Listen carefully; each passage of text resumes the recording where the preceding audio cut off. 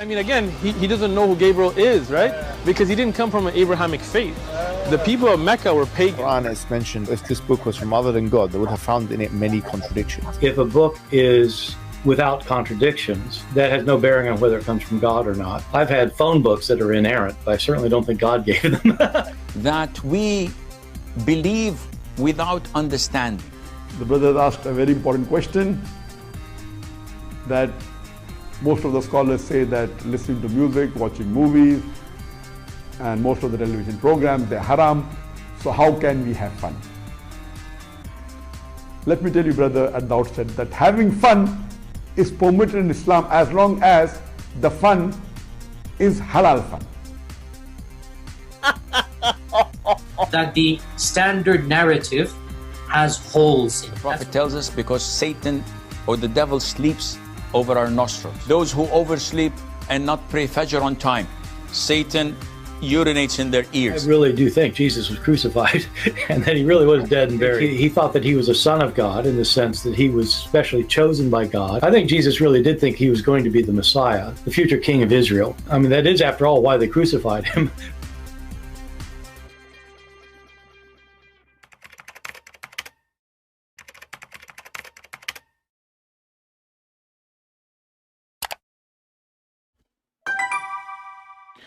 Hello everyone, and peace of Christ to all of you. Please invite your friends and let us have some halal fun.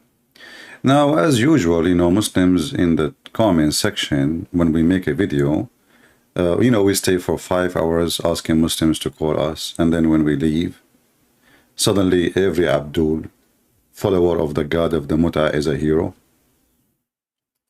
I mean, we stay hour after hour and say, any Abdul, who wanna call us, who wanna join us? Nobody.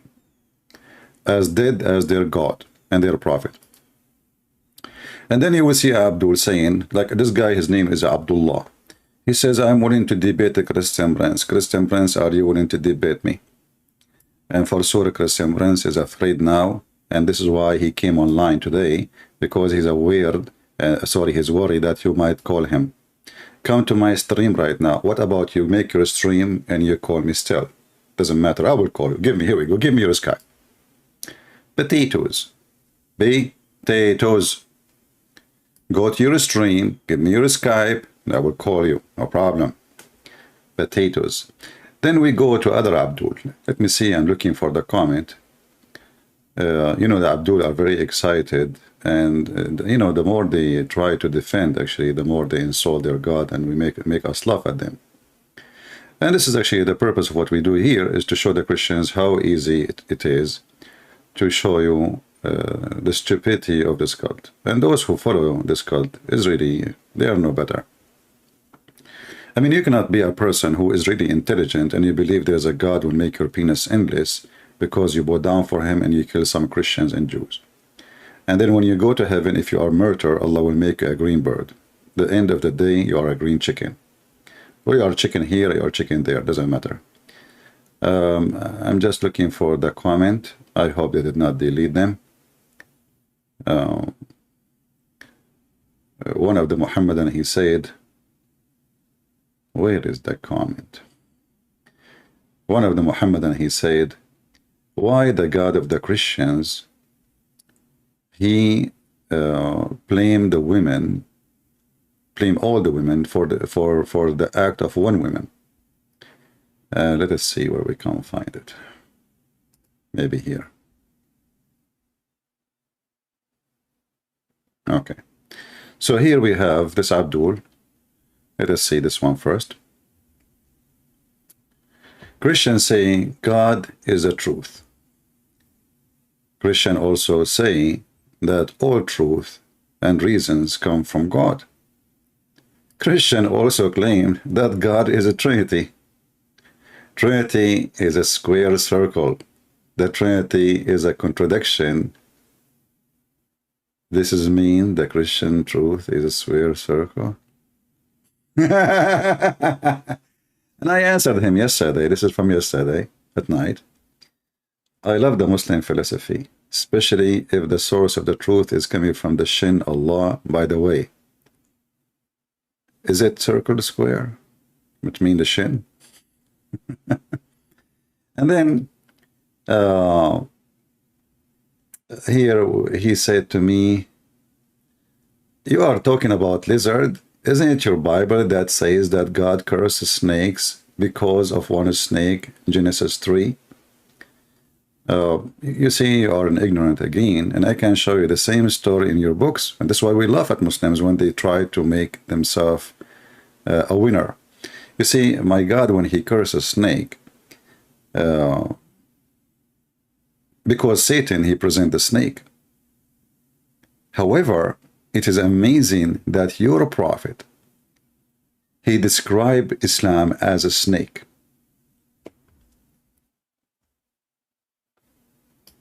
And all of us with you, that the snake is truly the enemy of the man. No man would like to live in a place there is a snake with him, unless he is something, you know, something wrong with him. If we go what we see what Muhammad said, and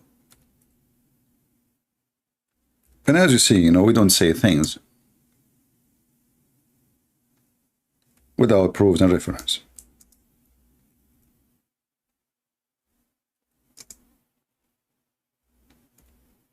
I'm just finding the hadith.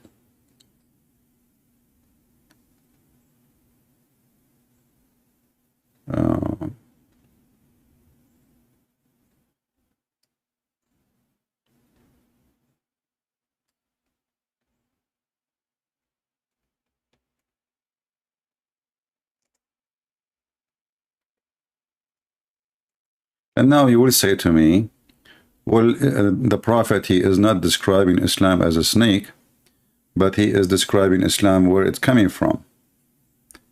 And that even will be more stupid of you to say, because, you know,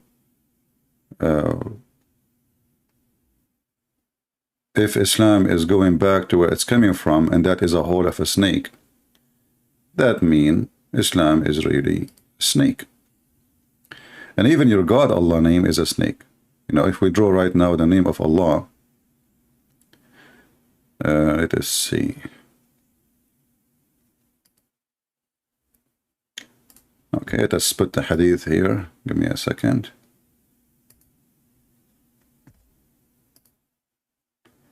The snake God, and the snake religion, and the snake prophet. What is left?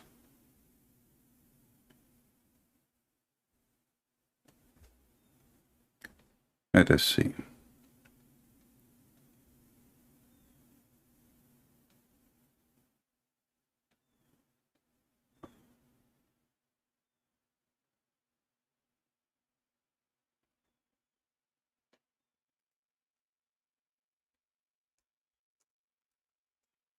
This website is not opening, so I'm trying.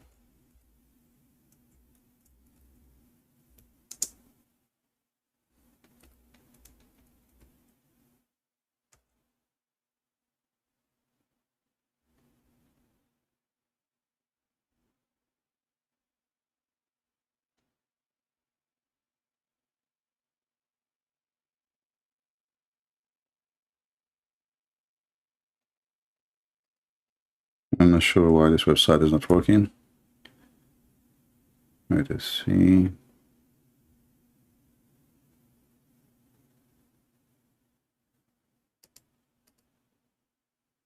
Yes, guys, is the Sunnah.com is working for you? If somebody was able to open the hadith of Sunnah.com about the snake, posted the link, and then for some reason I could not, it's not loading with me. I will try to refresh my page.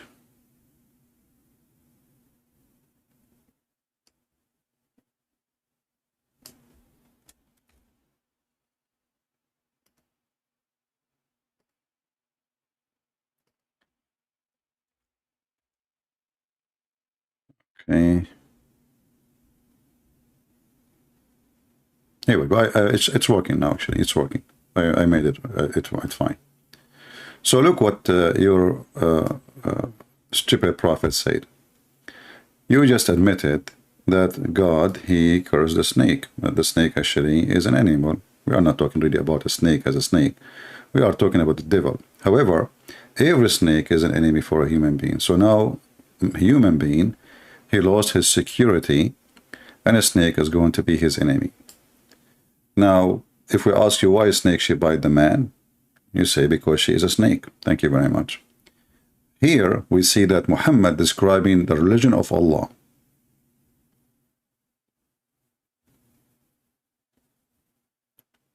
And he is the one is saying, and this is Sahih Hadith, verily Islam started as something strange, and I agree, it's very strange, stupid cult. It would again revert, between two brackets, this is your Muslim translation, not mine, to its old position of being strange, which means few people will believe in it. Just as it started, and it would recede between the two mosques, just as a serpent crawls back in its hole. If we go right now and we check what this guy is speaking about, we will find that this is exactly what the Bible describes that snake, the serpent.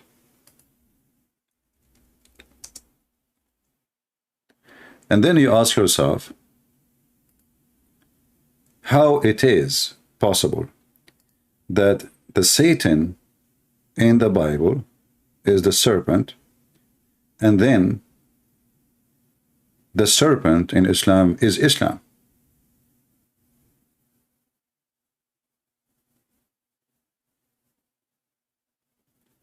He quoted for us Genesis number 3, and we will go there.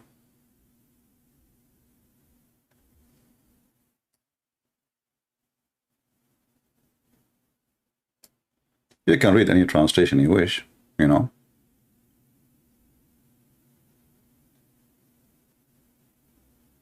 The serpent, which is presenting the devil, is Islam. And this is coming from the mouth of Muhammad himself. Now ask yourself, why Muhammad from all the creatures in this earth?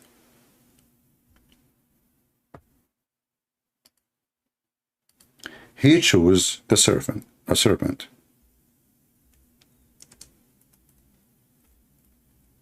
Any Muslim can tell us?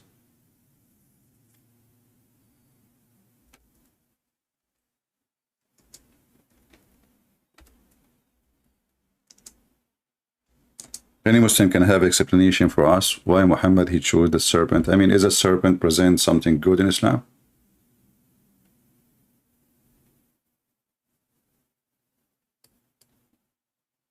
Anyone? Why he did not say like a lion? Why he did not say like a fox?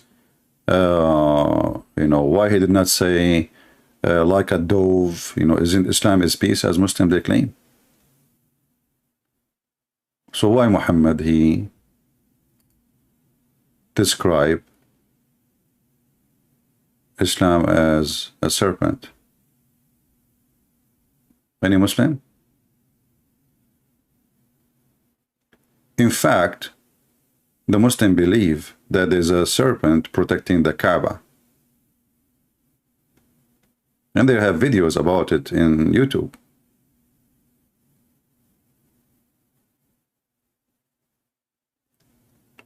Do we have any Muslim want to say anything?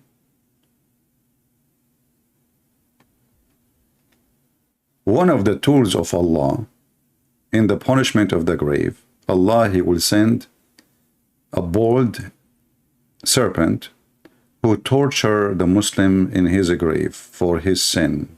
Like he took, let us say he took someone, he's a Christian, as a friend.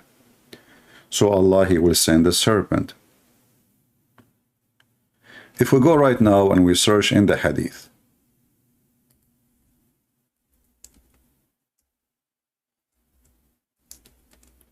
and we try to find what and how the Muslims see a snake.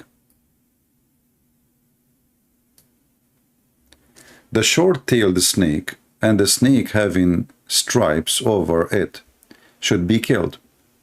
You see, remember the question of this guy saying, why, all the snake is cursed?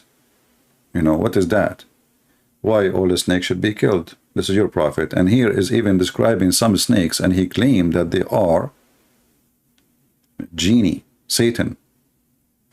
Your prophet, he says, delivering a sermon saying, kill snakes, all snakes, and kill the one who have etc. description too, because the Arab used to spare those, and kill the one who have a short tail. So if we take your question, which is supposedly an expose to the Christian belief, how that will work for you? Why your prophet, he is saying you kill the snake, right? And then this guy in the same post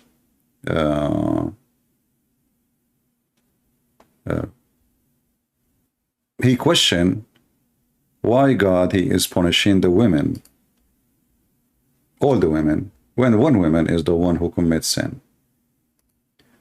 Let me see if I can find his comment.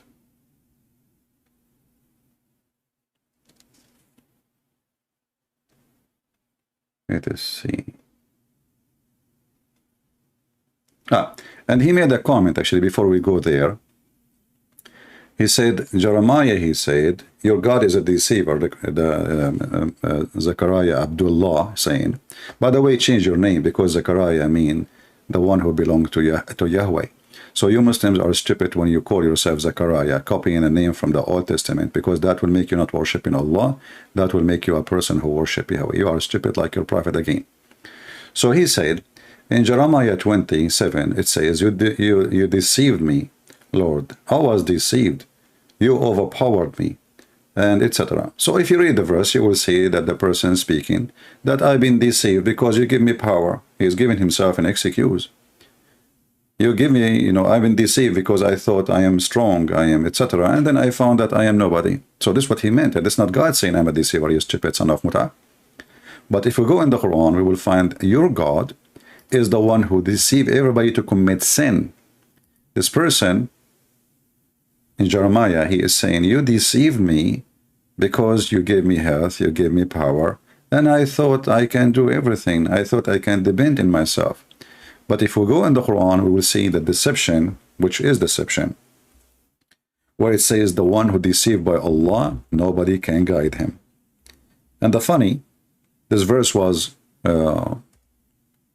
given by Muhammad, or given to Muhammad supposedly, when Muhammad, he could not explain why people, they are not accepting Islam. Muhammad, he wanted to give himself an excuse. And as usual, he is a fool like the rest of them. So look what he said. And this is the Muslim translation, not my translation. So he said, then what is the matter with you that you are divided in two parties about the hypocrite? Allah cast them back to disbelief. Who is the one who cast him?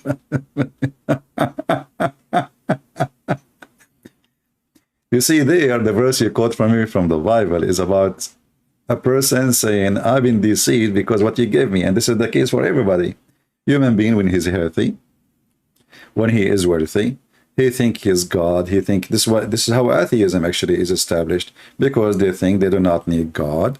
And as long they are doing fine, why we need God? And then one day, when the guy is dying, he starts saying, God, help me. The second you are weak, you remember God. The second you are strong, you don't believe in God. And who is the one who gave you strength? God. So the deception you are talking about is not God really deceiving the person. It's the person deceiving himself by what God gave him. So if a person, he was a fool, that is not an excuse. However, here, who can stop the deception of Allah? Read with me the Quran saying, do you want to guide him whom Allah made go astray? In Arabic, actually, it doesn't say go astray. It says yudlil. Yudlil means deceive. So Allah is making it so clear that the ones I deceived and all mankind are deceived by Allah.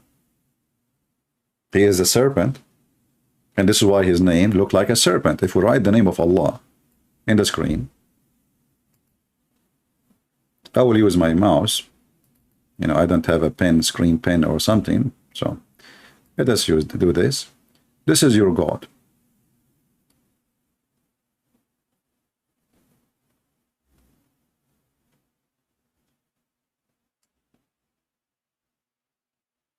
This is the name of your God. It is literally a snake. If you write it in full to make you happy, that will be like this.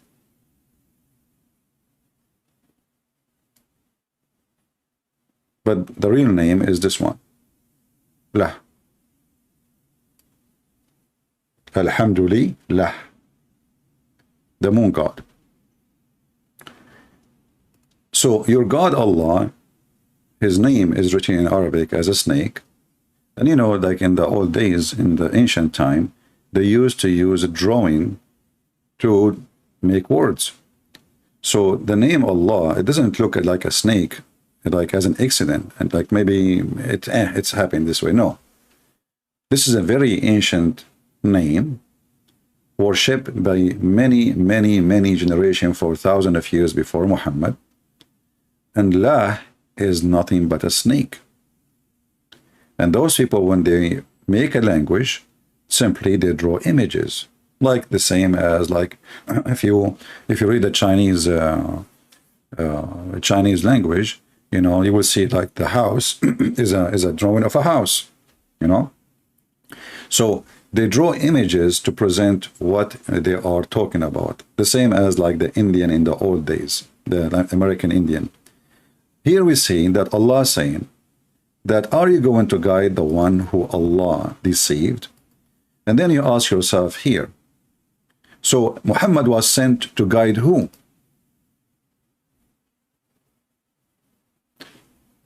You can change, by the way, the translation to any translation you want, you know, any translation you wish, other than they are stupid, but just for the sake of entertainment. You know, we are laughing, and Islam is a joke. So what is the purpose of this God who do cause people to go astray? And here you will see something unique about this verse.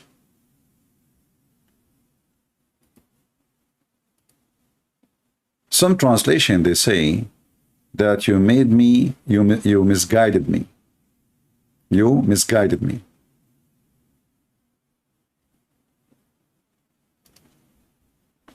Until now, we see translation saying, go astray. But it's the same at the end of the day. But this is not really accurate for the Arabic, because it says, you made me, you misguided me, using the word deceive me.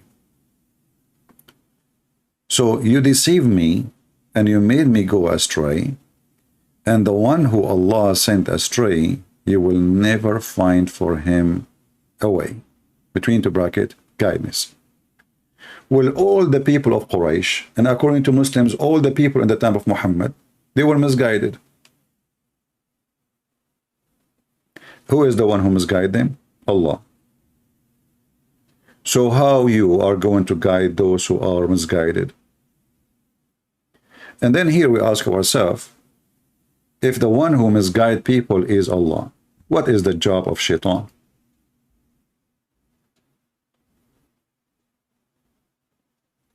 Even Satan in Islam, he was misguided by Allah. Let us read together.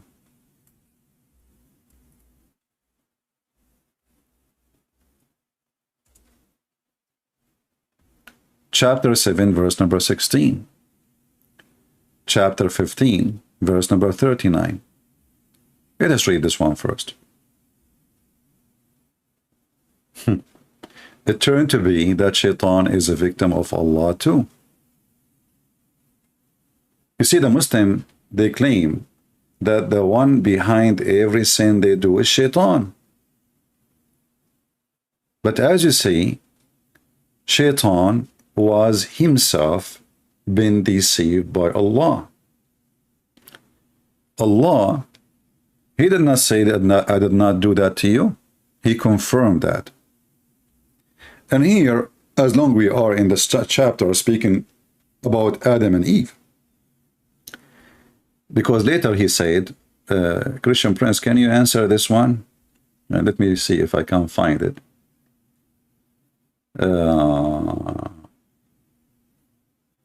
Let us see in which comment he said about Eve.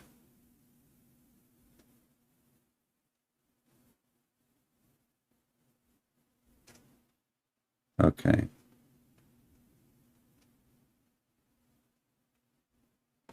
Maybe here, let's see this one here.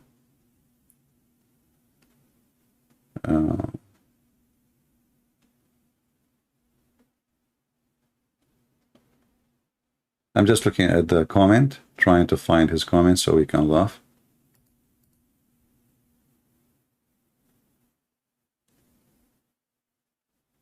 I'm not sure where it is. Maybe he deleted. So he said that why your God, he is punishing the women, all the women, because of one woman mistake. Let us read the Quran together and see if that is true or not. You know, God, he never punished the women. Only God, he punished the man and the women. And that is showing you the hypocrisy of the Muhammadan. So, when we go in the story in Genesis, actually, we will find that the story describing for us that both Adam and Eve, they committed sin, and both Adam and Eve, they were punished. And each one of them, his punishment was severe, and the number one severe punishment, both of them, they will die. And the reason of death will be many, will be sick, you know, snake, whatever, you know, you are exposed. You are exposed because of your sin. You are not in heaven no more. So you choose not to be in heaven, then this is your, I told you from the beginning, if you eat from this tree, you die.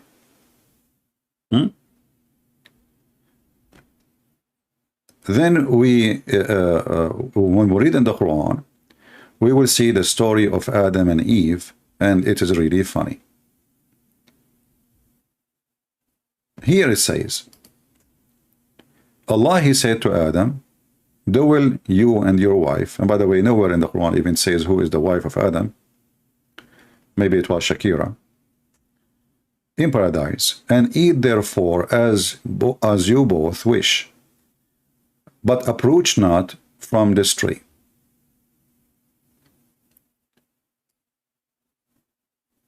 Here, this is a copy of what is written in the Bible, obviously, right?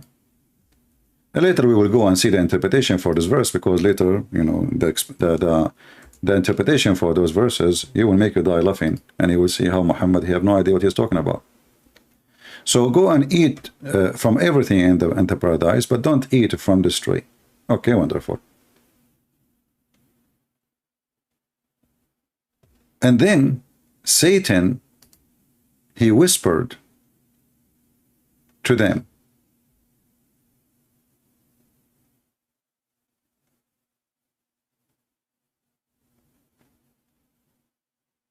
he wanted them to know what this God is hiding from them.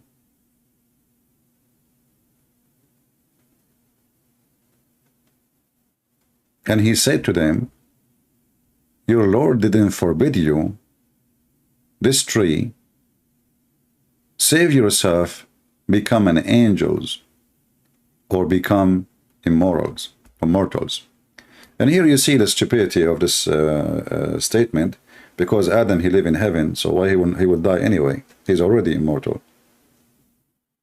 This is what immortal is about, you know, you live forever, you are in heaven.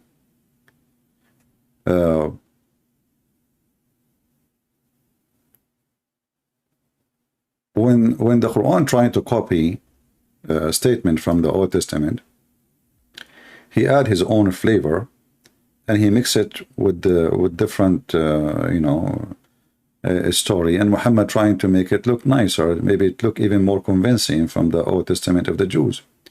So he say, and Shaitan swore by Allah to them both, saying, verily, I am one of sincere will or wishers for you both. And here you see that the Shaitan, he is swearing by Allah, which is proving that Shaitan is a Muslim. And actually Muhammad, he confirmed that in many occasions. And then when he misled them with deception, and when they tasted from the tree, which was hiding from them, or hiding from them, of their shame, private part, they become manifest to them, and they began to stick together the leaves. Interesting. But before you go here, if we go back, you will see already Shaitan, he told Allah, because you misled me, I'm going to mislead them. Do you see it? Because you misled me, I'm going to mislead them. Allah, he ordered Shaitan to get out of heaven.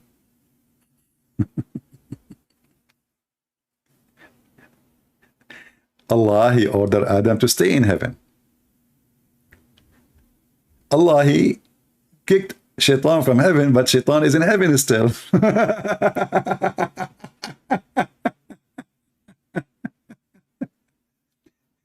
One of the funny things that Muhammadan, they say, if Allah wants to do something, he say be is going to be. So here we go. Allah, he said to Shaitan, get out of it, between two bracket, paradise. Disgraced, expelled. And here you see the stupidity of this Quran. So whoever of mankind will follow you, but there is no mankind except in paradise. And he is not going to be in paradise no more. What mankind? This is the time of Adam and Eve. So whoever of mankind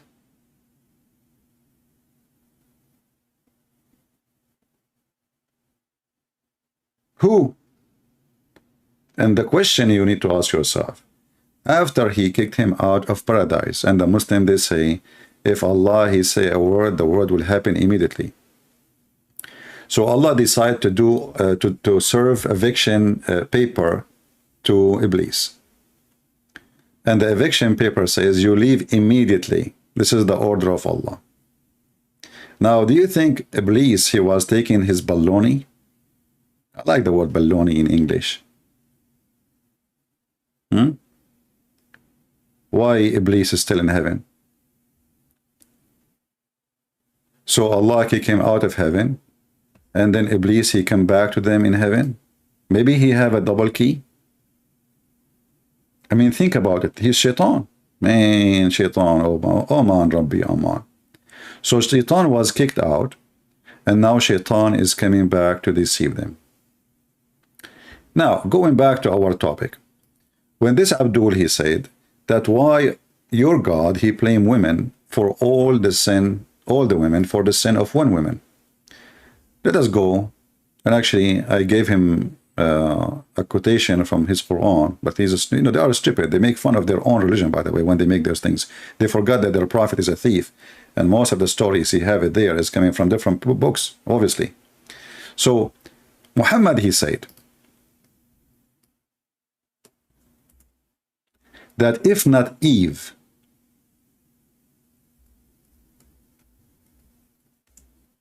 no woman betray her husband. So when the son of Mutta is saying that the Bible, why the Bible is saying that women, all women, would be punished for the sin of Eve? The Bible says men and women, both of them, they are out of heaven, and both of them, they are going to be punished for their sin. Not women only. You are a scam like your prophet. But I find it very irony and funny that a Muhammadan who believed that his mother, if she been divorced by his father 3 times, his mother, she have to go and get effed by a new husband in order to go back to her children's.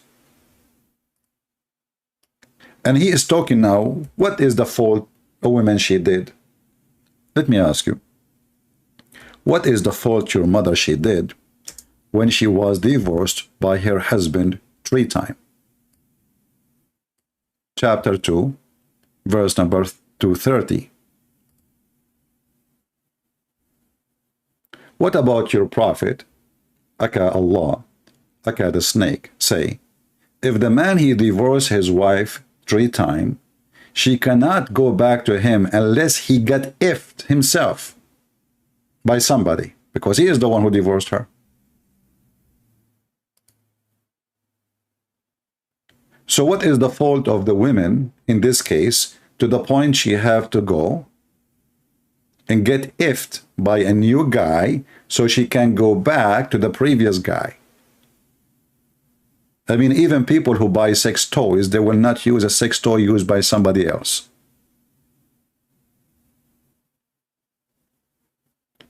Where is the respect of women? Where is the respect of your mother? So now your father, he divorced your mother. And what here? I want to stop here. Why your father, he divorced your mother? We will find the answer in the Quran. Allah, he decided to open a Haribooter school. He sent 2 angels. One, his name is Harut, and the other name is Marut. Sound like Armenian. So Allah, he sent in chapter 2, verse 102, 2 angels from Haribooter movie, and their job, Harut and Marut, they land down in the Babylon Tower. You know, it makes sense. You know, I mean, they are coming from sky, and they need a ladder to come down, and the Babylon Tower at that time was the highest. Like, you know, the tower in Paris, you know. So, makes sense. This is not a fiction story. This is a true story. So, they come down in this tower, Harut and Marut, and then from the window of the tower, they put a sign saying, okay, we are 2 angels, and we are going to teach you black magic. All right? And this black magic was revealed by Allah to the angels. Look who is the one who taught them. The big Haribooter is Allah. He taught the angels black magic. And what is the purpose of the Haribooter school by Harut and Marut? Peace be upon them. It says, and by the way, before you join the school, disclaimer, they make you sign disclaimer. It says, the angel would say, we do not teach anyone unless they say, we are a trial. So don't disbelieve by practicing magic. Like, what the heck? So you open a school to teach them how to practice magic, and you are saying to them, don't practice magic? So what the point? Brother and sisters. Here we go. This is the Abdul. Guys, this is the Abdul. Zachariah. Zachariah, why you don't call me? As long you are a person who have a questions, and we will make you ask the same exact question live on air, and people, they will hear you respond. What do you think, guys? Do you think this potato, he dare to call me? Right now. You ask me the question, and we will laugh together. Lul, the punishment for women was pain when giving birth. What was the punishment for the man? And the hadith you quoted doesn't say anywhere. This is about Eve eating from the tree. Which hadith? Why you don't call me and tell me what hadith I'm talking? You are talking about Eve? Well, look what your prophet's saying.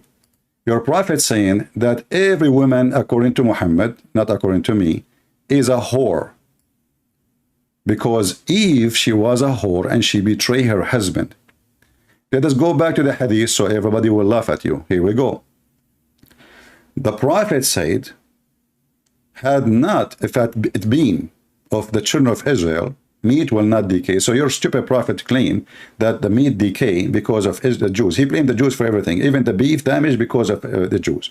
And then he said, if not been for Eve, a woman would never have acted unfaithfully toward her husband. Actually, this is false translation. It says, khanat. Khanat, which means betray. If you go down here, you see, they are saying here, unfaithfully. That's a false translation. Here we go. This is the correct translation, Sahih Bukhari. It says, if we're not the children of Israel, meat would not decay. And if we're not of Eve, no woman would ever betray her husband. So you're a stupid prophet claiming that the woman, she betray her husband and she was a whore.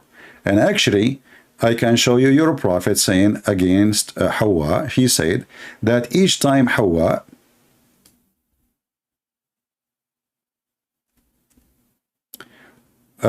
wanted to have a son, her son died.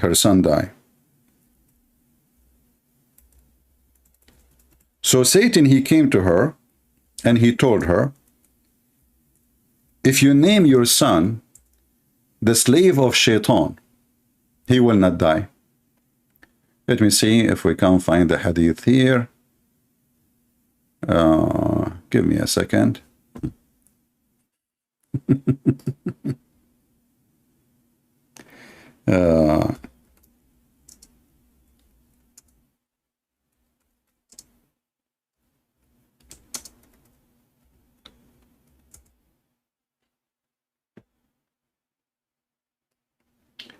All right, let's see this one. This one should work. Here we go. The prophet Saw said, when Hawa, which means Eve, became a pregnant, Iblis came to her, and he and her children would not live after birth. And here you ask yourself, the Muslim, they claim that the death and life is only in the hand of Allah. It turned to be Shaitan, he have control of death and life too. He said, name him Abdul Harith, which means the slave of Shaitan. So she named him Abdul Harith, and he lived. And now we ask the stupid Muhammad, if the first child for Eve was Abdul Harith, what is the first child name in the Quran for Adam and Eve?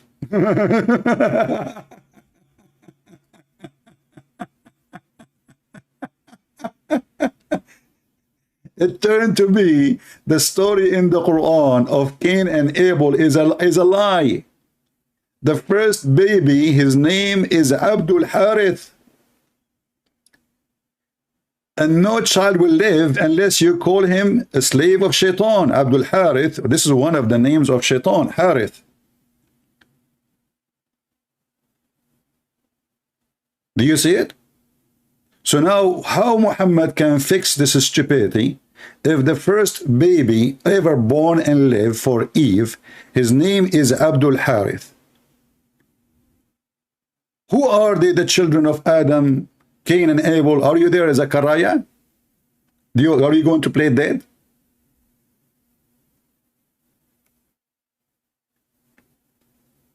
Are you going to play dead now? You will play dead. But we are not done. We are not done. Allah, he said,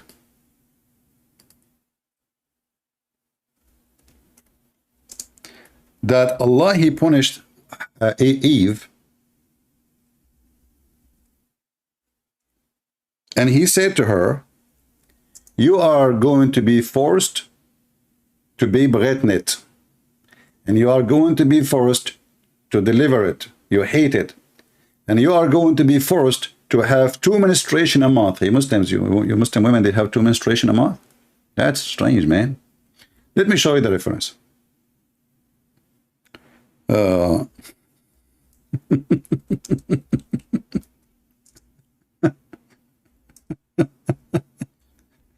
And now, you know, it looked like this guy, he did not read my response. They are stupid. As long you are saying that why God in the Bible, and I will go there to show you what God, he punished the man too. You are stupid like your prophet. When your God, he says, I made you, and he's speaking about all the females, not only Eve. And this is the interpretation. Here we go. This is the official website of the government of Saudi Arabia. This is Tafsir al-Baghawi, the master of Osama bin Laden, Ibn Kathir. And here it says,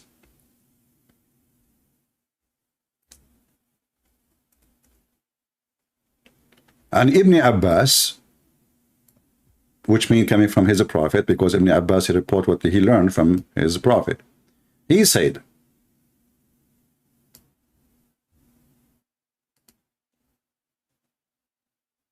when he asked Adam, why you did this, he said, well, Lord, Eve, she decorated that for me. He said, all right, I will punish her, that she will not get pregnant except by force, rape, and she will not get delivery except by force, and she hated karhan, which means something she hate badly, and I will make her bleed twice a month. And let us see the translation. Maybe you might say, Chris, it doesn't say that, CP. Eh? No, I have a different solution. It is a weak hadith.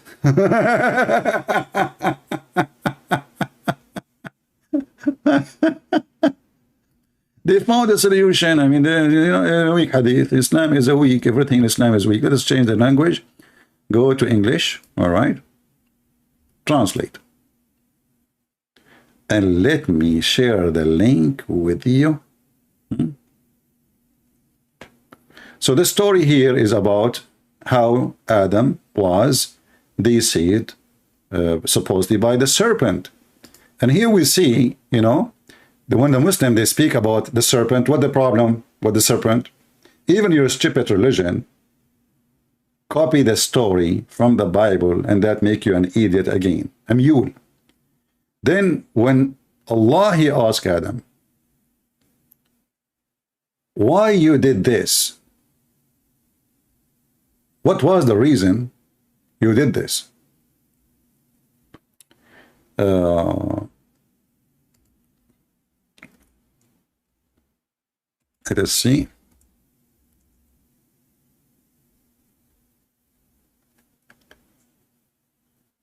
All of this is an attack on Eve. Okay, so an Iblis, when because Satan went to enter, this is a false translation, it's not Jesus, to Adam and Eve, prevented him. Okay, and the serpent was and it was a friend of Shaitan. It was one of the best animals. It had 4 legs, like 4.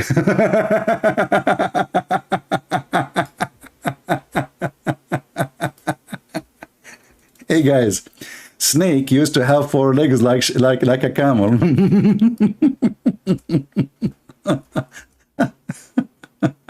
I mean, who can beat that? Let us be honest. Who can beat that?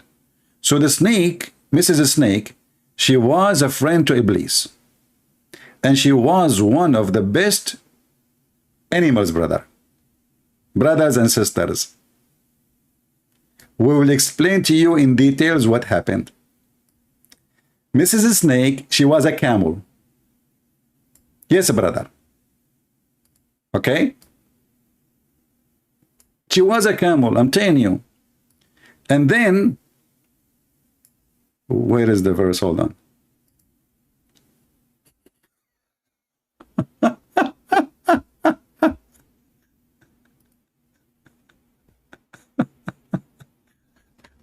So she was a snake, yes, but she had 4 legs like a camel. And she was the best of animals.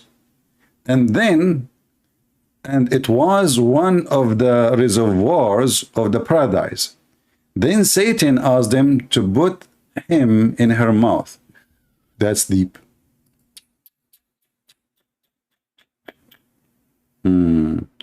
So Shaitan, he asked the snake if he can go inside her.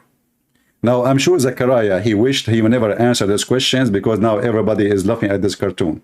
See what you did to your prophet? Everybody is dying laughing at your religion.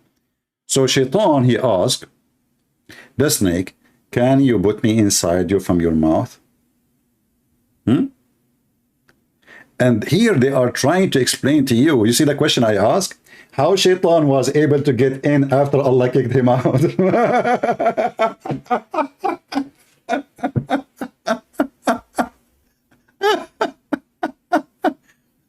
Hold on, I need my coffee. I forgot my coffee in the other room. Just hold on.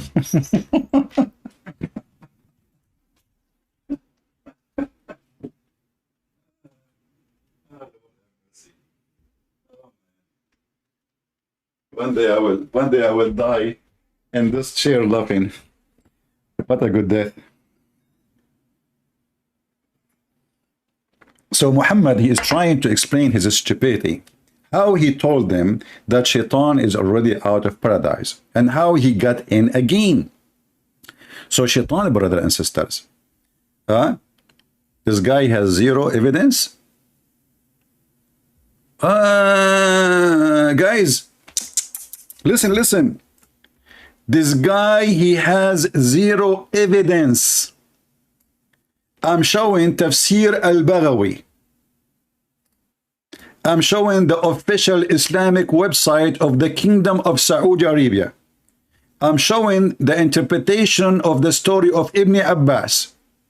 And now the Abdul, how he respond to this? Very easy. Doesn't say that, CP. He have zero evidence, CP. Everybody knows. Look, this hadith is reported by Susu. Susu told Mumu, and Mumu told Fifi. And Fifi is very well known to be a liar, so it is not valid. Do you see how easy they can refute you? Then you ask yourself, if those stories are not valid, why they are in the most important books to explain the Quran?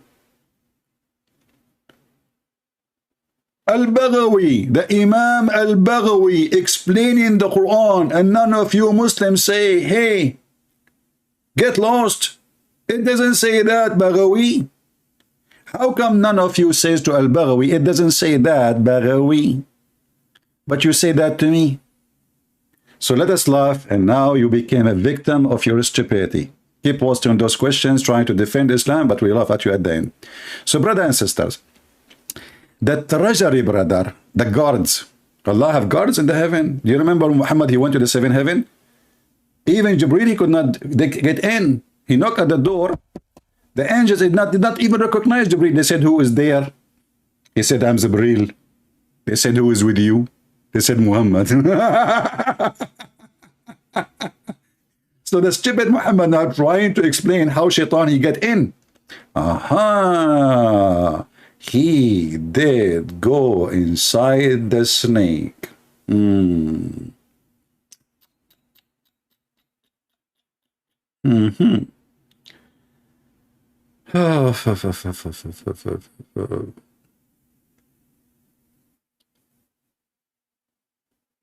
Man, there's different story, by the way. There's an animal, it's called al-khuld. Let me see if what is the name. You know, this this animal who dig in the ground. He's harmless. He's not like a, you know.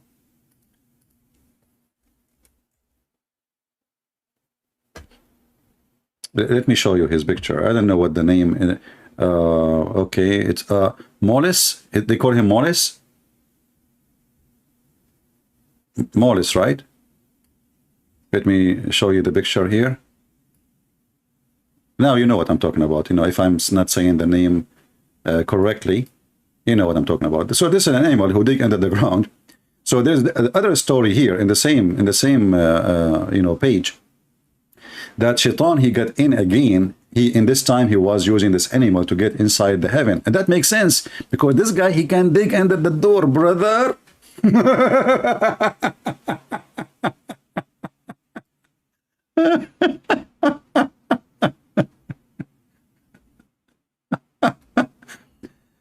Brothers and sisters, who can beat Muhammad's stories? Nobody can beat the stories. All right. So if you go here where it says Hassan, let us see where it says Hassan. Hold on.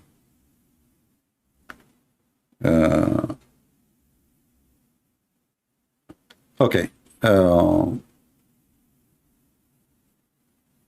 Yeah, the translation here is not showing this anymore. You see, the translation he's saying coming as immoral. This is not really the correct translation. It was about an animal, you know, who is supposed he was helping them. Now a Muslim he says, oh no, this is about a tree.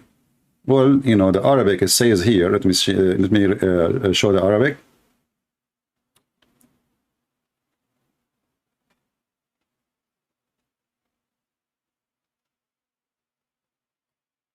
So either your Arabic is stupid and he meant to say it's a moral or mortal, sorry, or he is speaking about the animal. Here it says, he said, if it is khuldan, if it is, what it is, what is that? And then Shaitan, he took advantage of that, and he came from the direction of al-khuld. So maybe what is meant here, it's about immortal, and maybe it's about an animal. It's not very clear. However, Shaitan, if he heard him saying, maybe I can be immortal. This is what it's meant in Arabic. And then Shaitan, he used that to get him, let us say, deceive him. Maybe this is what it meant. But al-khuld is an animal who go under the ground and he dig. However, in the story here, the Muslim, they focus in the snake, which is allow Shaitan to go inside her from her mouth, and by doing that, he was able to go through the guards. So here you see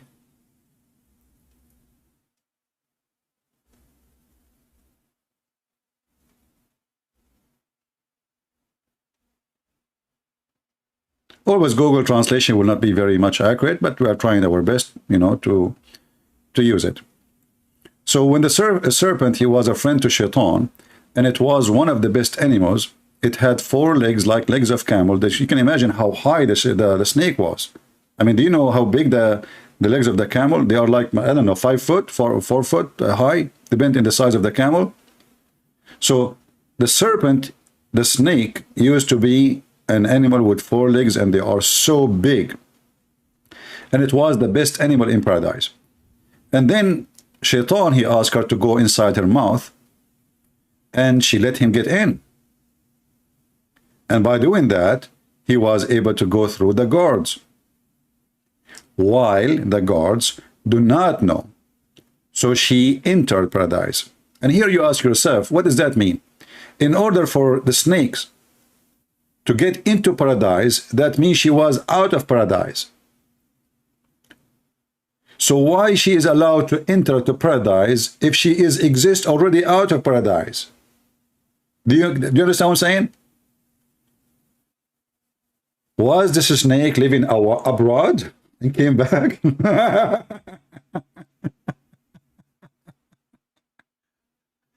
How the snake, she entered paradise unless she was out of paradise.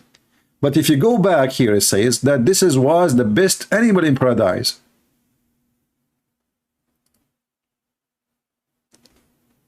How she is the best animal in paradise, and now she is entering paradise? That means she is out of paradise. So maybe this snake, according to Muslims, you know, Adam and Eve, they live inside the paradise, but the snake, she's allowed to go out and, you know, take selfie and, you know, enjoy the world and, you know, go to Niagara Falls and to China and visit the wall of the Chinese and eat their food, spicy food, yummy, yummy, you know. So this serpent story is really amazing, brother. And not only that, actually,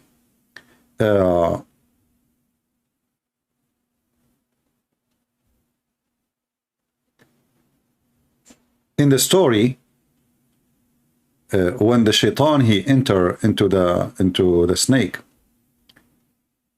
Let me see. The translation really is not giving it it's right.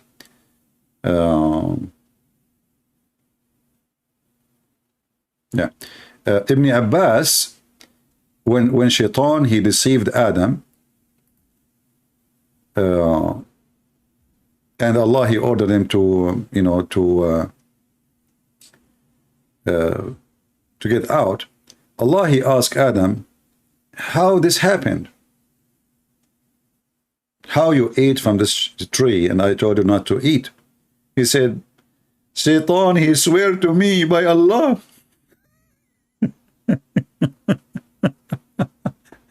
And this is exactly what the Quran said. The Quran says that Shaitan, he swear by Allah that he is telling the truth to Adam. And Adam believed him because Shaitan, he swear by Allah. If you read here with me, the rest, Hassan he saw only at the gate of paradise because they were both coming out of it. And Adam was, when he entered paradise, he saw that what was in it, or of Iblis. The translation here is not really, too good to understand, but we will rephrase.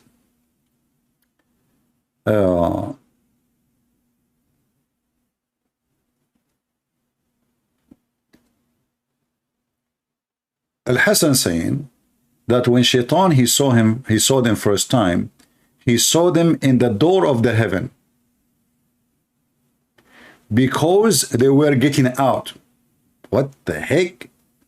But the Quran saying that Shaitan he whispered to them when they are in the heaven.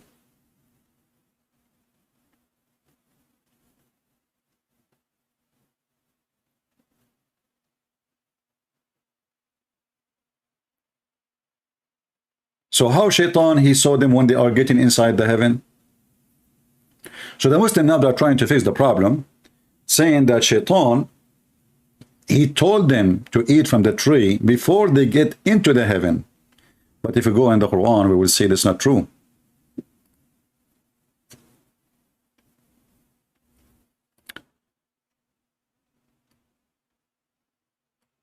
Read with me carefully.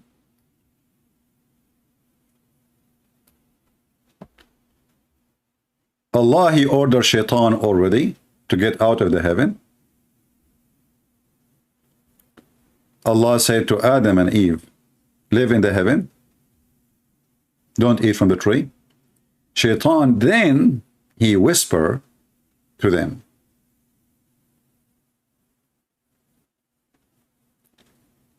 And this is why we see here in the story they are trying to explain how Shaitan was getting in when he was really kicked out already. So he entered inside the snake, and this is why Allah he cursed the snake, because the snake she allowed Shaitan to get in, sneaking into the garden, and this is why she called the snake.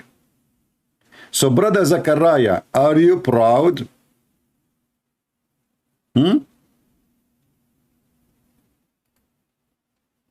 Any Zachariah here?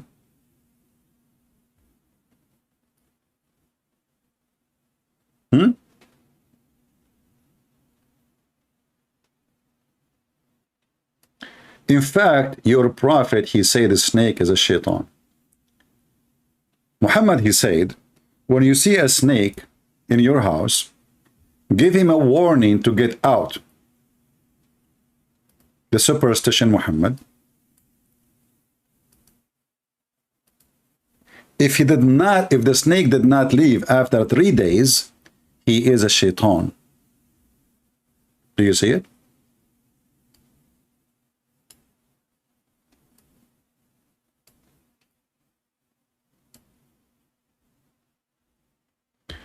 Are you there, Zechariah?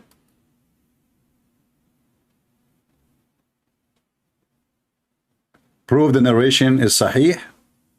Well, I do not need to prove it. You need to prove it yourself. This is in your book, you stupid son of Mutta. Are you asking me to prove that this is authentic, is something written by your scholars in your book explaining the Quran? Isn't it this is really awkward? So are you saying to me, you potato, that you Muslims are a bunch of a fraud, and you put in your books things which is not authentic? Donkey, and by the way, your prophet, he married Zainab bint Jahsh. Zainab, the daughter of the donkey, and his last name was a dog. So don't speak about animals. So when you ask me to prove it to you, that is the most awkward request ever from someone he believe in a stupid God. His name is Allah. Because if this is not, the narration is authentic, why your stupid Muslim scholars and the official government website of Saudi Arabia use it to explain the Quran? This is the logic of the generation of the Mutta. Prove to me my religion. Can you believe what he just said to me? I challenge you to prove that this is authentic. You stupid, you just screwed yourself. Because if it's not authentic and you Muslim use it, that means you are a fraud and you are not trustworthy. Because why you use something not authentic to explain the Quran? Huh? Keep them coming, keep them coming. Yeah, post more. Come on, don't stop, don't stop. You know, you are the best comedy ever we have. Why you don't call me, man? Call me. Allah will reward you, will make your penis longer. Your penis now is getting smaller and smaller each time you say something. Maybe you can get a victory. And this is your prophet saying shaitan and a snake is one.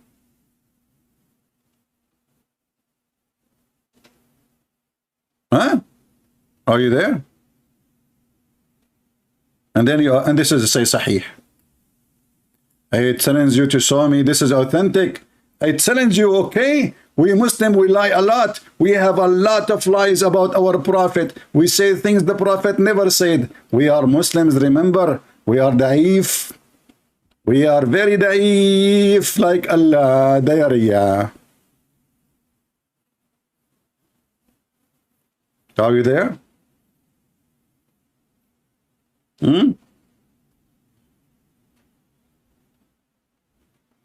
And then, brother and sisters, Allah, he decided to punish Eve. Let us go back. We are not done, are we? So Allah, he wanted to punish Eve.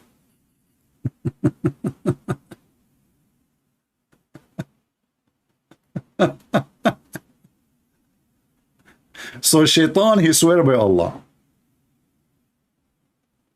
Shaitan, he swear by Allah. Adam, he believed shaitan because he swear by Allah. And by the way, do you know where Adam he leaned down? Let me show you here. The easiest way is to search for a word in the translation. Brother, brother. And then Allah, he sent him down to the earth, meaning Adam and Eve, Satan and serpent, all of them in one location. Where? In India, brother. In a mountain called Nud. Nud. Aha.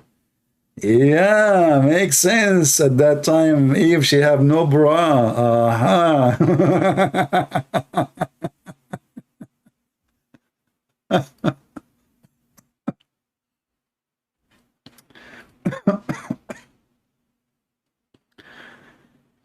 Do you remember Mufti Mink when he said that Allah, he sent Adam to India, Sri Lanka, specifically, brother?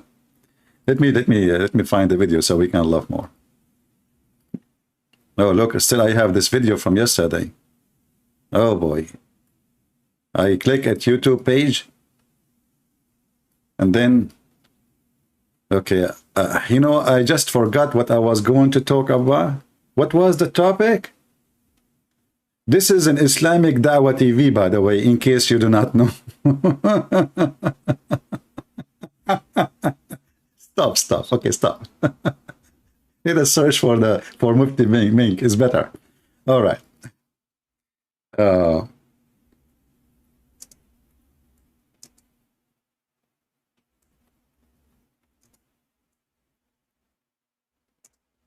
You know, I find it very funny that a Muslim is speaking about logic. You know, logic. I mean, come on, this is a religion of logic. Huh? What's wrong with people? Why they don't see the truth? A Muslim, he want to teach you about logic.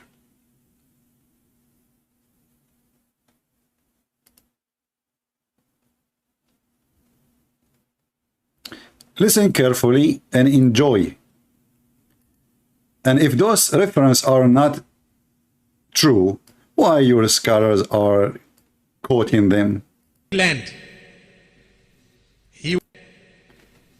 He wasn't just thrown so that suddenly he landed, meaning he dropped, but Allah placed him on the earth.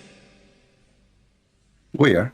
This we find in the narration of Rasulullah sallallahu alaihi wasallam, where he says that Adam alayhi salam nazala fil Hind. Oof. He came down in what is known as the Indo-Pak subcontinent. Precisely Sri Lanka. Oh boy. There is a mount there known as Adam's Peak. That's deep. If you go there, you will find it green and beautiful, as though it is not from this earth, but it is. I'm not trying to imply anything. Like right away he have to say, but hey, so you know, I did not say it is not from heaven. No, I did not, because they will kill him, you know, terrorism. But I'm just saying it is so beautiful, maybe because the Sri Lankans have kept it that way. But it's a beautiful place. It is said that there is a possibility that that is the place. We don't know for certain that that spot is the place, but roughly there. What about Hawa? Where did she come down? Where? In Jeddah. If. Where is Jeddah? Where? Jeddah is in the Arabian Peninsula. In what we know today as Saudi Arabia. Brother and sisters, true story. So you see how Allah is merciful? Allah, He sent the wife and the husband in one location. There's only a few thousand miles between them. In the time when there is no airplane, there is no cars.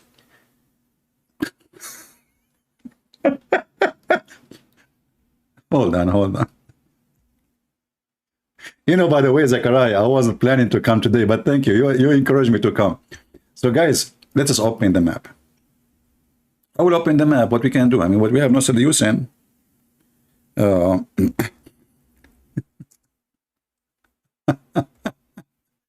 Zachariah.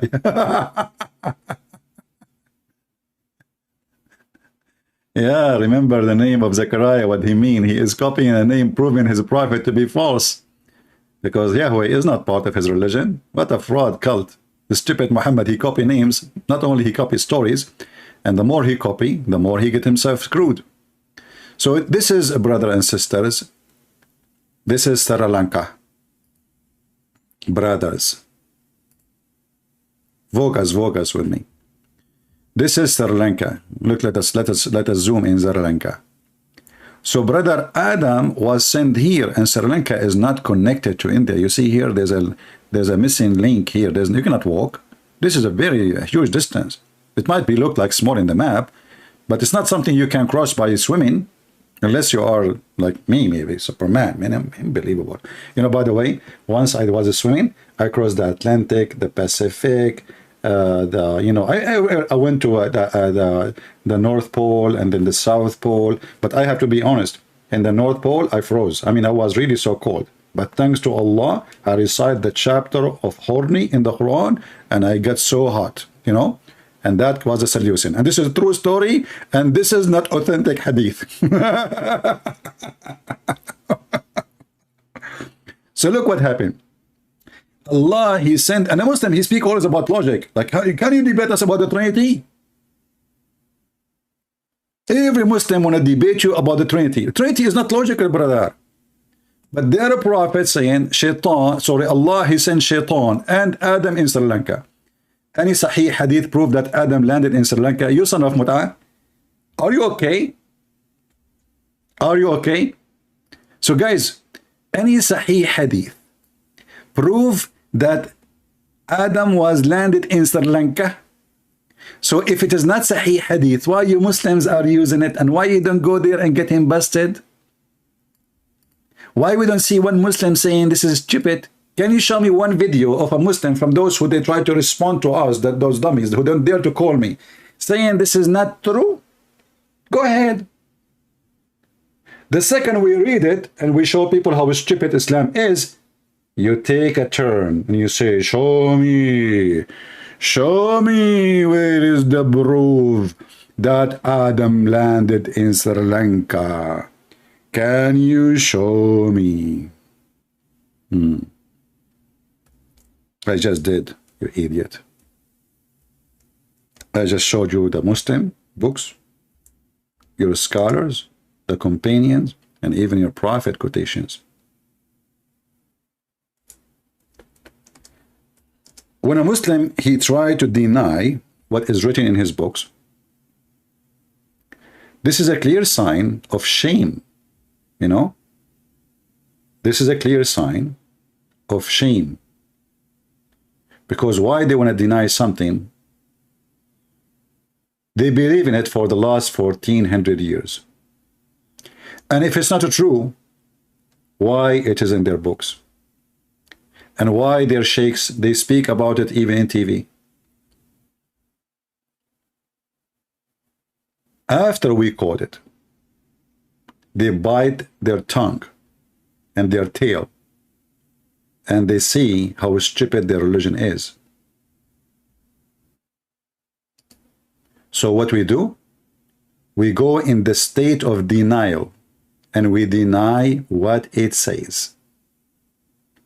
But remember one thing, Abdul. Those things will not help you, because you deny as much as you want. It is there. And people are laughing at you.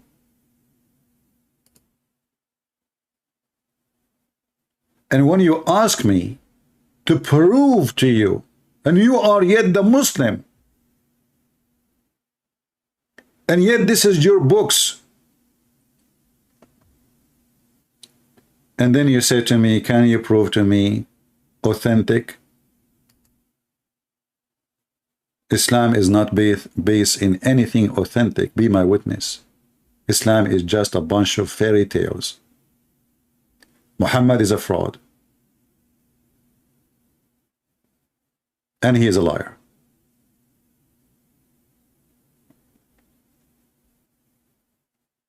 All reference lead us to one direction. Islam is not authentic. And this is the only way Muslim, they think they can defend their religion. In this hadith here in front of me, and this is interpretation here, this is tafsir al-Manthur, ad-Durr al-Manthur.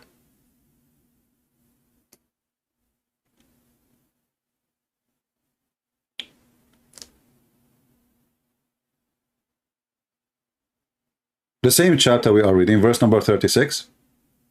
Here it says, the same as it says in the other tafsir.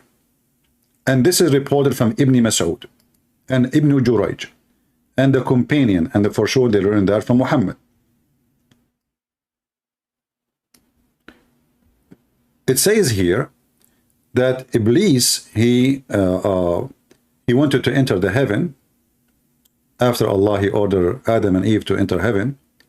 So he came to the snake, and she was an animal who have 4 legs, exactly like in that story. And those legs like the legs of a camel. And she was from most beautiful, sexy animal. So he spoke to her to let him get in from her mouth, so she can enter into Adam. And she did. And then the snake, she went through the guards, and she went into, like here it says khazna, which is like a board, like she goes through a board, like a closet, and she entered when they are not al-khazana. Sorry, I think they mean here al-khazana, not al-khazna. Al-khazana, those are the guards, yeah. So here she entered and the guard did not notice, and this is explanation. When he spoke from her mouth. So according to your stupid Quran and the explanation from your Quran, which you are making fun of the Bible, the shaitan, he was inside the snake when he spoke to Adam. And he said, hey Adam, I am going to lead you to the tree of eternity, and you will have eternal kingdom. And he swore by Allah, I am advising you. Adam, he refused to eat from it. Then Eve, she sat and she ate from the tree. And then she said to Adam, why you don't eat from the tree? Nothing happened to me. Eat. So when he ate, they saw their vaginas and their private part. And then here it says, from Ibn Jurayj, from Ibn Abbas, he said that the enemy of Allah, Iblis, aka Satan, he exposed himself to the animals to carry him, so he can enter the heaven. This is what he did to the snake, right?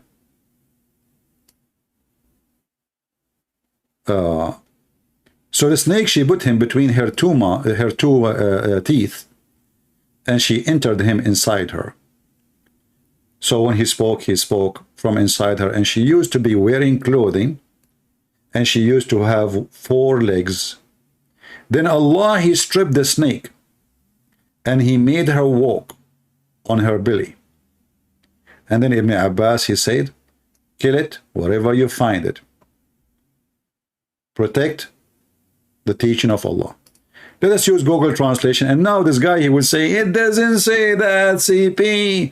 I challenge you to prove to be true, CP. Here we go. Oh boy. We go to the top. This is the book of Ad-Durrul Manthur.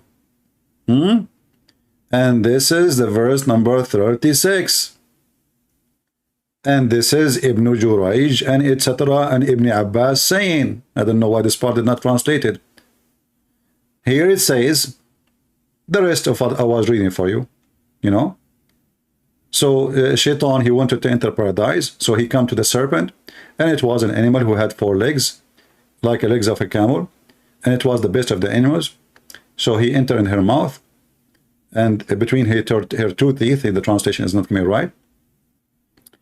And then he said to Adam, shall I guide you for a tree, which you will have eternity, and you will have a kingdom will never go away, you know, forever. And then, you know, he spoke through the snake, as you see. And then here it says, the enemy of Allah, Satan, offered himself to the beast, like the snake, of the earth, that they would carry him until they entered the paradise with them, and spoke to Adam. All the beasts refused to do so until he spoke to the serpent. So your Shaitan, he was trying, he went to the rabbit. Hey rabbit, Abdullah, I'm talking about you. Hey rabbit. Abdullah, prove to me that you are not a rabbit and you would like to call me. What do you think, guys? Prove to me that you are not a rabbit and you are, Shaitan is not inside you, and you call me. What do you think? Are you a rabbit? You are a rabbit, it's for sure. So here, Shaitan, he spoke to all animals, all of them they refuse, except the serpent, brother. Unbelievable. And you know, remember Zechariah was saying, why God, he cursed the snake? Why? Why God, he cursed the snake, huh? What the heck is that?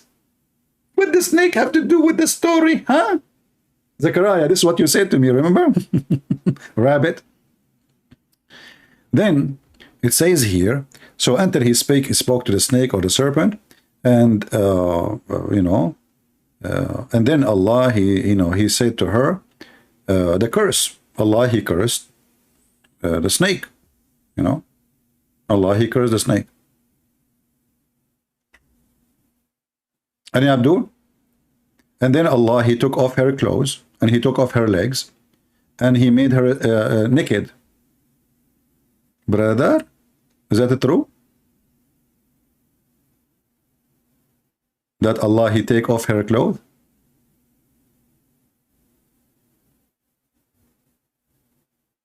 Huh?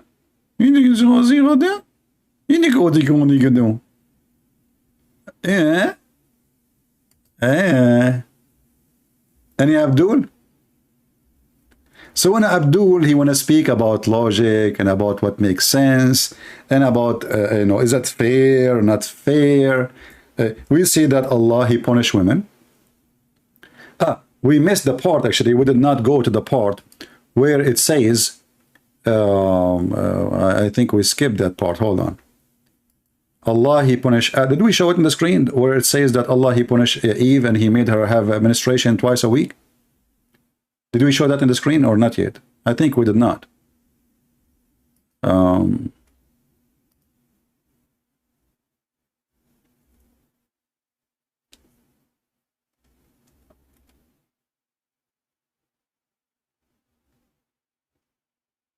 Did you read that part about Eve?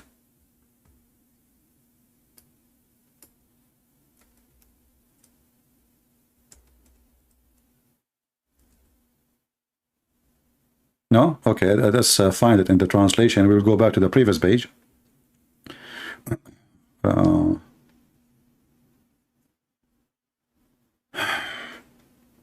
Okay.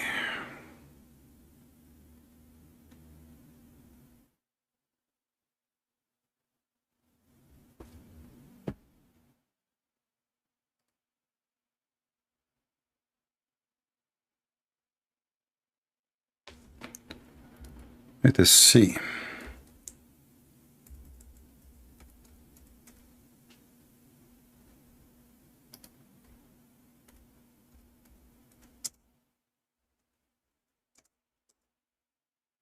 And did I post the links or not yet? I think I did not. Let me post this one before I forgot. This is the Al-Baghawi tafsir. Let me post it. And I will post the other one to you. Save it, make reference about it, the story. And the other one is Durrun Manthur. Oh, this one I need to shorten the link. I will do it later. So let us go back now.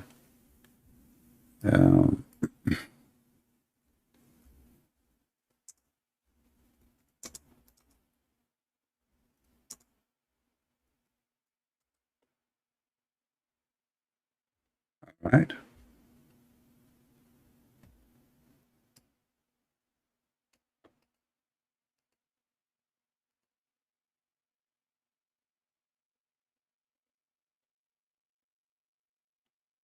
So this is the same page I just posted for you here. And here you will see it says, let me show you where it says that. From Su'aid ibn Jubair and Abbas, that when Adam, he ate from the tree, which Allah, he forbade him from eating from it, Allah said to Adam, why you did that? He said, the one who made that look sound good, it was Eve. And Allah, he said, well, I'm going to punish her. I punish her that she will carry child against her will, and she will deliver a child in a way she hated, and I will make her bleed menstruation twice a month. And that will go to the daughter of Eve, not only for her. All right? In the same page, just to show you how to find this thing here, you will see like this part here is in a brown. You see it's a brown. All right? So the part which is right away underneath of it, where you should find this exactly. Just to make it easier for you to find that part. You go and find the brown part, like here, in the English translation, we use Google Translation. This is the brown part in the page. Then here it says, Sa'id ibn Jubair from Ibn Abbas, when Adam ate from the tree, which was forbidden, Allah, he said to him, what you did? He said, Lord, Eve decorated that to me. So he said, I punish her, not flawed her.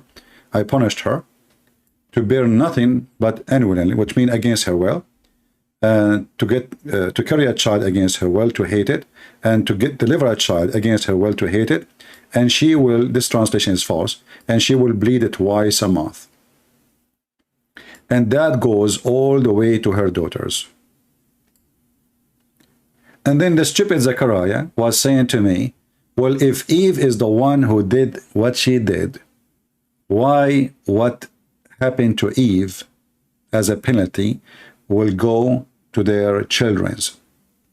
And here you see that Muslims, when they make fun of the Christians believing in the original sin, proving to us again that their prophet is a monkey. He is like a donkey who carry books in the top of his back, as the Qur'an say, yet he do not know what those books mean. Because you just admitted that the penalty does not go for the sinner only, but for the one who is born of the sinner, according to your belief. Is Zechariah there? And why we are not in heaven right now, Muslims? Is that because only Adam paid for his sin? No, because you pay for his sin too.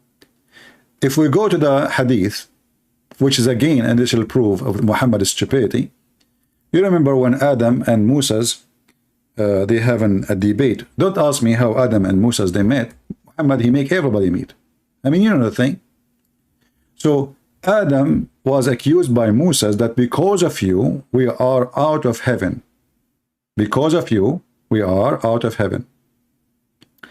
Adam, he said to Moses, and I see all of this is authentic, very authentic. So the game of authentic, not authentic will not work. So Adam, he said to the Moses, are you blaming me for a fate written by Allah before 40 years before my creation? 40 years before my creation, it was a fate. And here we see that all the story in the Quran, which Muhammad is adopting from the Bible, which is half of it is fabrication, according to his quotation, is destroyed. Why? Because it was not Shaitan who deceived Adam. It was not really Eve. It was the plan of Allah. It was a fate. Do you see it? And this is additional proof too that Moses is a person believe in the original sin, and he is not a Muslim. Because how Moses, and suppose this is after death, how Moses, he is a Muslim, and yet he died, and yet he do not know that believing in original sin is against Islam. Are we following, guys? We are talking about someone, he is a major prophet according to the Muhammadan. So how this guy, he spent his life as a prophet of Allah, and yet he come accusing Adam of original sin when Muslims do not believe in original sin. So this is a hadith you can use to get them busted when they say that Moses was a Muslim. Additional to that, Muhammad, he agree with the argument of Adam that it was a fate, it was a decree. It was not really his sin. He said to him clearly, do you blame me for an action? Which means you cannot blame me. Do you blame me? Listen carefully. Do you blame me? Let me highlight it if you are blind. For action which Allah had written in my fate 40 years before my creation. So what does that mean? We cannot blame Adam for any sin he did. So all the story the Muslim they come with in the Quran is a fabrication. Because why Allah is asking Adam why you did that if it was a fate anyway and he wrote it for him 40 years? What this drama is about? Do you see the stupidity? If Allah is the one who caused Adam to do it and he wrote it as a fate, as a decree, then how and why the stupid Allah asking Adam, hey Abdul, Adam, why you did that, huh? Hey Allah, forgive me please, Allah, if he made me believe in it. Look, what the heck? It was a theater. It was an act. Allah, he wrote the scenario. Adam, he said the words, and Eve, she practiced the movie. It's in front of you. And that means all our sin is a fabrication in Islam, because Allah is the one who decided and he made a sin. If you read here in the story, you will see Adam, he is, he's crying. He's crying. Huh? Eve, it was Eve. What the heck? And then we find that this is not the fault of Eve. It was the fault of the devil, Allah. Allah, he made Eve say what she said. Allah, he made Eve act as she act. Allah even made Shaitan go inside the snake, because it was a fate. The whole story was a fate.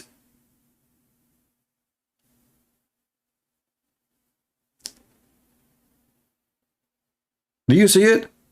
All this story, it turned to be a fate.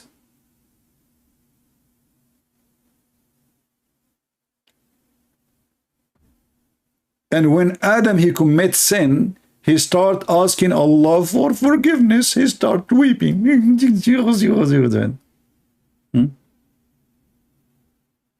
Huh?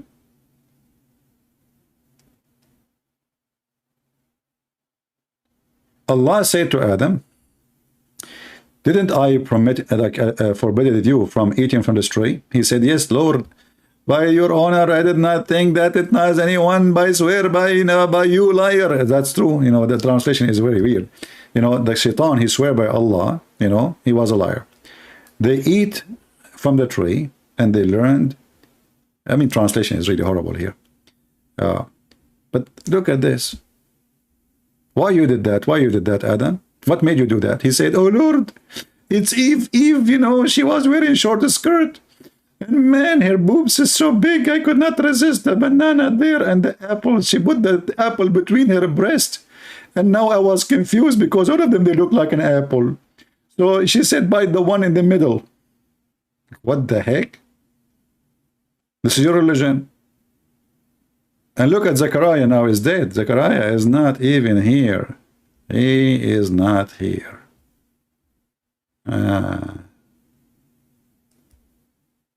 Yeah. Any Zechariah? Well, Zechariah before is not the same as Zechariah after. Do you see why they don't dare to call me? Because we have all your laundry. And by the way, I'm going to go right now to my yard, see if I can find a snake, and I will ask her to go inside her so I can go to Walmart and do shopping for free. Everybody will run away from me. And actually, I will find a hole in the wall and go and do shopping. And, you know, like the snake will do shoplifting. If they arrest the snake, they arrest the snake. You know, it's not me. I have nothing to do with her. The second the police, they come, I come out of the snake and say, see, it was the snake, not me. The snake. Capture the snake. Abdul. Shaitan, he get inside the snake. By the way, what he gave the snake in return? A rat?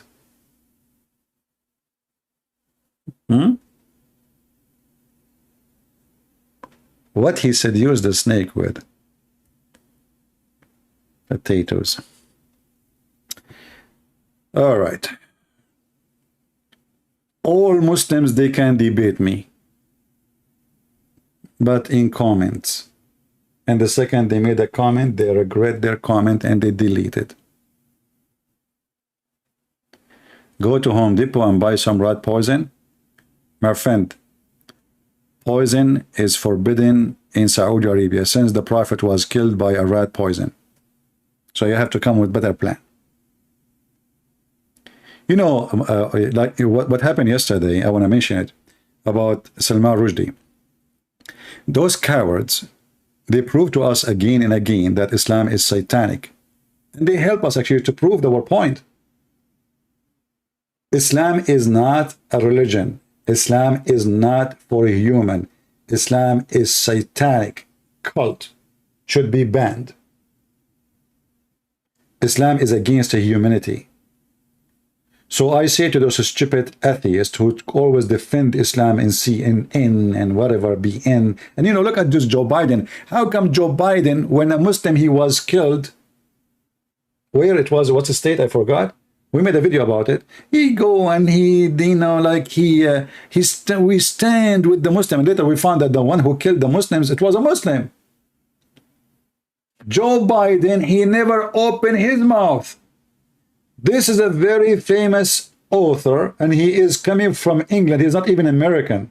It's a shame for America what happened. Joe Biden, the son of Mutta, the coward, and Nancy Pelosi, and all the donkeys in the White House and the Democrat Party, nobody opened his mouth.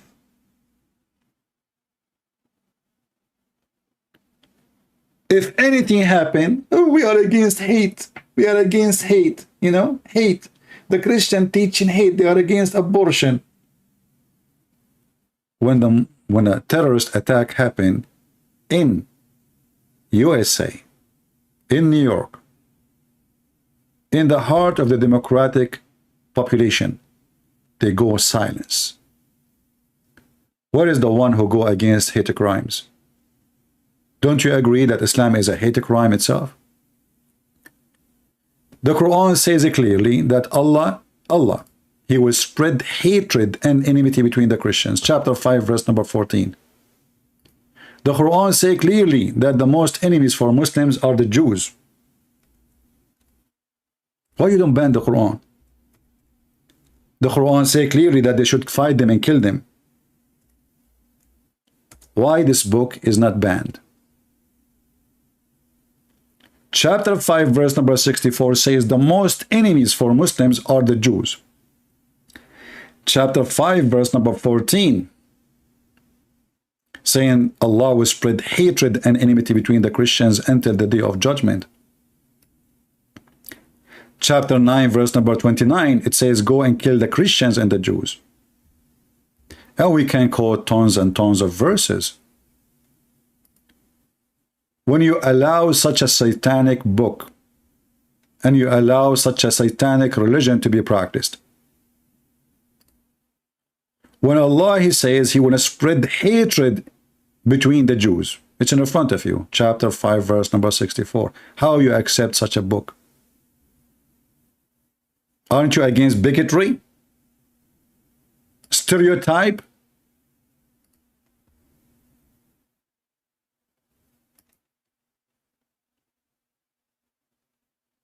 People keep complaining about my books. They cannot find them on Amazon. They have only 3 of my books. The rest disappear.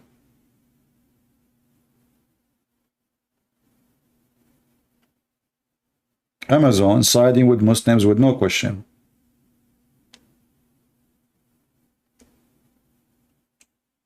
I just need some time to post my videos in other platforms, my books, so they cannot stop it.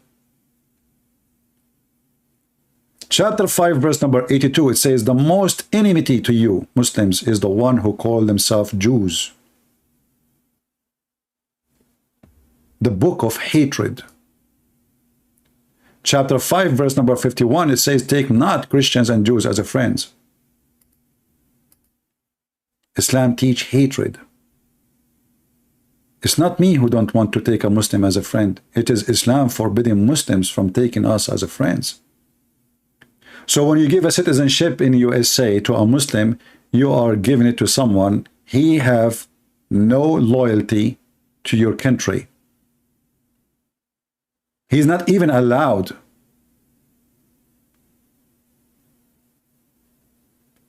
It is like a snake inside the house. The snake is sneaky. She is soft. He will say to you, I'm your friend. Chapter 3 verse number 28. It says you can lie to them. Speak as if it is you are a friend to them, but your heart is like this. If you don't believe me, here we go. Chapter 3 verse number 28. We don't say things from our mouth. We don't make things up. This is the website owned by the King of Jordan, the one who USA send billions of dollars from your money, American, every year. We pay for their army. We pay for their security. We pay for their police. We pay for their bread. This is your friend, the King of Jordan. This is Quran, chapter 3, verse number 28. And this is the cousin of Muhammad explanation. A believer, he cannot take the Jews or the Christians as a friend. And if one of them he seek honor and he take them as a friend, and he means so, he has no honor, no mercy, no protection from Allah, which means Muslim can kill him, can rape his wife, can take his children as sex slaves. Unless yet but guard yourself against them, save yourself from them, speaking toward them, or taking it as security, saving yourself from them by speaking in a friendly way toward them with, while your heart is like this. Do you see the snake? People, do you see the snake? This is the snake. When they shake hands with you and they say we are friends, they are not. They are lying to you. A Muslim, he cannot take you as a friend. It's against Islam. If he do so, he is not a Muslim no more. So how they say to me, I'm your friend? How come I visit them, they are nice to me? Because they are trying to convert you. It's a trick. Otherwise, the Quran says it clearly. The one who take them as a friend. He is one of them. He is one of them. Do you see it?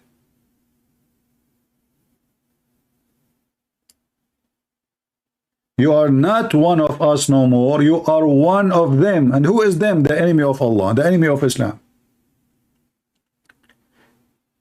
And this is what is really making me upset when I see the ignorance in the West. When you see a woman, she says, I must have a Muslim friend. She doesn't know that she is taking you as a friend just to try to convert you, to find you a boyfriend. And later he will say to you, I cannot marry you unless you convert to Islam. They call it jihad love. This is how they were able to marry the daughter of Bill Gates. Jihad love. This is how they were able to convert Muhammad Ali, the idiot. Sneaky. They cannot take you as a friend. And then they go to the African and they say to them, Islam is against slavery. And when we find that Muhammad is the biggest slave owner, buyer, and seller. Slavery was a flourishing in the time of Muslims, and all the slaves in USA was captured by the white Muslims in North Africa. Go check the history.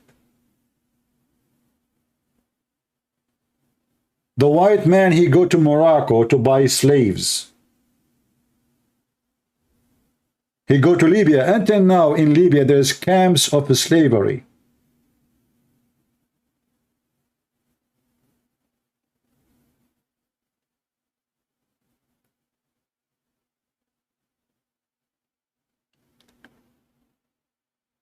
They speak too much about good and ethic, but they have zero. All of this proves to us that Islam is nothing but a satanic cult, and they have no limit how low they can go. When a Christian prince, he speak to a Muslim woman, and the Muslim woman, she say to him, Jesus, he played with his mother boobs. And then he said to her, you are a filthy. In fact, it was your prophet who ordered Muslim women to give their boobs. Suckle me. The cowards, the son of Mutta, they say, Christian prince, sexual predator, asking a Christian, asking a young girl, she is a whore. She is in the age of your mother. You coward. They made her young. They made her like a child. Have you ever heard of a child? She say, Jesus was playing. He did Jesus a lot of things. He was playing with his mother boobs. You quote their filthy prophet. They accuse you. They try to frame you. You know, they try to color you. Bully, the bully Muhammad and the bully followers. I was quoting your filthy prophet, you son of Mutta. It's online. This is not in a private. I was saying to the women, suckle me, you donkey. Sexual predator. I have thousands of people watching live. We have the video here. Suckle me. Why you get upset when I say it? Huh? If you quote Jesus, you are trying to be a holy man. If you quote Muhammad, they accuse you to be a sexual predator. Even when they accuse you of wrong, the accusation is because you are quoting their filthy prophet. Can you believe it? And this is Aisha, the mother of the believers. She is practicing her boobs right. Anyone want to enter upon her room, he have to go by her sisters or their daughters, and they have to suckle their boobs 10 times. Hey Muhammadan, when is my turn?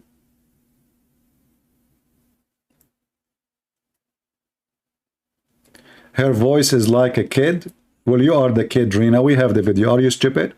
Do you want me to play the video? Do you want me to play the video?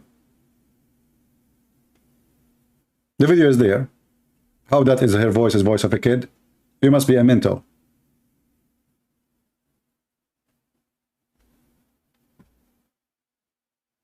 You don't even know the voice of a kid from a voice of a woman? Stupid people. I guess you are the one who have a voice, who have a brain of a kid.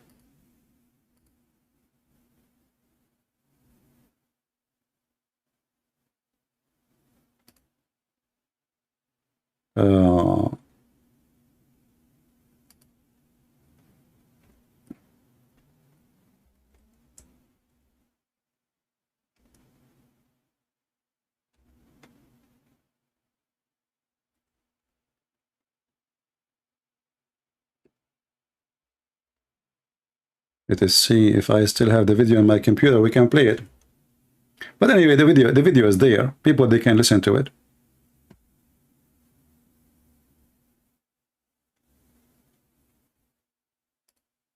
I did format my computer. If you remember when we did not have any, but as I know, I have the video here in the backup. I'm trying to find it. Let us see where it is.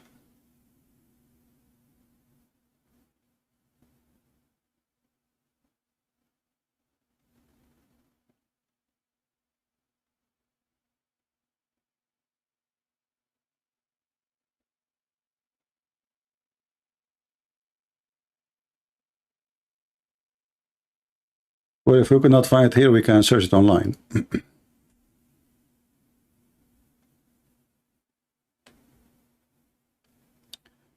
Is that the link for the video, Riza? Is that the link? Or this is a different one? Anyway, you can watch it.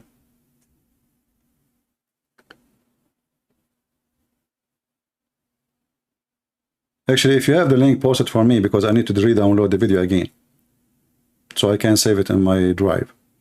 So when a stupid one, he says something, we show them that they are really stupid, like this Rena.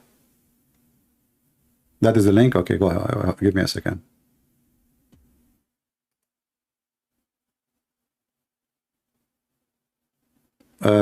It says something went wrong.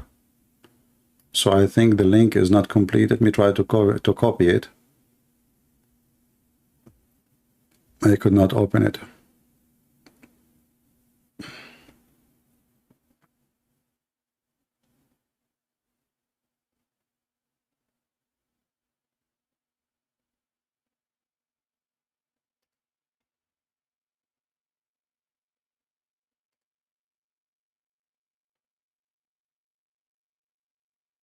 Can you make it shareable?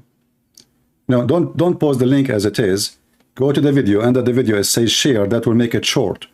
And for some reason it's not coming for me all size, so I can copy it. And when I click, it doesn't work. Let me try the other one. It says the same. It says, oops, something went wrong.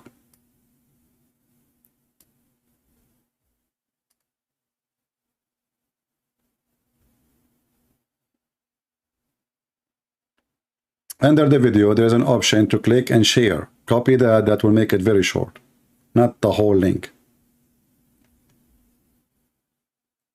So anyway, when they cannot refute you, they try to frame you.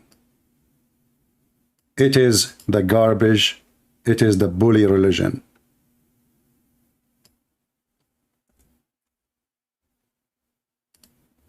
Okay, let's copy this link.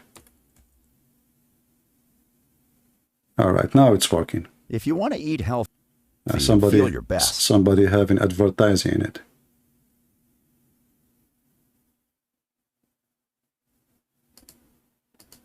I need to wait for the advertising. This is not the video I'm looking for. I'm talking about the women who call me. What's wrong with people? So you made me click all this time, and you know, this is about... Oh, it's okay, forget.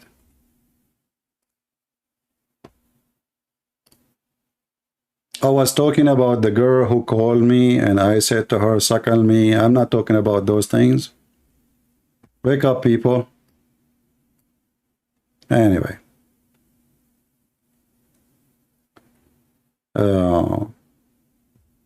I used to have it actually in the top of my download, but since I, formatted my computer last time, I cannot find it no more.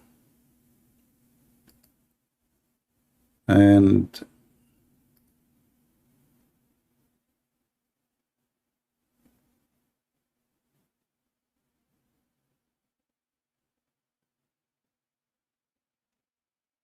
let me see in the video. Oh no, where is the video here? I need to reset up my my computer. Even video now is not showing in my screen. Where is videos? I guess I need to go to settings so I can show the videos. Preference. Okay, hard disk, external DVD, connect to server, application, tags, sidebar. Okay, let us show the movie and music and pictures. Okay, maybe now we can find it. Hold on.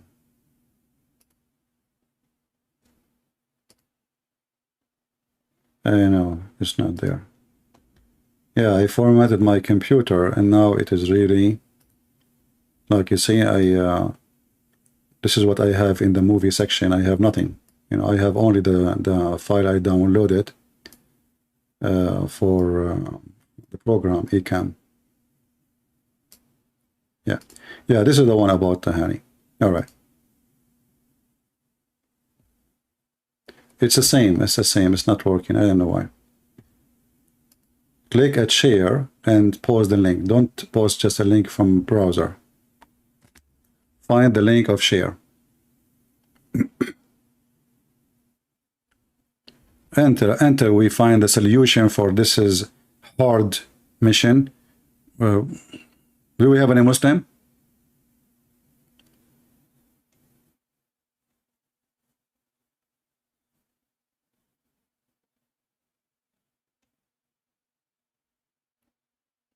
Any Muslim? Who is a brave Muslim? He have the courage. He can call me and don't suckle me if you are a Muslimah. We are quoting your prophet. We are not interested in your nipples. Any Muhammadan?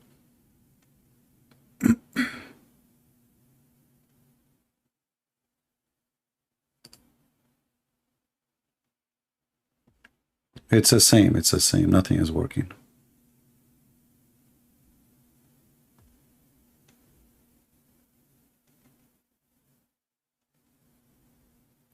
Let me see if I can copy the link and repost.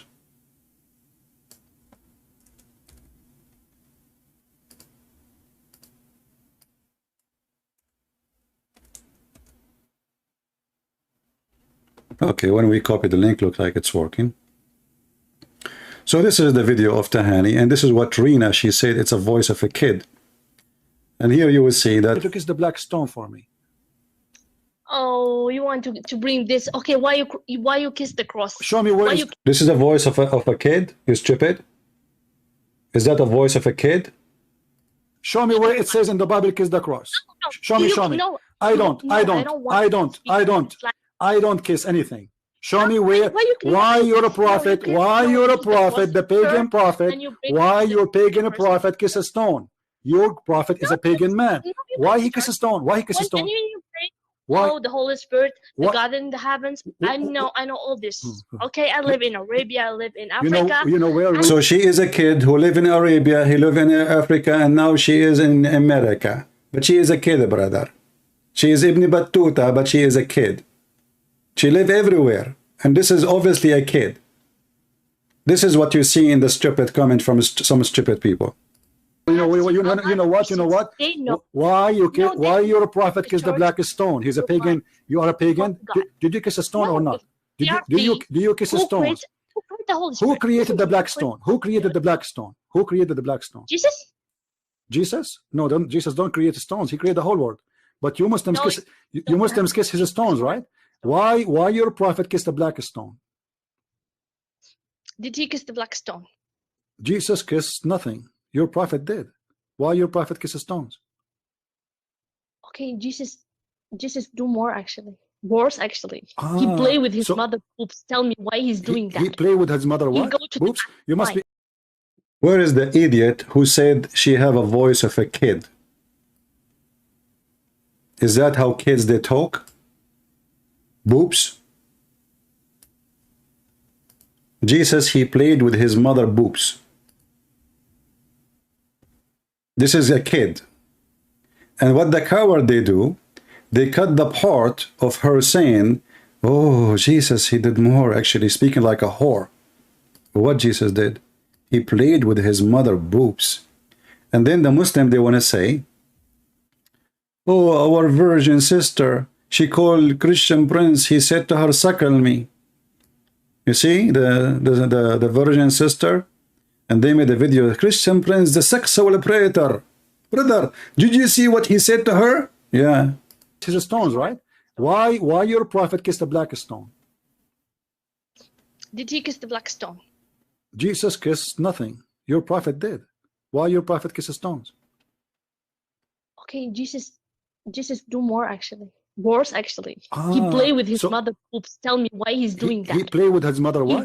Boobs? You must be okay. You see guys. Somebody saying, Gaidun, he's saying, put this blackmail behind you. My friend, nobody can blackmail me. What are you talking about? I mean, people, they say even more stupid comment is more stupid than the Muslim, they say. How you can blackmail me with this? You see, do you know what blackmail mean? Blackmail if you do something wrong. This is a live debate. She said, Jesus, he played with his mother boobs. I said to her, your prophet is the one who ordered you to give your boobs. So how in the world anyone can blackmail me? Gaydun. You see, guys, you see how savage they are? Look what she said. Oh no! Look what she said. Look what she said. Like you. Okay, show me. Okay, show me a verse. Show me a verse. Really? Show me a verse saying that Jesus he played with his mother. Show me a verse. Show me a verse saying that Jesus he played. Listen. You are obviously a trashy person. You just insulted Jesus for no reason. You said Jesus he played with his mother boobs, right? Okay, listen. You are a liar. Number one. Number two. It's your prophet who ordered women to give their boobs to strangers. Is that true or not? No, it's not. Can I suckle you? Okay, let us read the hadith. Can I suckle you? Can I suckle you? Can I? This is what the coward Mimi Hijab he copied. Can I suckle you? And this is actually for our benefit.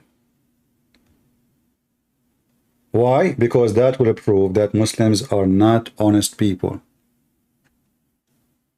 From their fruits, you shall know them. I never spoke about boobs. I never spoke about suckling. We were talking about kissing the black stone.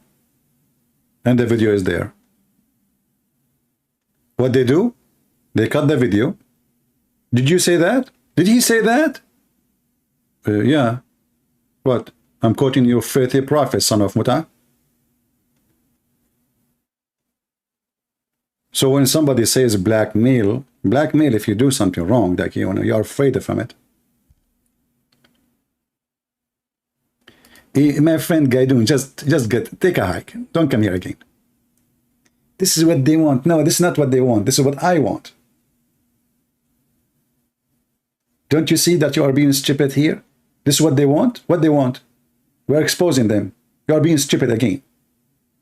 This is for our. This is a price test actually, because now every Muslim can see that Muslims are not trustworthy. They are liars. In fact, their sister was a whore. They claim that they believe in Jesus, and insulting Jesus is against Islam. Yet their whore sister is the one who accused Jesus of doing what? Playing with his mother boobs, and she said it in a very sneaky, evil way. Yeah, in fact, Jesus, he did mere things actually. Like what? Show me a verse. Show me a verse saying that Jesus, he played. Listen. You are obviously a trashy person. You just insulted Jesus for no reason. You said Jesus, he played with his mother boobs, right? Okay, listen. You are a liar. Number one. Number two. It's your prophet who ordered women to give their boobs to strangers. Is that true or not? No, it's not. Can I suckle you? Okay, let us read the hadith. Can I suckle you? Can I suckle you? Can I suckle you? Can I suckle you? Can I suckle you? Can I suckle you? Listen. Listen. According to Islam, your boobs is lawful for me. Can I suckle you? Listen. As long you are talking about boobs and you are a savage, low-class person, why you're a prophet? Let us say it together. Let us say it together. Sahla bintu Suhail. Let me mute you. You are so dumb. Listen, guys, look at this. Sahla bintu Suhail came to the Messenger of Allah and said, I see a displeasure in the face of Abu Hudayfa when Salim enters upon me. The messenger, he said, breastfeed him. She said, how I can breastfeed him and he is a growing man? So why you don't want me to talk about it, Gaidun? You see, when you don't want to talk about it, that means you did something shameful. Did we do anything wrong, Gaidun? What's wrong with you? This is always for your benefit if you have a brain. They insult Jesus, so they lie when they say they believe in Jesus. She accused Jesus of molesting his mother. That means she is a whore, this woman, because this is not even a talk of a normal woman. And on top of that, they're Muslim. They use her voice and conversation with me to prove I'm bad. So why the stupid you think they are blackmailing me? How you can do that? And actually, we encourage every one of you to download the video and share it. This is why me, myself, I'm the one who asks people to download the videos. All my videos.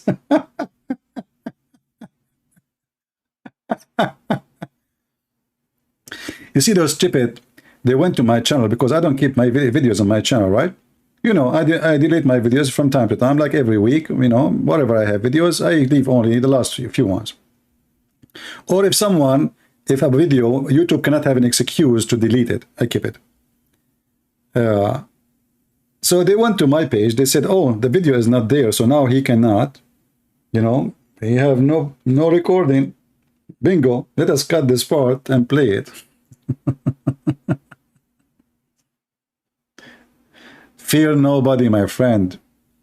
When you are right, you are right, and even if all the world go against you and say you are wrong.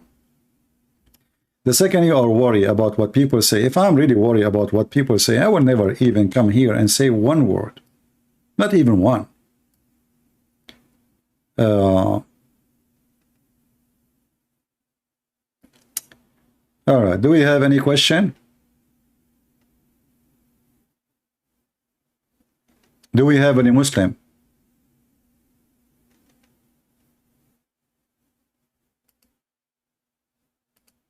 Is it okay to say suckle me Muslims? Or it's haram? I mean, this God, he even sent a chapter in the Quran about breastfeeding for adult.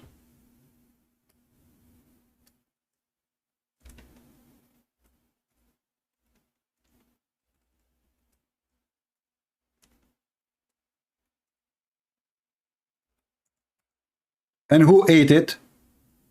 A goat.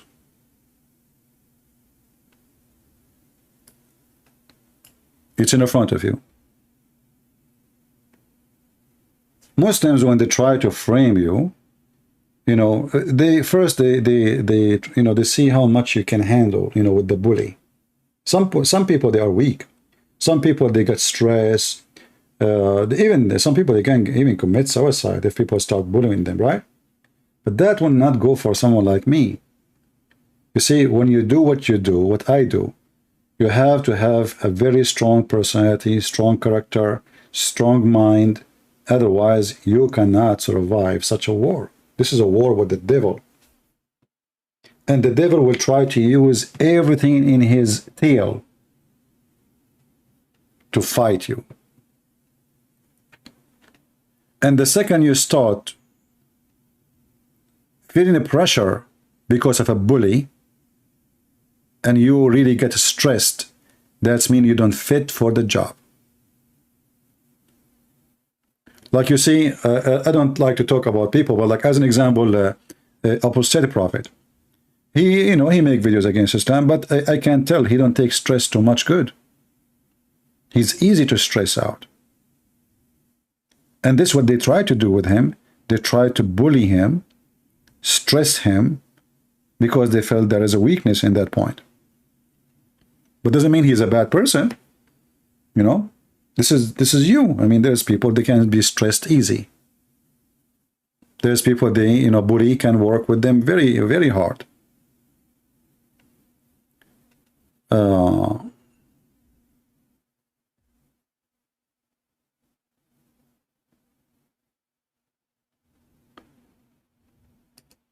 I don't understand the part of mahram. Mahram is somebody supposedly from your family is lawful for you to be with, like a husband, if you are a female, or a husband or a brother or a father. Someone, the husband, he can sleep with you, right? But because he is lawful, so it's okay to be with him. Or a father who cannot sleep with you, so it's okay to be with him alone. Or a brother. So you have always to have a guardian. The word muhram, actually, you know, the word haram. So he is the one who prevents wrong things from happening to you, because Islam look at the women as a sexual object. So if a woman, she walk along on the street, she is exposed to haram. She is a vagina. She is just a walking vagina.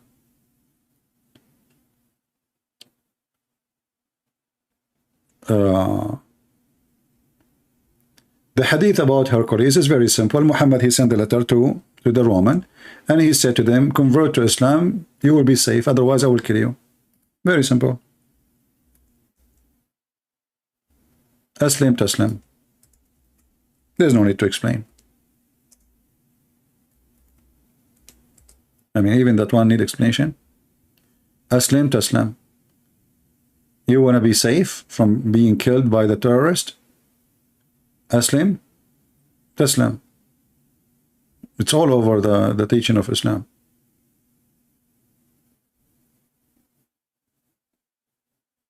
All right? And this is what Muhammad, he sent to everybody around him. And this is the story you are talking about. He sent to the ruler of the Byzantine, saying to him, Aslim, you will become safe. It's in front of you. You become safe what? From my sword. So he sent him a threat. Convert or die. And if you convert, we will give you a reward. He was trying to tempt him with money. Isn't Muhammad, he says, I've been commanded to kill all mankind until they convert to Islam?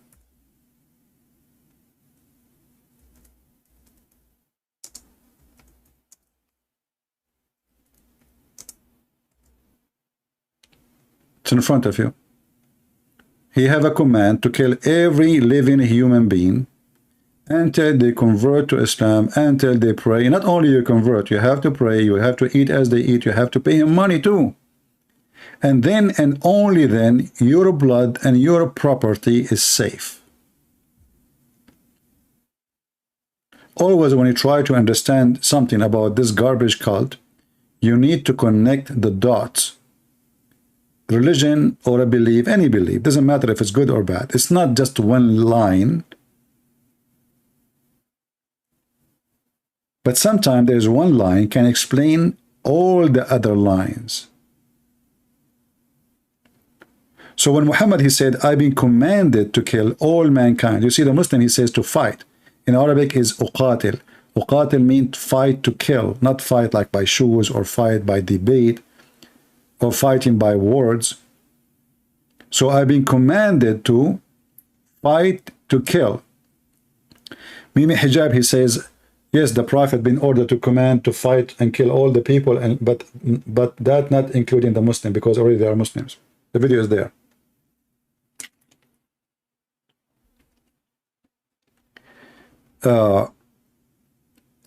And this is the fastest way to make people, you know, follow you.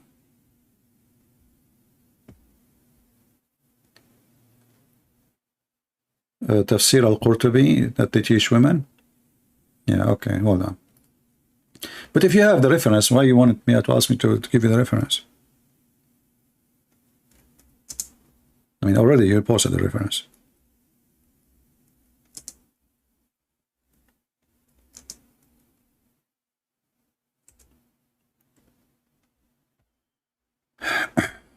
And this exists in many books, actually, not only one book. Let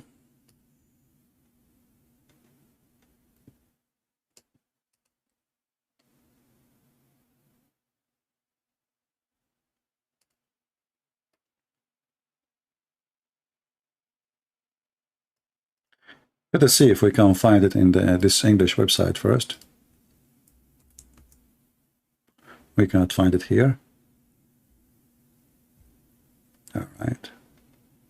This exists in the books of Sunni and Shia.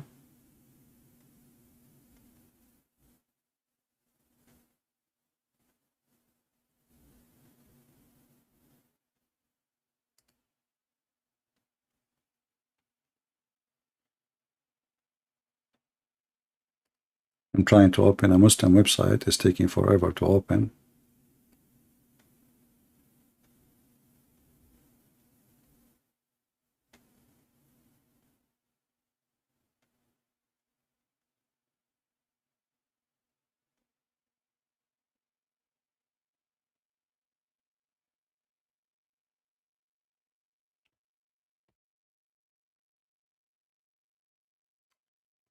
Let's see.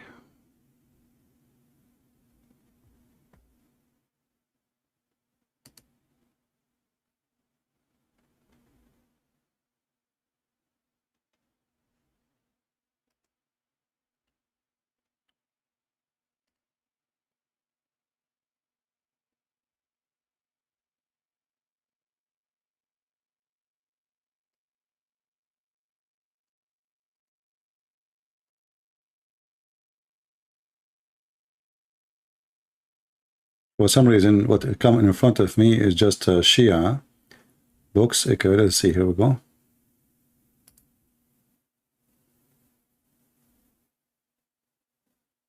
And this is a Shia too.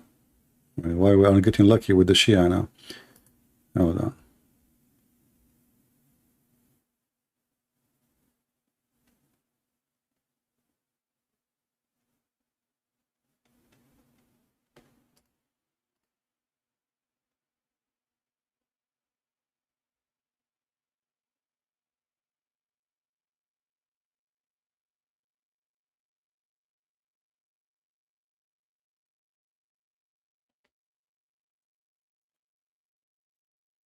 We are just trying to find the Sunni website.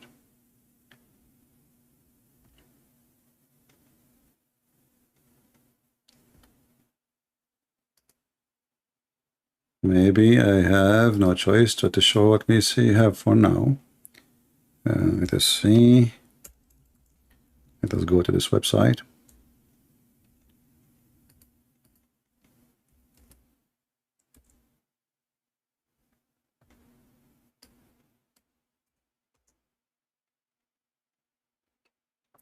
Well, I found it just in Arabic. I cannot find it in English. This is Sunni now. This is the book of Al-Azim Abadi, and this is the number of the hadith, and this is here Ibn Habban, and this is the number of the hadith, and this is here At-Tabarani, page number 360, and this is Al-Qaisarani, and this is Ibn al-Jawzi, and this is etc. But the Muslim, they will say to you it is da'if, you know, just to tell you the excuse right away. The hadith says that the women don't, Aisha, she said, don't let women stay in houses because they are Bedouin, and don't teach them how to write, how to read. Just teach them how to swine, you know, clothing, and teach them the chapter of An-Nur in the Quran, and that's it. This is all what they need. Here, actually, here, this is a Sahih, which is usually, I mean, weird to say to the, you know, like when the Muslims they say da'if, you know, you will see the Muslims say it is Sahih. Let me see if I can find.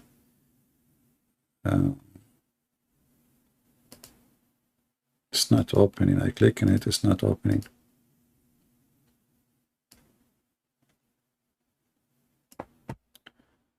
Okay, let's try this.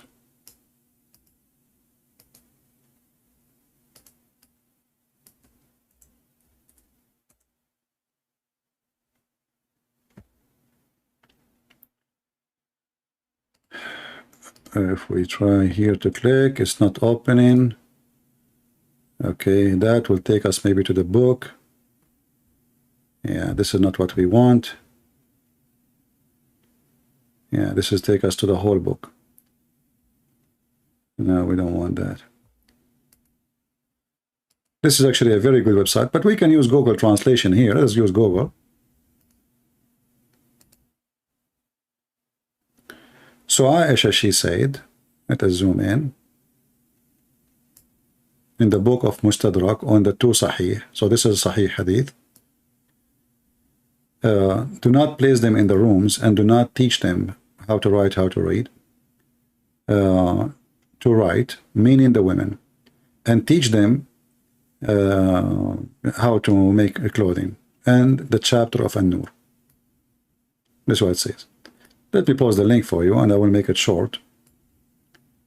Let us shorten the link so you can find it.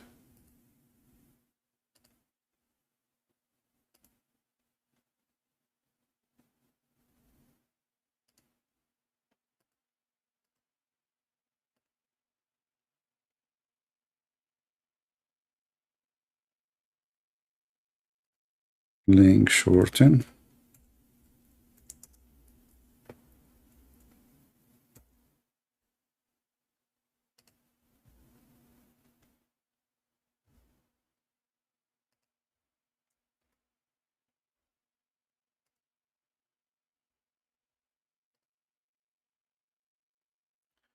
And this is the link.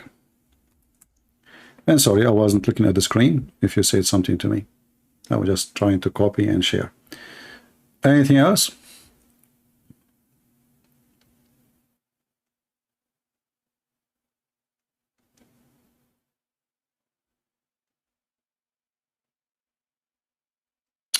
Badman Lisa, she is posting, if you are wondering how to support Christian Prince, well, you ask them to support, not to support, they will not support anyway.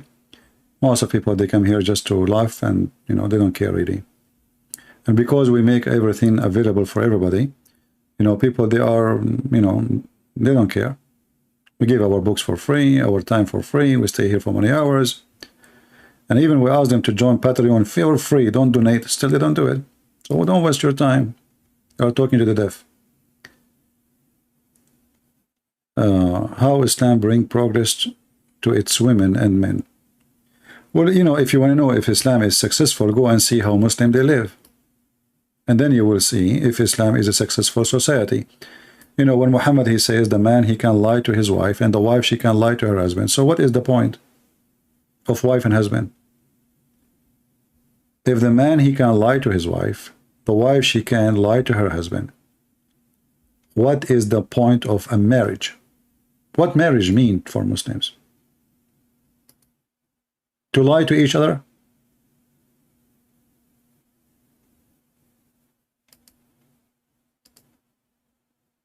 If I cannot even trust my wife and you cannot trust your husband, what is the point of this religion?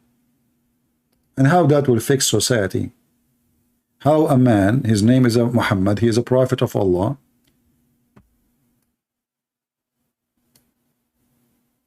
saying that man, I don't consider man lying to his wife is a lie. How that will help any family or society?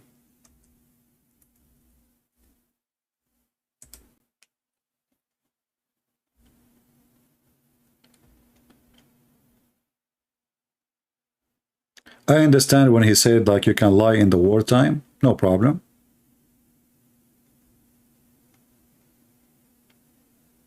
But lying to your wife and wife lying to her husband and lying to your friends? When Muhammad, he says lie in war, for war is as a deception. So when you lie to your wife, is that because you want to deceive her?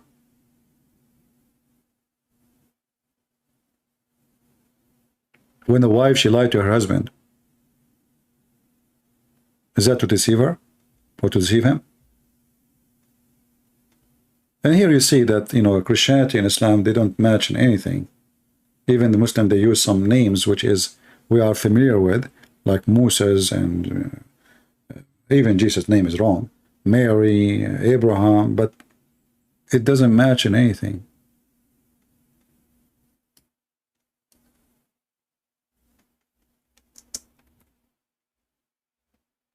If any Muslim wanna like prove us wrong, by the way, feel free. You see how many hours I'm here? The same as yesterday. Still no Muslim they are ready to refute us.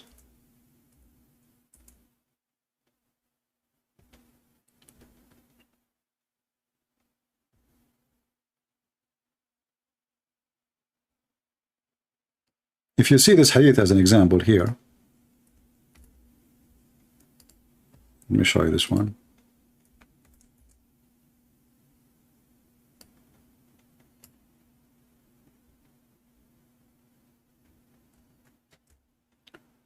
A Muslim man should not lie except in 3 cases: a man lying to his friends, a man lying in war, a man speaking to his wife, and a wife speaking to her husband.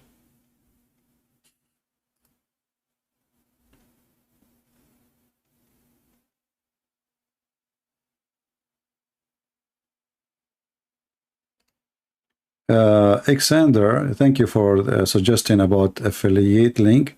I don't do here commercial business. You see, most of my books I give them for free, and we expect that people willingly they think they have a brain. You know, if somebody want to help, you do not need to ask if he should help or not. So if people like to help, they will help. I know that some people they say we will post videos only for those who subscribe in Patreon. I don't do that. All my videos is open for everybody. The one who donate and the one who don't donate. Why? Because what if somebody is poor and he can't afford, and this is the majority? That will make it a business, you know. If you do that, that make what you do a business, not a mission. I do everything for free, and those who care to support, they can support. If they are, you know, if they want. We are not going to keep asking people to support us because they knew. Which one is more noble, Kaaba or Muhammad tomb? Depends you are talking to who. You know, no Muslim they claim. The funny is, Muhammad, he said that Allah, he cursed the Christians because they made the tombs of their ancestors or prophets a place of worship. But that's what the Muslim did. This is what the Muslim now they have. They have a big mosque in the top of the tomb of their prophet.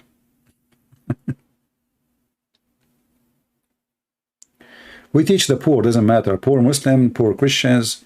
You know, for me, my priority first is the Christians, for sure. But Muslims and non-Muslims are, you know, they are our target in our mission because we want to save everybody. Did you ask yourself why I give my books for free? If you think I'm a billionaire, I'm not. Salman Rushdie is a Sir Salman Rushdie. He have a sari from the Queen. He have a sari. He is a Sir, you know. I have nothing. I don't even have a health insurance. Health insurance, I don't have. I don't have anything. So, yet I give my books for free because what I care for is what is more important, making money or giving my book to 200 million Indonesian, the biggest Islamic country in the world. Giving my book in Chinese, 1 billion something Chinese in around the world, they speak Chinese for free. My book in Russian, my book in you know, Croatian, Albanian, you name it. So if you care for money, then you will not give a single copy for free.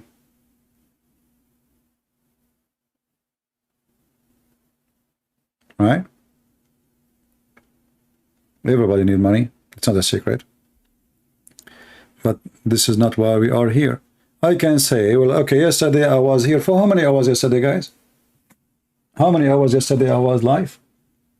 5 hours at night. Or after, or at time we started, noon time, I think.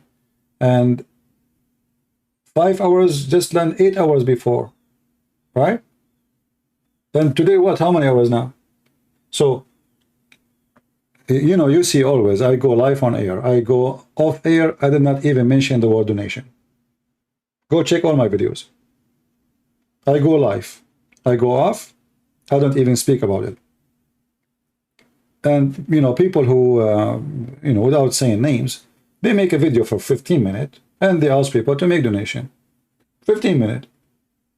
I stay hours after hours after hours, and I don't really care if people, they will make donation or not. I will keep doing this and nothing will change.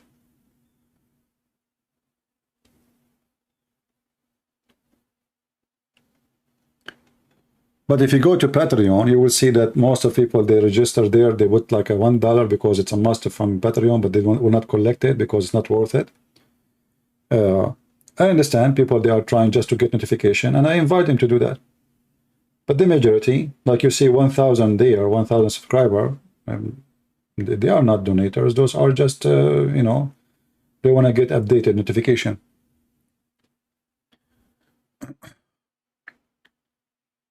But anyway, you know, the Lord is our provider, and this is why, you know, when you start worrying about things, worry will eat you, you know. You will become a victim of your own worry. Always the Lord, He provides.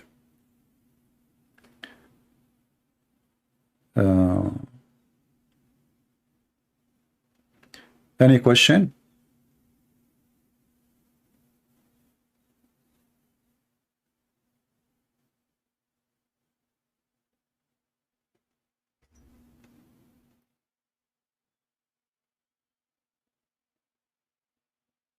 You're welcome, my friend. Thank you for the love. I appreciate it.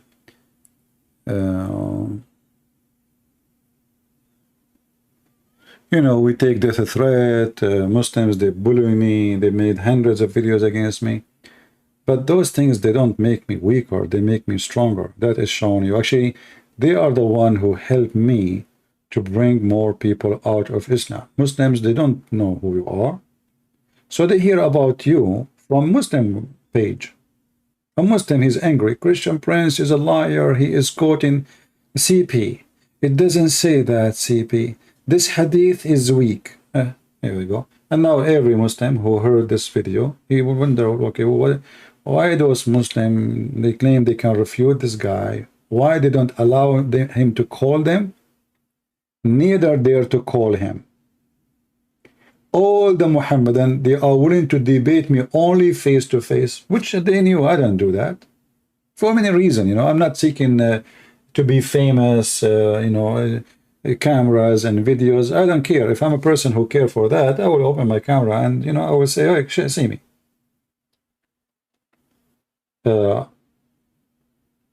We are here to debate, not to do fashion show. Additional to that, we know that Islamic words is a very, very terrorism mindset. And if they can silence you, they would love to do so, you know. But this is not really my reason. I fear nobody. I'm a believer, and I believe, you know, if ever something happened to me, I will be honored to be die as a martyr to the Lord. I mean, I'm not better than the disciple or even my Lord. So, but if I can do what I can do without, like now, I'm sitting wearing my short, having my coffee. If I have a camera, I have to change everything around me. People, they will say, look what he's wearing. You know, look at his beard. Look how ugly he is, you know.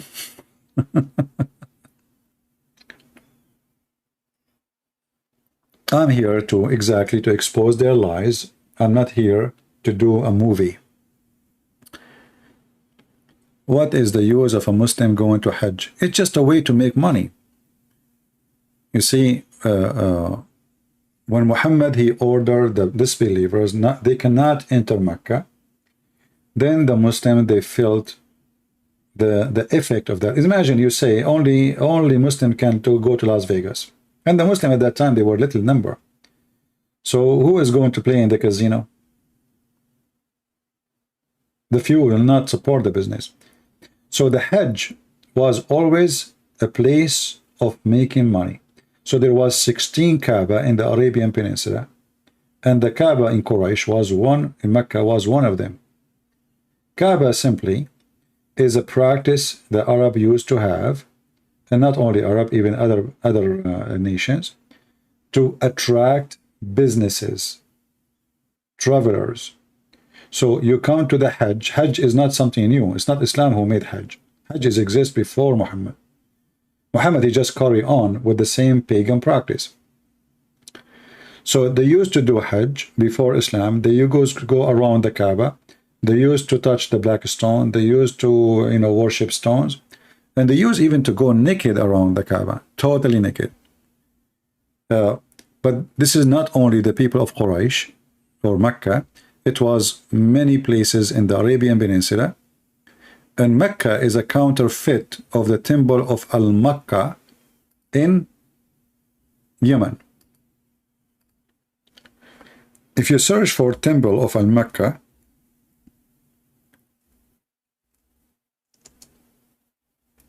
the funny is that the temple of Al-Makkah, I remember a long time ago, I said the temple of Al-Makkah is a temple for the moon god. Somebody sent me a long article made by a scientist saying it is the temple of the sun.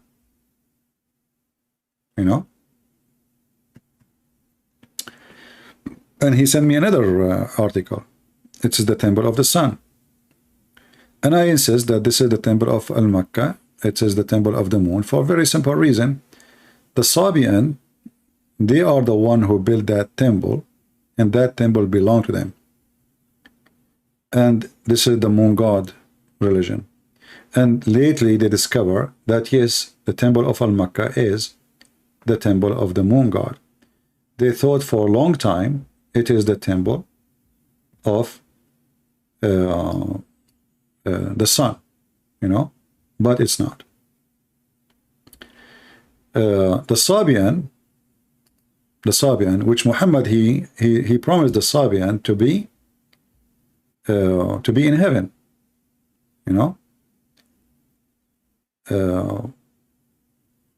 Sabian is the one who is behind the temple of Al-Makkah. Actually, even the Sabian, Sabian, their religion was the biggest ever in the Middle East before Christianity, to the point even the Pharaoh and the Egyptian, the Sabian, at least they believe that the Pharaoh, he was a Sabian.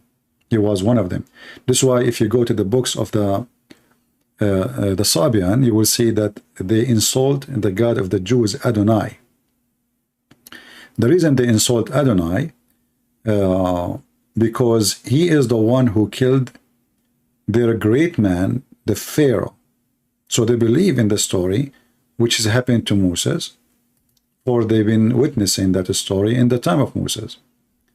But because the God of Moses is the one who killed the Pharaoh, who is one of them, then he is the enemy. You can go and search for the God of the Mecca. This is actually Mecca, I think it's coming as a copy from the original name. Mecca is a counterfeit of this temple. This is a huge temple. This is not just like a Kaaba, little tiny room, This is a very big, building. No, not much left of it, but it used to be something really huge and really big. So the temple of Al-Makkah, in the ancient ruin of Yemen, if you go, actually, let me show you. If we go right now to the Kaaba,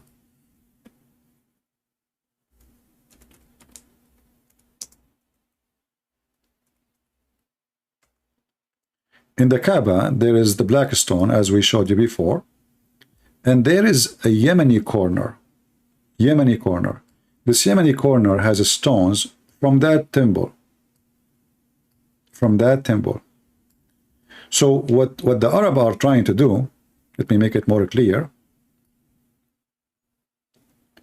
If you look with me, you will notice that those rocks, they don't match. I mean, there's different rocks from different places. They are not coming from one place. And they look different from the rest of the stones. And the Muslim, they open the skirt of the Kaaba. The skirt, by the way, is a pagan practice. for the Kaaba is have a vagina, the black stone. So they put a skirt on her, you know, to cover her. So the Yemeni corner, the Muslim, they have to touch it in order, and to touch the black stone in order to get their sin erased. Now, if you ask a Muslim why it's called the Yemeni corner, they say because it's facing Yemen. This is a false reason, because those stones are taken from the Yemen temple. So it's like, you know, some Christian, they bring the bones of a saint from a place to different place, a church, and supposedly that will make this church more, you know, have a more value, which is not really right.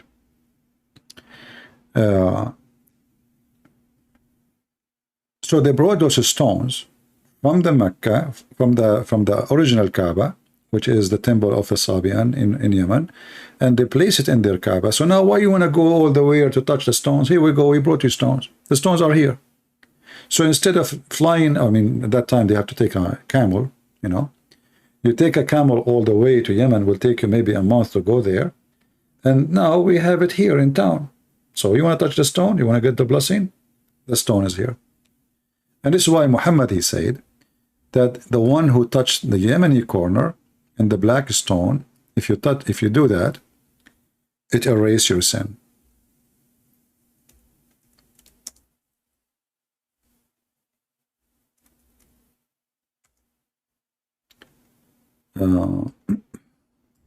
Let us find the hadith.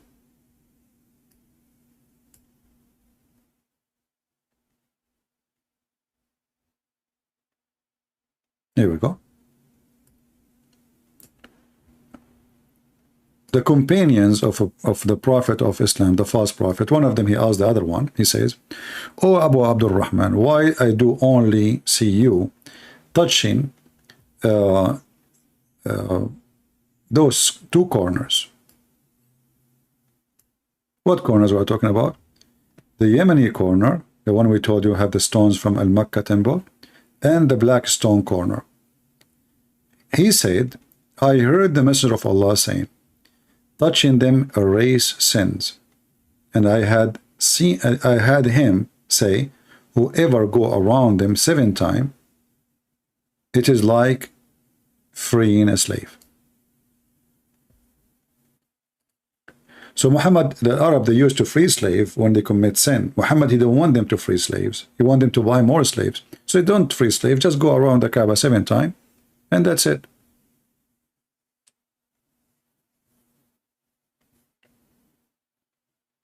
A Muslim, his name is Abdullah Marzuq, saying, A'udhu billahi min ash-shaytan ar-rajim. And here you see another funny things from Muslims. They seek refuge from shaitan to Allah. But don't you know that Allah is shaitan? Because what is the difference between Allah and shaitan? Nothing. Here we go. He just made you, he converted you to a religion, make you believe that the stones erase sin.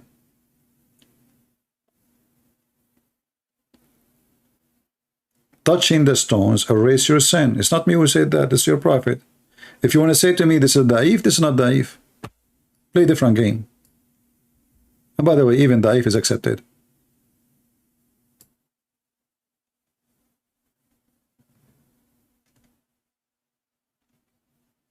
Do you see it? A Muslim, he think he believe in God, yet he believe in stones, and he believes stones erase sin. And touching them will erase your sin. You tell me how that works. In the same time, the same Muslim, the same smart Muslim believed that Allah made him sin.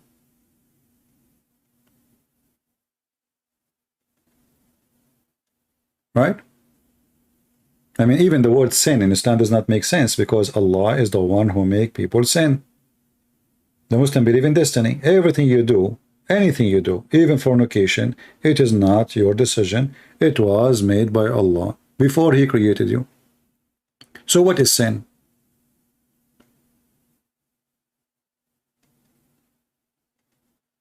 Any Muhammadan? What is sin in Islam when you are just a victim of destiny?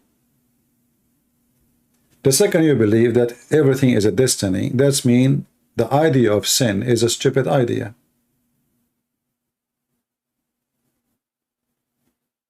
Because they don't work together.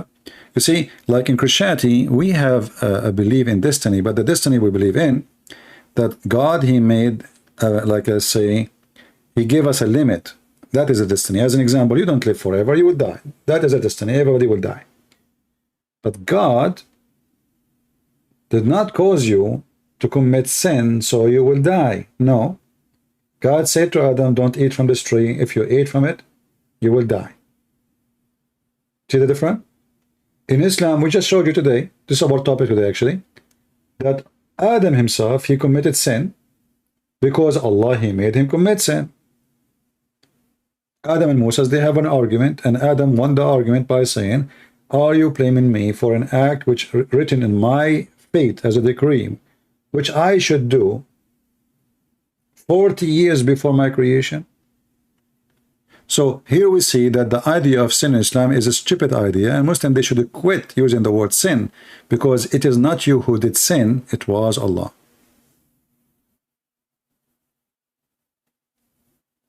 Any Muslim have something opposing this? Any Muhammadan, he is not agreeing, he want to prove me wrong?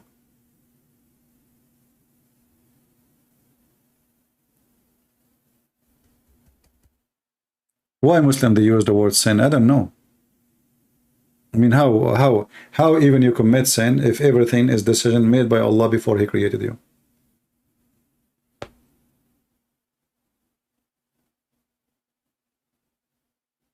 When a Muslim he commit adultery, did he really commit adultery? The Quran say no. Muhammad he say no.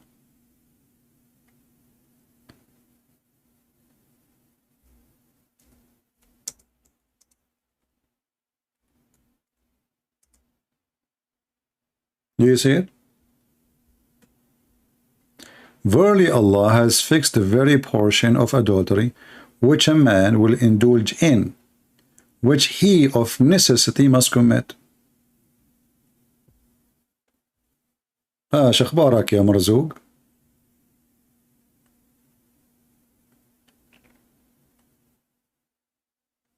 اخرس.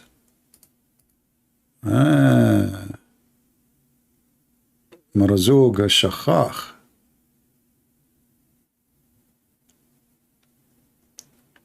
من شخ يشخ شخخاخا قرآنا. So when you commit adultery,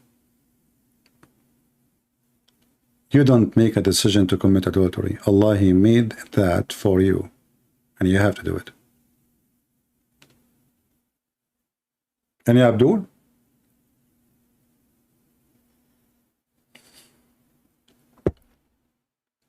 Any smart Abdul? Who is a Muslim Abdul would like to call me?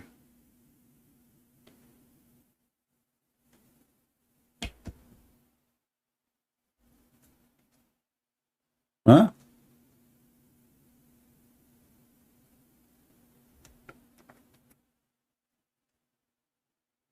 Who is Abdul would like to call me and Allah will reward him? Let me open my Skype. Maybe we can get lucky. You never know. Things can happen sometime.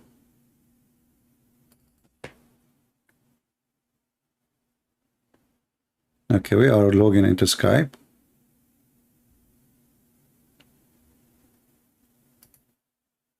We have a guy, his name is Bashir Hamza.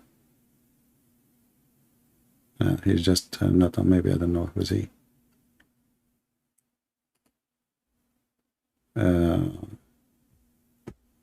Let us see this Muslim here. I don't know who's he.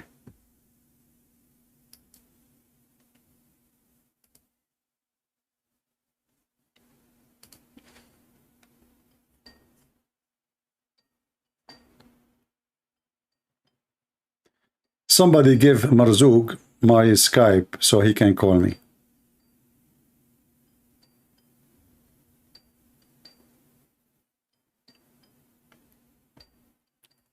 We are calling this Muslim, but I don't know, he's not answering. Okay, maybe he is not online. Hey, Marzouk, call me.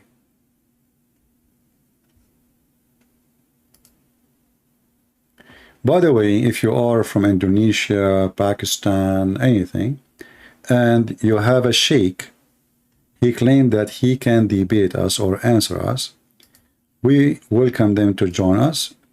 And even if they don't speak English, we can debate in Arabic. Because remember, sheikh, he speaks Arabic. Now, I'm assuming that the sheikhs are not like Uthman, the false sheikh who do not know how to read Arabic, how to speak Arabic. We are assuming that he is a real sheikh. Right? So any Muslim, my Skype is open.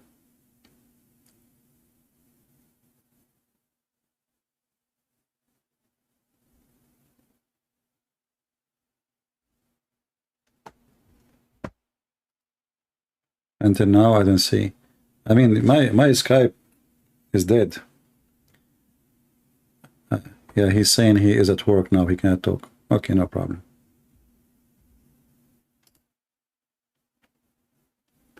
Do we have any Muslim would like to join us and tell us something good about his prophet? Mayday, mayday, mayday.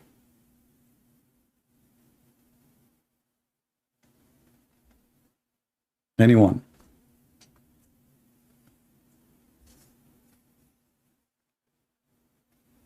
مرزوق شخبارك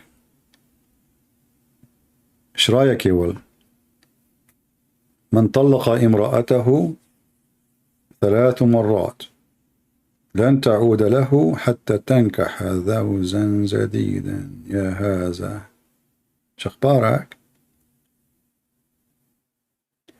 أنت تحاول أن تتصل بي كيف تتصل بي هذا هل دققت على الرقم المطلوب؟ Marzouk is trying to call me, but we heard nothing. Marzouk.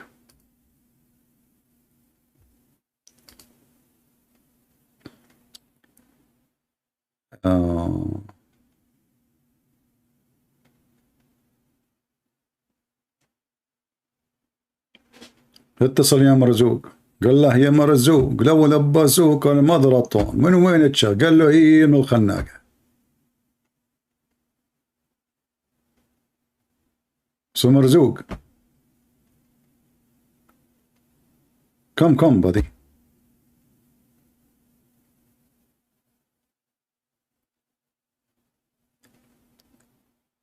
anyone have a question any Muslim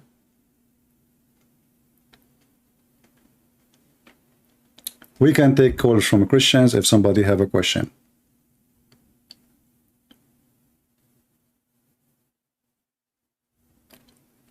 Yeah, obviously Marzouk, he doesn't speak Arabic. He is using Google Translation. Well, thanks to Google, he is better than the Prophet of Allah. He speaks all languages. Muhammad, even his own language, he cannot even write his name, according to Muslims. This is one of the funny things about Islam, that there's a guy, according to Muslim, he don't know Arabic, he cannot write his name, and he become a teacher in the university, and he is the dean of the university. So imagine the Muslim, they open university today. Who is the dean of the university? Prophet Muhammad. What is his qualification? He did not know how to read, how to write. And that explains all the stupidity we see in the Quran. You know, literally. Yeah, somebody is a Christian. Let us see.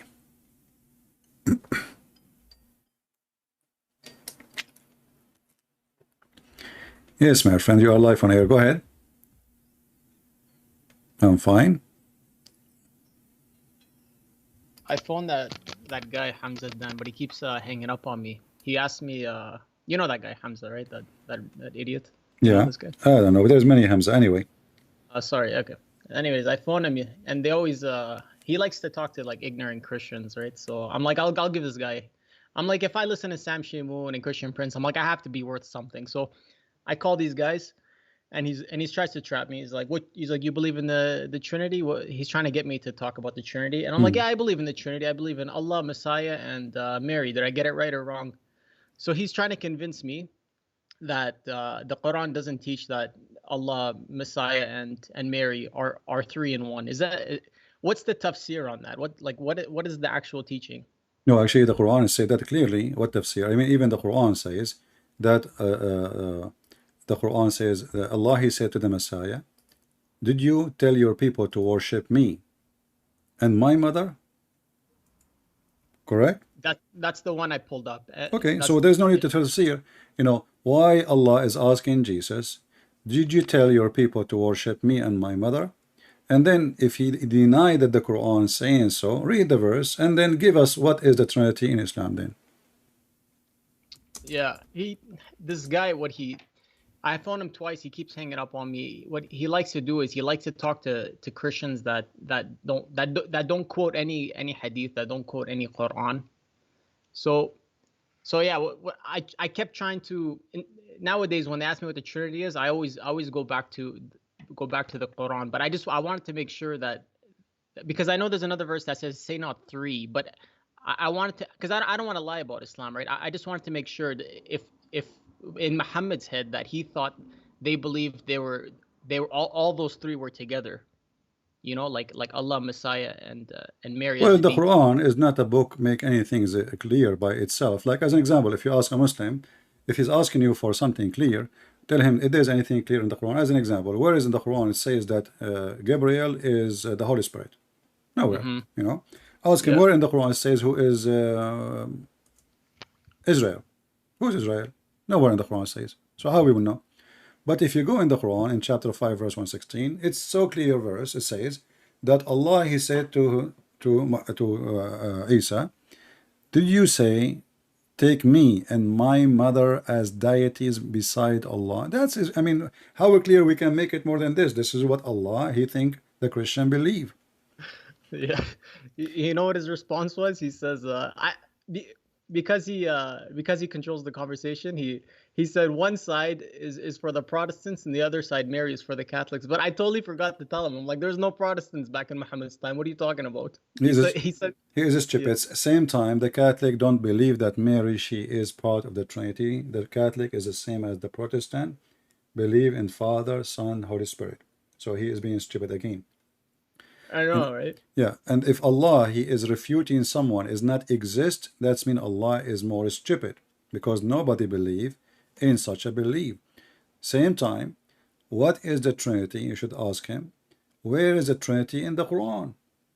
What is the Trinity in the Quran? Show us the verses. Here we go. This verse says, did you worship me and my mother? So now we learn that the Quran is trying to refute the Christians at that time, saying that Jesus is not God, Mary is not God, and the verse actually is shown as the Trinity. Look with me. Did you see the screen? Oh yeah, I see it. Yeah. Okay. Yeah. Does it say beside Allah? Oh, you say to the people, take me and my mother as deities besides. Oh, I read it like not including, like besides Allah means together, right? Beside Allah, no, it's mean additional to Allah. Additional? Yeah, like, you know, like beside, you know, put them beside each other. Okay, like together. Like yeah, together. You're right. Okay. So okay, what is the first deity in this verse? Jesus and his mother. Right. Take me. This is the word me. Take me. This goes for Jesus, correct? Yeah. So this is number one in the Trinity according to the Quran. Let me switch to Arabic, to English. So this is number one. Me is Jesus. Okay. Yeah. Who is number two? My mother. Yeah. It's clear. Yeah. And now, beside who? Beside Allah. This is number three. So the Arabic, sorry, the Arabic. Besides, what is it? What does it mean together? Like in Arabic? In Arabic, it says say the same. Instead, you know, in Arabic it says instead of Allah. You know, min dunillah, right? But this is what it's meant. Jesus, Mary, and Allah is what the Christian believe. But we Christian, we don't believe in Allah anyway. Same time, Muhammad, because he's a fool, in different verse in the Quran, he said, the Christian, they say that the Messiah is Allah. Yeah. Now, if we say that the Messiah is Allah, so who is the first one? Who is the second one? Who is the Who is the third one? what I asked him, I'm like, since it says deity means full out God, right? I'm like, okay, he's trying to blame it on the Catholics. I'm like, do the Catholics believe she's the first, second, or third person as a deity? And he just kept changing the subject. So I felt, you know, yeah, this guy is just a kid. You know, those are kids. They can do whatever. That's why nobody count them anyway. I mean, who is even listen to him? How many people go in his stream? He has 60,000 subscribers. I don't know how many. Yeah, but how many go in the live? Maybe 50. He's not as popular as you. You like sometimes you have. I think one time I seen you like 3,000. Like once. Like you have quite a bit. Yeah. So here it says that the Christian, they say Allah is the Messiah. So if the Christian believe that Allah is the Messiah, that's mean Allah. Yeah. We have to eliminate one person, right? Because now right. Allah himself is the Messiah. So the Messiah and Allah is one. Okay, who is the second person now? Who is the third person? You know, I should you know, like we have a job to do. We have to study and read. You're right. We have add to that, no Christian believe. Let's say that Muhammad here, he meant that the Messiah, they say, the Christian, they say the Messiah is God the Father. But we Christian, we don't believe in that. Exactly. We don't believe. We believe that the Messiah is a person, God the Father is a person, the Holy Spirit is a person, one God. So when Muhammad he said that, actually he just defeated his own claim that the Christian believe in three, because if they believe that the Messiah is Allah, that means they believe in just one person. You're right. Yeah, you're right. So Muhammad again is being a fool. Number three, if the Muslim, why they believe that Allah is not a three? Because the Quran says so. If Quran says he is a three, they will believe. We know the story, correct? Yeah, exactly. When Allah he say he have a shin, why the Muslim don't ask themselves, okay, Allah is one God. Is he a one shin? Is he a shin God? Nobody question. Allah have two hands. The Quran says so. Okay, Allah is one God with two hands. Why he have two hands if he is one God? Do they say it's a metaphor? No, it's not a metaphor. The Quran says clearly he made Adam by his two hands. You know, he created Adam by his two hands, and even Muhammad he claimed that the hands of Allah, both of them, they are right hands. So the Muslim they question the Trinity because they try to avoid you asking questions, which is an embarrassment. So can you debate us about the Trinity? There's no need to debate about Trinity because very simple. God is almighty, and it's not you who tell God what he can be and what he cannot. When the God of the Muslim, he said to them, I am one, they don't question what one means, because one is wrong. You see, one, the word, the Muslim, they show you, the verse in the Quran says, قُلْ هُوَ اللَّهُ أَحَدٌ. Ahad does not mean one, it means one of. So he is using the wrong word. قُلْ هُوَ اللَّهُ أَحَدٌ. Then Allahu Samad, as-Samad mean the collector. This is why in the Aramaic language, even the Arabic, if you go to Iraq and those territories, they say Masmuda. Masmuda is simply a little tiny container, have a hole in it where you can put coins. So collector, you know. So God, Allah, is a collector of gods. He is collection of gods. And when the Muslim, even when they speak about their God, what they say? In the name of Allah, the most merciful, right? Three names.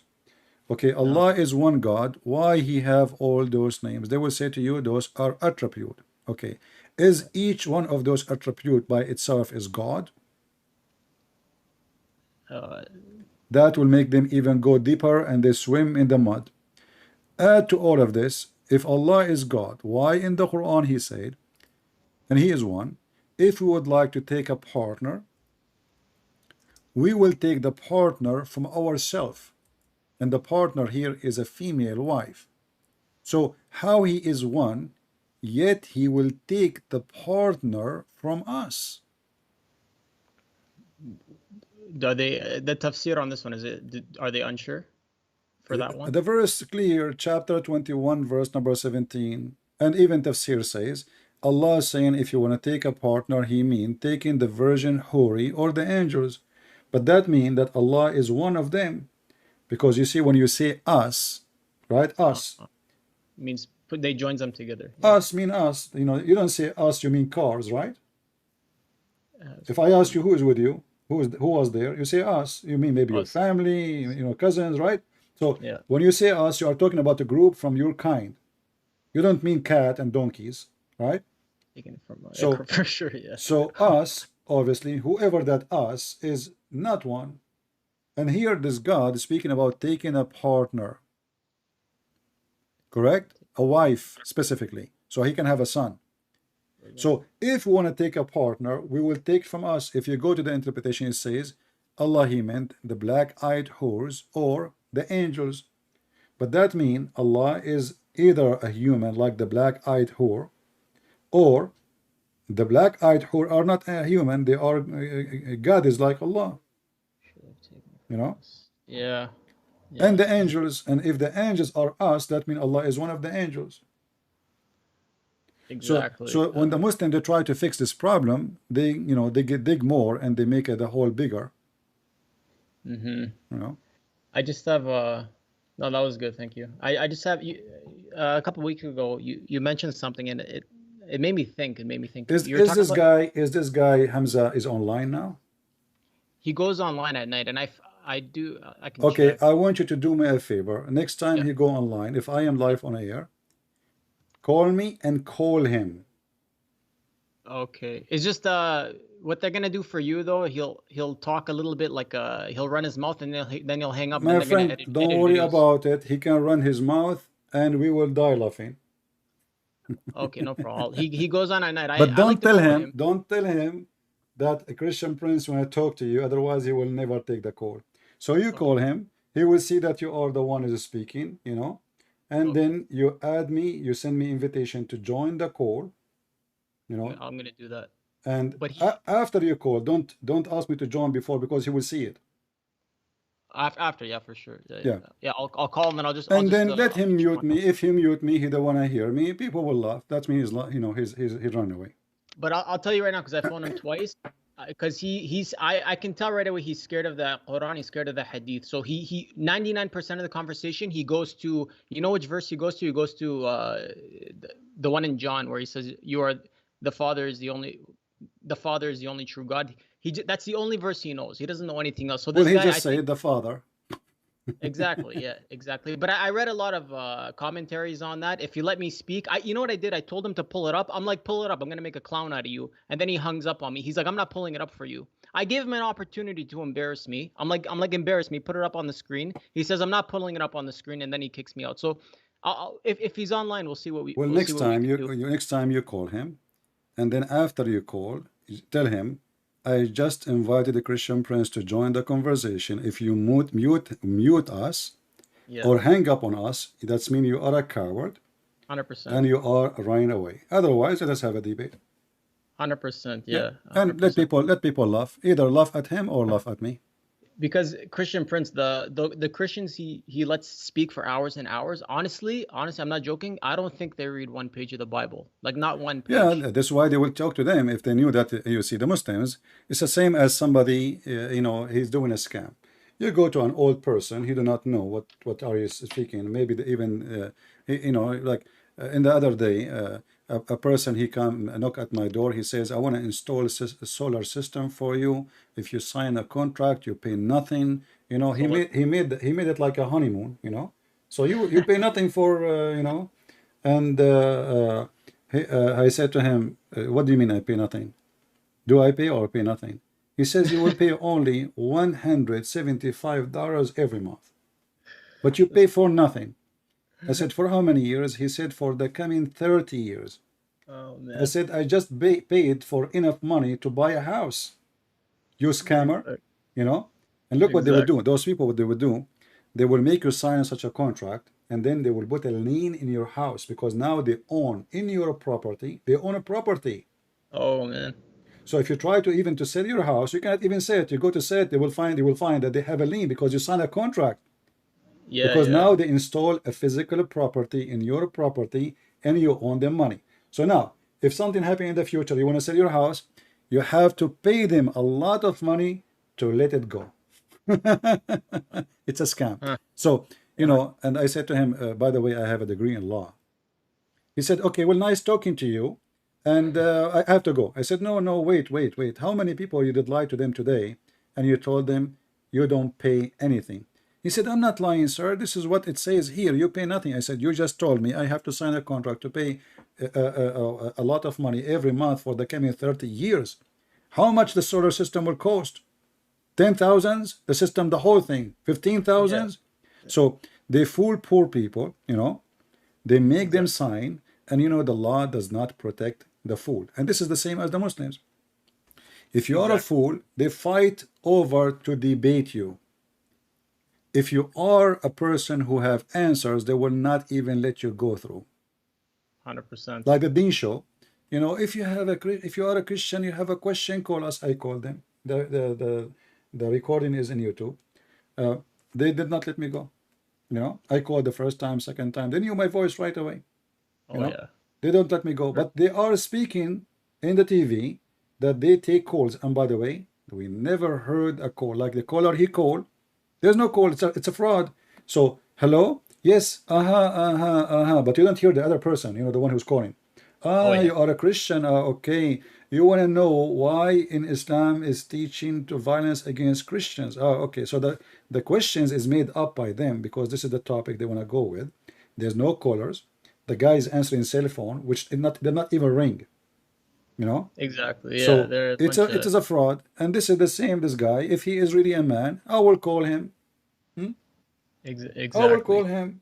You can, you know, they claim that if I call them, they will mute me. You can mute me, you know, yourself. Go mute me. So let everybody see the one who have the truth will set him free, the word of our Lord. But they are cowards, they are black stone kissers. They claim that they have God, and they claim that because they believe in one God, that will make them superior. Well, your God is an idiot God who thinks the sun set in murky water and muddy water in spring of water. The sun have a rising place, setting place. The sun, you know, is where Zulqarnain he found it, and he found the people of Gog and Magog, and he built a dam, and the dam is so big to the point nobody can find it after 1400 years. And by the way, not 1400 years, after 1,000 of years, because this go back to the time of Zulqarnain.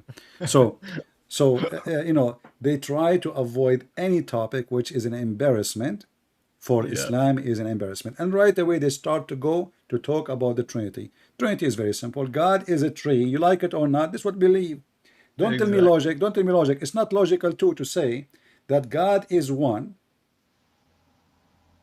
and he is, you know, the only God, yet he say he is the best of the creators. Exactly. Because how he is the only one, and yet he is the best of the creators. If he say he is talking about creating a bicycle, that means Allah is saying, I am the best who create bicycle too. Yeah. And well, that easy creation. He's not talking about universe creation. He's talking about I'm the best at creating easy stuff. Yeah, I mean, so if even when they try to come with their own logic, their logic is so stupid, and they will get the God of Islam under the shoes. Because how you say to me, don't you create bicycles? So are you saying when Allah he said, I am the best of the creators, he is comparing himself to the one who made a bicycle? When the verses speak about what? The verses speak about making a baby. So how this will have to do with the bicycle thing? Creation, everybody knows the creation. God, he is the one who create things out of nothing. This is what the creation. Anything else, you know, is not really creation. I made a bicycle out of material which I have, but I cannot create the material, and I cannot give life. This is the essence of creation, giving life. So when you show them those verses, they try to hide behind the wall, and suddenly the creator here is talking about creating a car, creating computer, and that will make even Islam more funny and Allah more funny, because he is saying he is the best who create a car. But yet Allah never made a one car. Exactly. You know? Yeah. I think maybe you said this, but like a light bulb went in my head. I think it was you. The moment they say the Trinity doesn't make sense, they prove that the God of the Christians is the true God, because they're claiming that the that their God is easy to understand. But in reality, the real God is not easy to understand. He's outside of creation. So even when they admit that the Christians have the most inconceivable God there is in all religions, which proves that we have the true God. The Muslim, they don't even have a God. Okay, how you have a God, but you never spoke to your God? How you have a God, but you do not know who is your God? If you ask a Muslim what Allah means, they don't know. Everyone, he give you different answer. He will say to you, the Creator. What the heck? I'm not asking you, I'm saying what the word Allah mean. The Creator. No. The Creator is an Arabic word, mean al-Khaliq. I can show it from the Quran. So it is, Allah is not the creator. Because if Allah is Allah mean as a word mean the creator, and then you say Shahada, you say there's no creator but the creator, that's even more stupid. Yeah. When you say there's no God but God, that is even more stupid. You just said there's no God. 100%. So how there's no God and then but God?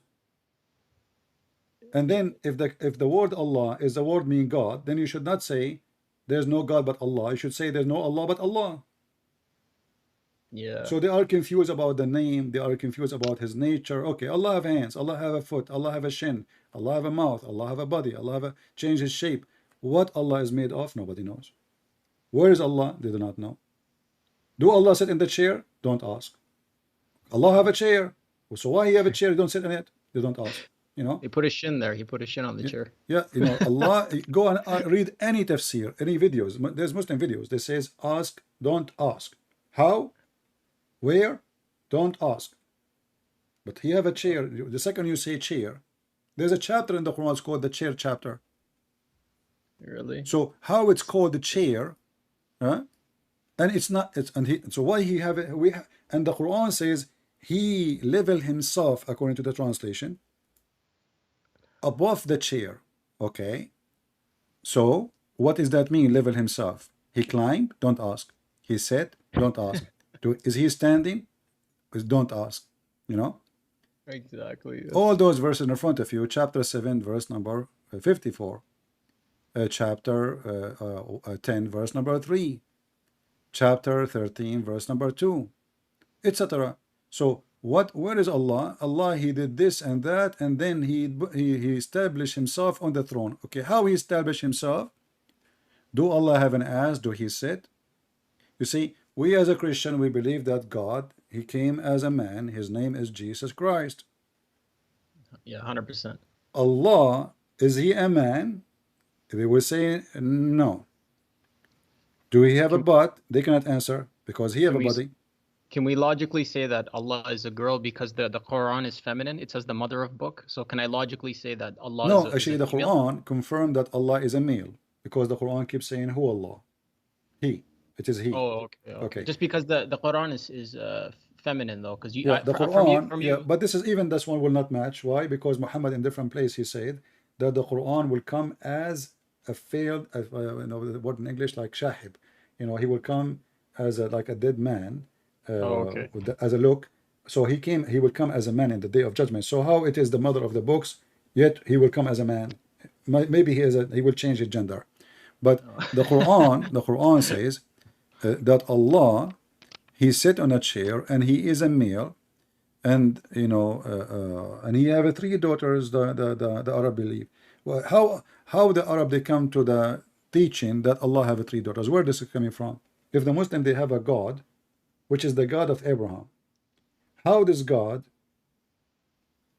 for the Arabian, who do not believe obviously in the teaching of Abraham or any belief of Abraham, how they have a God? He have 3 daughters. They can't answer. How Muhammad he say that he sent Khalid ibn Walid to kill the daughter of Allah, and he killed her? But because this is mean that Allah have a daughter if you killed her. Go and search right now. Yeah. For the mission of Khalid ibn Walid, the expedition, what do you call it in English? Is it you mean commentary, explanation? No. Expedition of Khalid ibn Walid to kill Allat. Is it in Arabic or English? No, you can find it in English too. The Muslim translate that. Thank to them. So they you know Muhammad he ordered Khalid to go and kill the expedition. Let me see if I can find it. Expedition? Yeah. Of Khalid Khalid. bin Walid and alleged killing of Malik bin No, Nuraya? no, and Alat, the daughter of Allah. Maybe you can search it and you'll find it. Okay, what is he gonna kill? The daughter of Allah. The daughter of Allah. But is it they see her walking to the store or what? I don't get No, it. there's a story, you know, there's a tree, and you know, let us see. Killing the devil at the idol of Al-Uzza. So here you see the story, how in the world they don't believe in Allat or the daughters of Allah. Al-Uzza, sorry, not Allat, Al-Uzza. He killed Al-Uzza, you know. So how in the world you don't believe that those are exist, and then Muhammad, he killed Al-Uzza. You have it on the screen, or I'm trying to find it. Oh, it's all good. Yeah. Let us see. Even killing the devil. It says killing the devil at the idol Al-Uzza. Tafsir ibn Kathir. Yeah, but this is not the devil. This is a female. What devil? It's a female woman. She, you know, she have darker skin. She have a wild hair. Let us see. Let me see if I can find it. So maybe you found it before me. Dark skin, wild hair. What is she, Yeah. black too? I know they don't like black. Yeah. Actually, I found it here. Let's see. Okay. Let us see. This is part of the story. I did not find the whole story, but you can people can search. Now they know what we are looking for. So here it says, Khalid ibn Walid killing the devil. This may be the one you found from Ibn Kathir, right? Yeah, I think so. Yeah, that's. I think The that's idol what of Azza. Okay, how is an idol? You can kill the idol. Idol is not someone is alive. they don't No? exist. Yeah. Okay, here you will see that he killed a living woman. Killing the devil at the idol. There was a tree. Al-Uzza was entered 103 trees of the forest. In Mecca there is a forest. It looked like Mecca was in Brazil. And then Khalid, he cut the trees and he approached those houses, built around it and destroyed it. When he went back, the Prophet informed the Prophet the story. The Prophet said to him, "Go back, finish your mission, for you have not finished it." Khalid, he went back, and when he he get closer, there he saw the servant of Al-Uzza, saw him, and they started invoking and calling Al-Uzza. When Khalid he approached it, he found a naked woman whose hair was untied and who was throwing sands on her head. Khalid, he killed her with the sword. When he came back to the Prophet he says, "This is Al-Uzza." So how you don't believe, how they don't believe that Al-Uzza is a true daughter of Allah, and then Muhammad, he killed Al-Uzza. Okay. You know what I mean? Yeah. Can you kill something is not exist? Maybe in Islam, but I guess not anymore. Yeah. He So just said, yeah. so the story is actually, let me see if I can find the whole story. I want to find the whole story, because this is the website here. It shows just a little part of the story. Maybe here. When you get it after this, I want to tell you a funny story, and then maybe you can tell me the reason behind it. Yeah, go ahead. So I'm from Iraq, but I know a couple Shia guys, and every time I see the Shia guy, he's an older fellow, and I say hi to him. I don't mean anything. I just want to say hi to him. When he's with his wife, he runs to me so I don't get near his wife. At first, I didn't realize it, so I'm talking to him, "Hi, how are you doing?" But every time I see him with his wife, I say hi. He doesn't let me go close to his wife, and I'm like, "What's wrong with this guy? Does he think I'm gonna steal his wife or something?" He doesn't let me get close to his wife. Is that like a Shia thing? Maybe he thinks I'm najis. No, or something? all Muslims they have a feeling of insecure. You know, he fear that the wife, she would do something, and they don't trust their women. You know. So if she get closer to you, she might give you her phone number. Yeah, she might put something in your pocket, you know, to tell you something. Call me later, you know. So because they are insecure, this is the truth. Because they are insecure, so he have to guard her side. So if you move to the other side, he will move too, you know, because he don't trust his wife. Oh man, that's funny. I'm telling you, every time I see this guy, he doesn't let me get. Yeah. I don't care about his wife. I just notice. I'm like, what's wrong with this guy? Yeah, Muslims they don't trust their women because, and the women they don't trust their men too. I mean, this is the same both. It's Muhammad, he says a man he can lie to his wife, and the wife she can lie to her husband. So how you can have a trust in such a atmosphere, you know? Actually, I found here Ibn Kathir. I went to Ibn Kathir, the official English website. But I don't know if Ibn Kathir he showed the story of Allat in details in the translation. In Arabic, yes. Let us see. So here we go. Have you considered Allat? Allat was a white stone inscribed, etc. And then, okay. Let us see the story. Here we go. The story of Khalid sent by the Prophet of Allah to kill Al-Uzza. So Khalid al-Walid he went to the area of An-Nakhla, or the area. Nakhla is a palm tree where the idol was of Al-Uzza was created 3 trees of a forest. Have you ever heard of a forest of 3 trees? Anyway, Khalid he cut the trees and approached the house built around those trees, and he destroyed them. He went back and he informed the Prophet of Allah about what he did. The Prophet he said to him, go back, you did not finish your mission. Khalid he went back, and when he get closer, he found the servants of the Al-Uzza, and they start invoking by calling Al-Uzza. So then he found a naked woman whose hair was untied, and who was showing throwing sands in her head and etc. Khalid he killed her with the sword, and he went back to the Messenger of Allah. What the Messenger of Allah he says? That is Al-Uzza. Tilka Al-Uzza. That was Al-Uzza. So Muhammad he confirmed that this is the Uzza. How they say it is an idol, how they say it does not exist, how they say it is false, how they say Allah doesn't have daughter, and then you say, well, this is Al-Uzza. Okay, I'm gonna definitely save this one. And this is, you know, and you can, you know, this is the chapter of the book of Ibn Kathir. Yeah. And chapter 53, verse number 96. Okay, if you can, maybe just put it in the well, this website here does not really give a link. I don't know if I can create a link for this, but I will give you the main link. You have to go click at the chapter number, choose it, and then choose. You see, as you see, it shows just tafsir. You know, you have to click it, open tafsir only.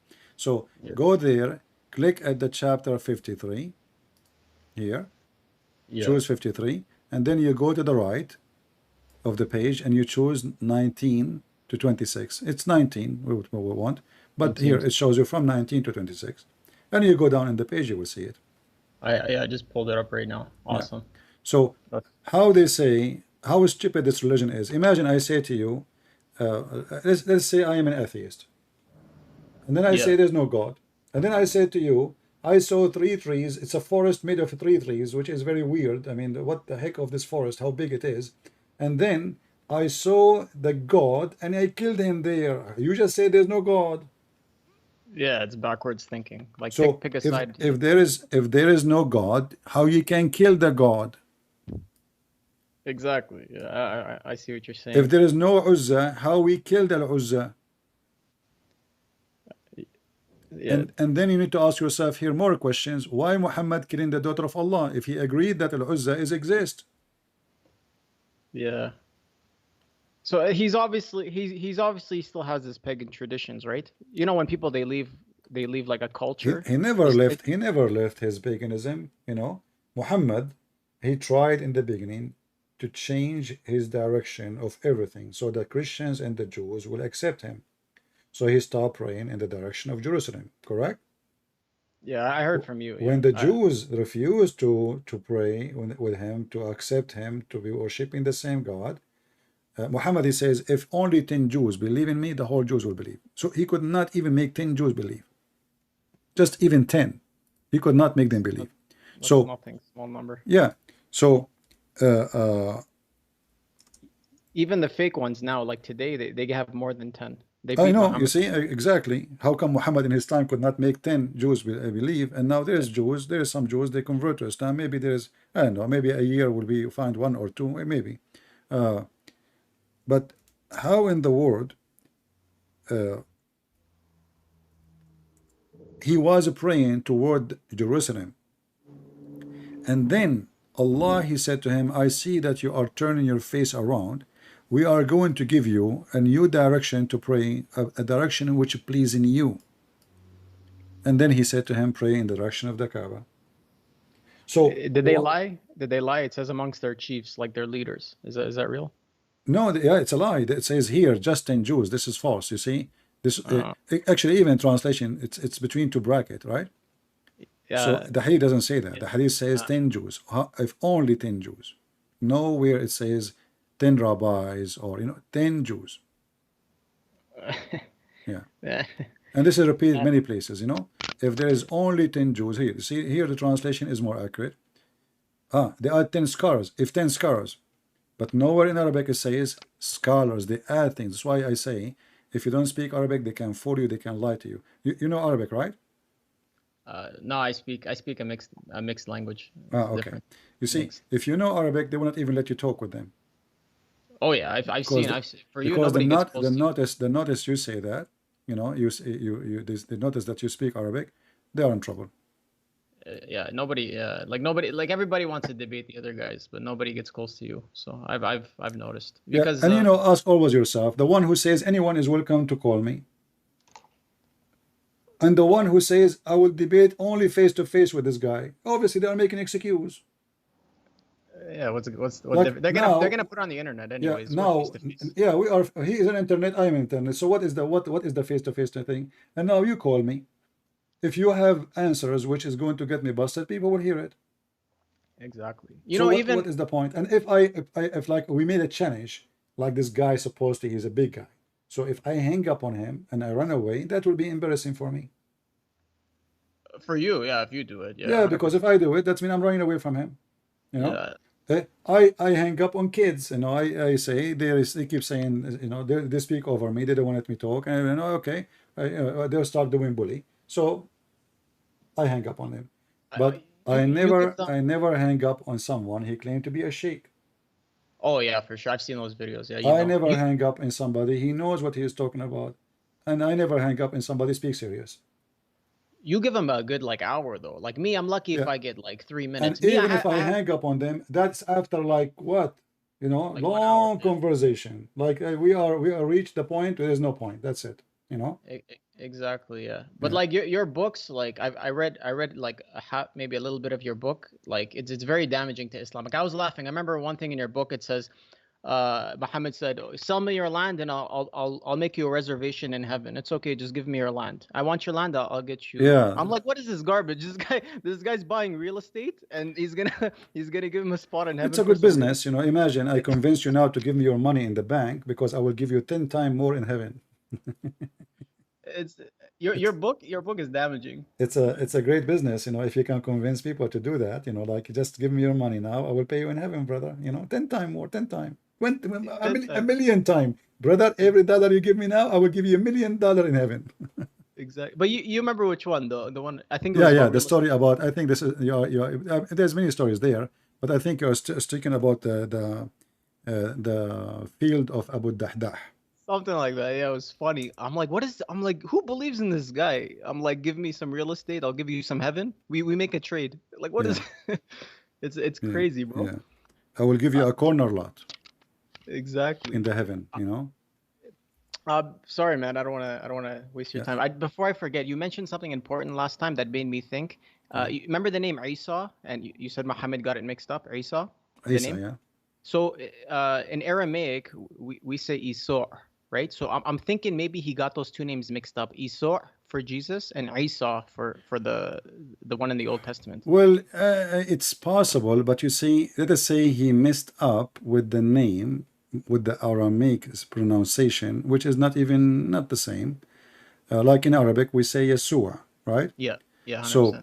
So Isa is totally far. Secondly, this Isa is the son of Maryam, and Maryam is the sister of Aaron, and the grandfather is Umran. How we can fix this problem? So Imran is the same father of Moses. Yeah. Maryam is the sister of Aaron, the daughter of Imran.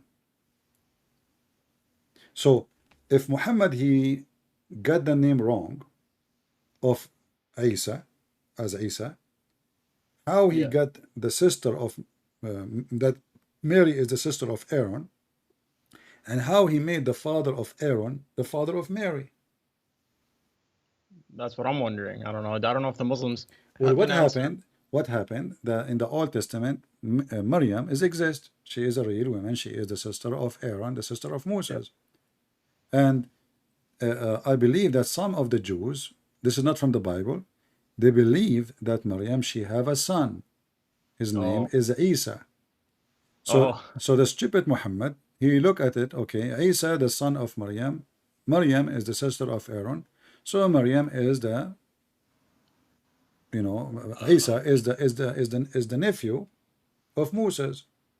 And this is why here you see in the Quran, the whole chapter here is called the chapter of Ali Imran. When you see the name, you think, oh, this is talking about Moses. And by the way, even Imran is wrong, because in the Bible it's Umram, M, not N. So this guy is deaf. He did not know what the Jews is saying. And maybe because the Jews are speaking in their Hebrew, so he did not get the name right. It is Umram, not Umran. So Umram, suddenly he became the father of Mary, and his wife, she gave birth to her, and he mentioned even Zechariah, and he mentioned John the Baptist, which is Yahya, which is additional proof that Muhammad is a fraud. Why? If you ask a Muslim why we cannot find the Quran using the word Yahweh, this is what God, he said to Moses when he met him, right? Yeah, 100%. Who are you? Yahweh. Okay, why we cannot find in the Quran the word Yahweh? They say to you because the Bible is corrupted, and this is a fake pagan God. You changed. You changed. But then when you see Zechariah, Zechariah is part of the name of Yahweh, the same as Yahya. So Muhammad, because he is a stupid, he copied the names, but he do not know what the names meant, as usual.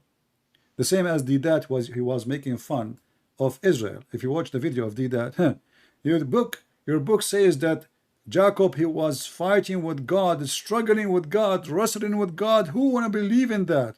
But then his Quran says Israel. The second you accept the name, you accepted the story, because Jacob, his name is Jacob. How he become Israel? Yeah, you're a smart guy. Well, I didn't realize that until I heard you say it. I'm like, this guy. I'm happy we have Christian Prince. So the Muslims are people who they laugh at you, but in fact they are laughing at their own religion. They forgot that Islam is a counterfeit of other people books. The same as that he was making fun of the Bible, says that God created the sun in the fourth day. How that can happen? The earth was without light, but the fact the Bible says God, he said from the beginning, let be light, and light was. And then we find that Muhammad copying exactly word by word, and he says he adds some of some shrimp and some spice as usual. So he says that Allah, he created the sun, the light actually, in Wednesday. The same thing that was laughing at is the same thing Muhammad, he said, and this is Sahih Muslim, which is Sahih. The video of that is there. So when the Muslim, like today, even the guy, the reason we are here, we were talking about how Eve, she was, and the women, they were supposed to be punished, right, for the sin of Eve. So he was asking why women are punished. Then we open his books and we find that his God, he believed that the reason for everything wrong is women, because of Eve. So they laugh at you because of their ignorance, or they are assuming that you do not know, so they can play with you. But if the second you know what is in their books, you get their laundry and you put them in their face. Yeah. 100%. I started to save your work, because I'm really sick of these. Like, you know why I started calling? it's funny. The only reason I started calling was because I started to look at the guys that were doing a terrible job, and I get frustrated, man. So it forces me to call. You know, just like you said you don't want to do this job. It's a stupid job, but nobody's doing it, so you have to do it. Yeah, you know, study more, get reference ready. When you want to speak about something, have it handy. And because they will not give you time, they will hang up on you, you know. They will not let you talk. The second they notice that they are not making good of the conversation, you know, doesn't serve their business, they will hang 100%. Up on you. 100%, man. All right, my friend. Yeah, I learned a lot from you, man. Thanks. You're welcome. Thank you for calling. Have a good day. You too.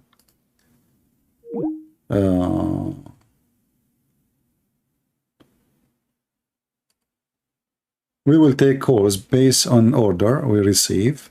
So there's some people that text me already, but I will take the first one who texts before you guys. Let's see.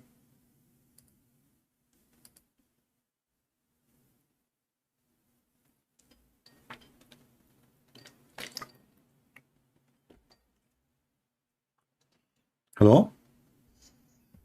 Hello? Yes, who is with me? All right. I'm a Christian, so all right. Thank you. Yes. First of all, I want to thank the Lord Jesus Christ for giving us eternal life through his death, burial, and resurrection, so that we might be saved. Amen to that. And also, I want to thank you for giving me the opportunity just to speak. I'm not going to take long. I just want to say just a few words, and I'm going to leave. Can I say that? Sure. Thank you, sir. Yes, I've been watching your video and your previous videos, and I've seen that Islam is an exposed cult which needs to be rebuked, and it has to be told, especially the followers, that unless you accept the Lord Jesus Christ, who came into this world to die for our sins, so that you and I may go to heaven, if that message is not preached to them, they are blinded to the gospel, and they will deny the Lord, and they will die, and they will go to hell. That's number one. Number two, what you have also exposed in your videos is, number one, the Muslims are hypocrites. And what you have just said, like during your own videos, is evident by what we see today in this world. Just recently, I was watching a video of, you see, in TV, we always see, oh, Palestine, what, Israel, killing them, blah, blah, blah. So I want to research about what was happening because, we in Africa, we don't listen much to those things. We listen to our, to our concerns. But anyways, I was looking to what was happening in regards of Palestine and Israel and stuff. And when you dig deep to the history, you realize that the issue of Palestine and Israel, first of all, Palestine is not an Arab land. It is not. I was reading this website talking about the Arab conquest of the Israel-Palestine land, which is Israel, by the way. That land is called the land of Israel. Before the Arabs came and conquered that land originally belonged to the Jews. Of course, there was the occupation of the Greeks and the Romans, because the Romans also conquered as the form of their empire. But originally, when you read the book of Genesis, chapter 11, chapter 12 or chapter 11, between those chapters, God tells Abraham, leave your kindred, leave your family, and go to the land which I will show you, which I will give unto you and unto your descendants. And that is the land where our Lord Jesus Christ was born, in the land of Judea, the land of Israel. That was until the Arabs came under, I don't know who's their leader. They came and they conquered that place. That was before we had there was no Arab identity in Israel ever since, until the Arabs came and conquered them, the Arab Muslims. So when they were exiled from their land, because it was from 70 AD up to 1949, when Israel was declared as a nation. That is over 1,300 years. Over 1,300 years, the Jews were outside of their land because they were being exiled. And when they come back, they want to make noise. They don't want to go back to the history. They don't want to go back to what happened, but they want to use their feelings. Why? Because for them, feelings is just what they have. It's what I realized. That's step number one. Number two, they love talking about the issue of terrorism.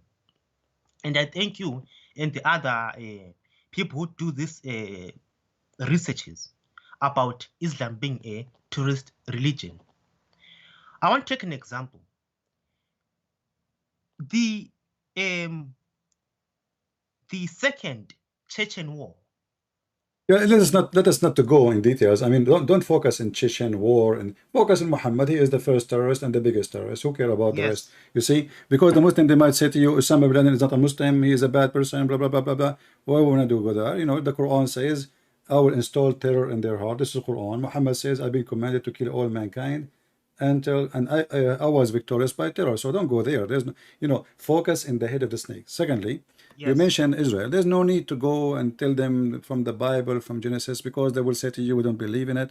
The Quran, chapter 5, verse number 21 says that Allah told Moses, and Moses told the people, "O my people, enter the Holy Land, which Allah has assigned into you, and do not turn your back from fighting for Allah's cause," supposedly, so you can be loser. So according to the Quran, the Jews, they have a duty to kill every single Palestinian, not to leave one of them, and to take the land, for this is a land being given to them.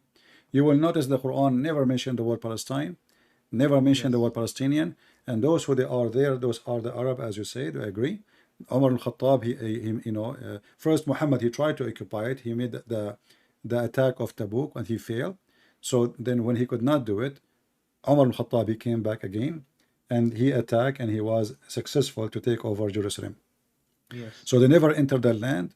That land never spoke Arabic before, and even long after nobody speak Arabic, the first one who started making the population speak Arabic, it was Abdul Malik ibn Marwan, and all the Muslims, they knew that. This is their history, they cannot deny it.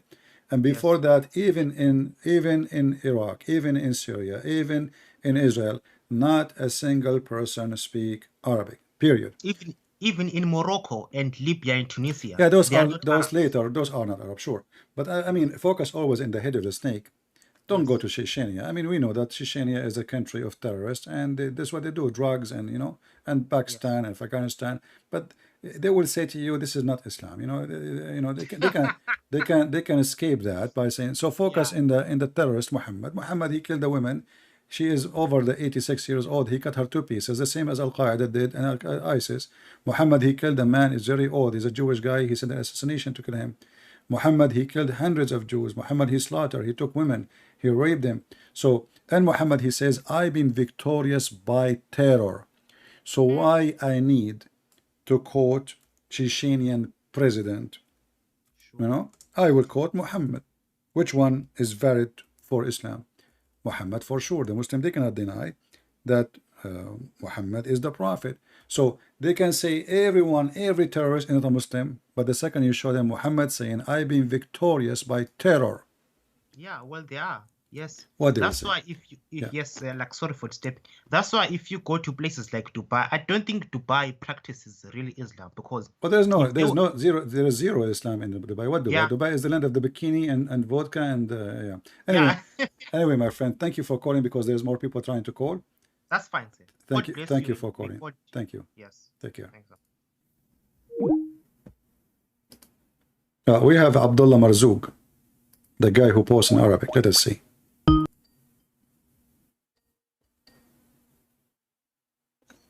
Hello?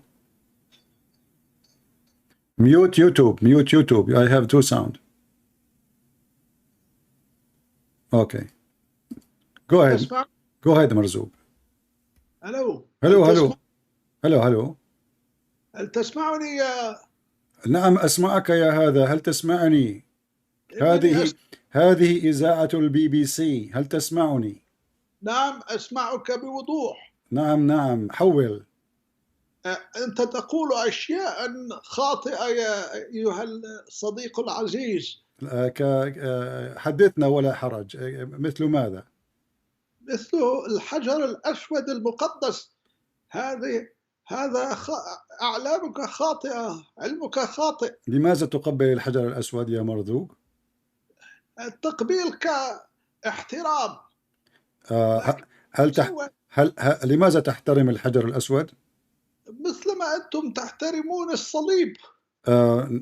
الصليب، المسيح قتل على الصليب. هل قتل محمد على الحجر الأسود؟ نعم. هل قتل محمد على الحجر الأسود؟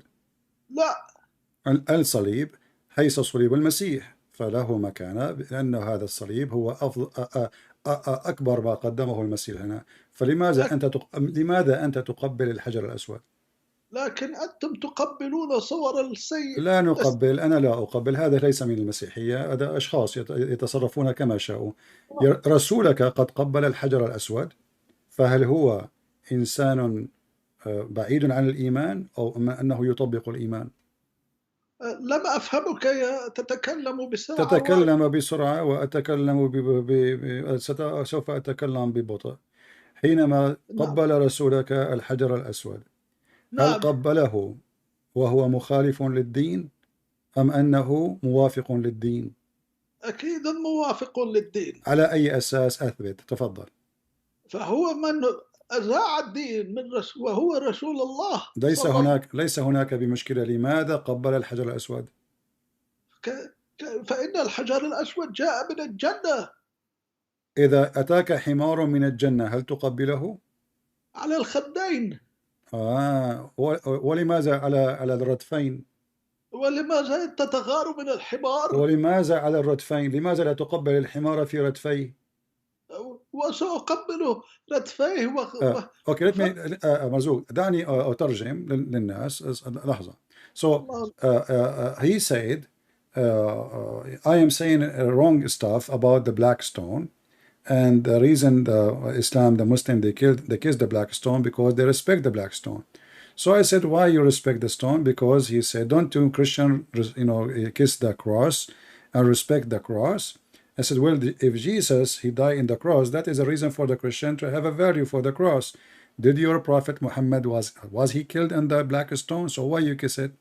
He says, and I asked him, when he did, he was doing that in agreement with the religion of Allah or against the teaching of Allah? He says, in total agreement. مرزوق، حينما قبل محمد كحجر الأسود ماذا حصل؟ حصلت أعجوبة في السماء والأرض. ما هي؟ فمئات من الأشخاص أصبحوا مسلمين صلاة الله السلام عليه. مرزوق، هل لديك كاميرا؟ لا. هل أنت متأكد؟ نعم. يعني أحس أنك تعصر نفسك عصرا. أعصر نفسي؟ ماذا تعني في ذلك القول؟ طب اسمع. رسولك قال أن من قبل الحجر الأسود أو لمسه والركن اليماني فإن الحجر الأسود والركن اليماني يعني يمحي ذنوبه. ما رأيك؟ نعم. فأصبحوا مسالمين مع الله سبحانه وتعالى. كيف يمحي الحجر الأسود الذنوب؟ لا، الحجر نفسه لا يمحي الذنوب، إنما ما هو وراء الحجر. ما هو وراء الحجر؟ أفصح. مثل ما عندكم الكاهن يمحي الذنوب. الكاهن لا يمحي الذنوب في المسيحية. ليس الكاهن، إنما الصلاة نفسها هي التي تمحي الذنوب. أنت قد لمست حجرا، فكيف لمس الحجر؟ الحديث يقول من لمس الحجر اليمني، الحجر الأسود والركن اليماني، هذه الحجارة، فقد مسحت خطايا. من يمسح خطايا بلمس الحجر؟ هذا مثل التقاليد، مثل الرمز. حينما سيدنا عيسى أغسل رجلين التلاميذ، فإن ما دخل هذا بهذا؟ هذا حجر لا يضر. عمر قال هذا حجر لا يضر ولا ينفع. نعم لا يضر ولا ينفع.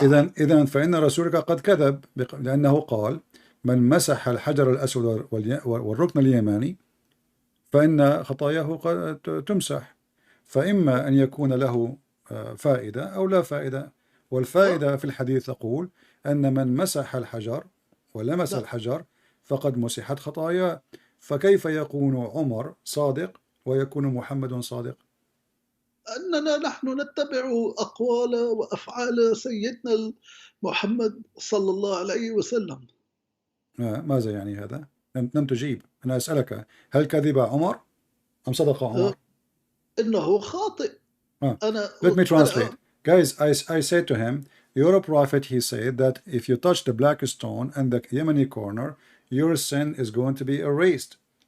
And then I said to him, Umar, he said, the caliphate, that the black stone is useless, neither harmless, which means doesn't do anything. It's useless, it's harmless, doesn't hurt, doesn't benefit.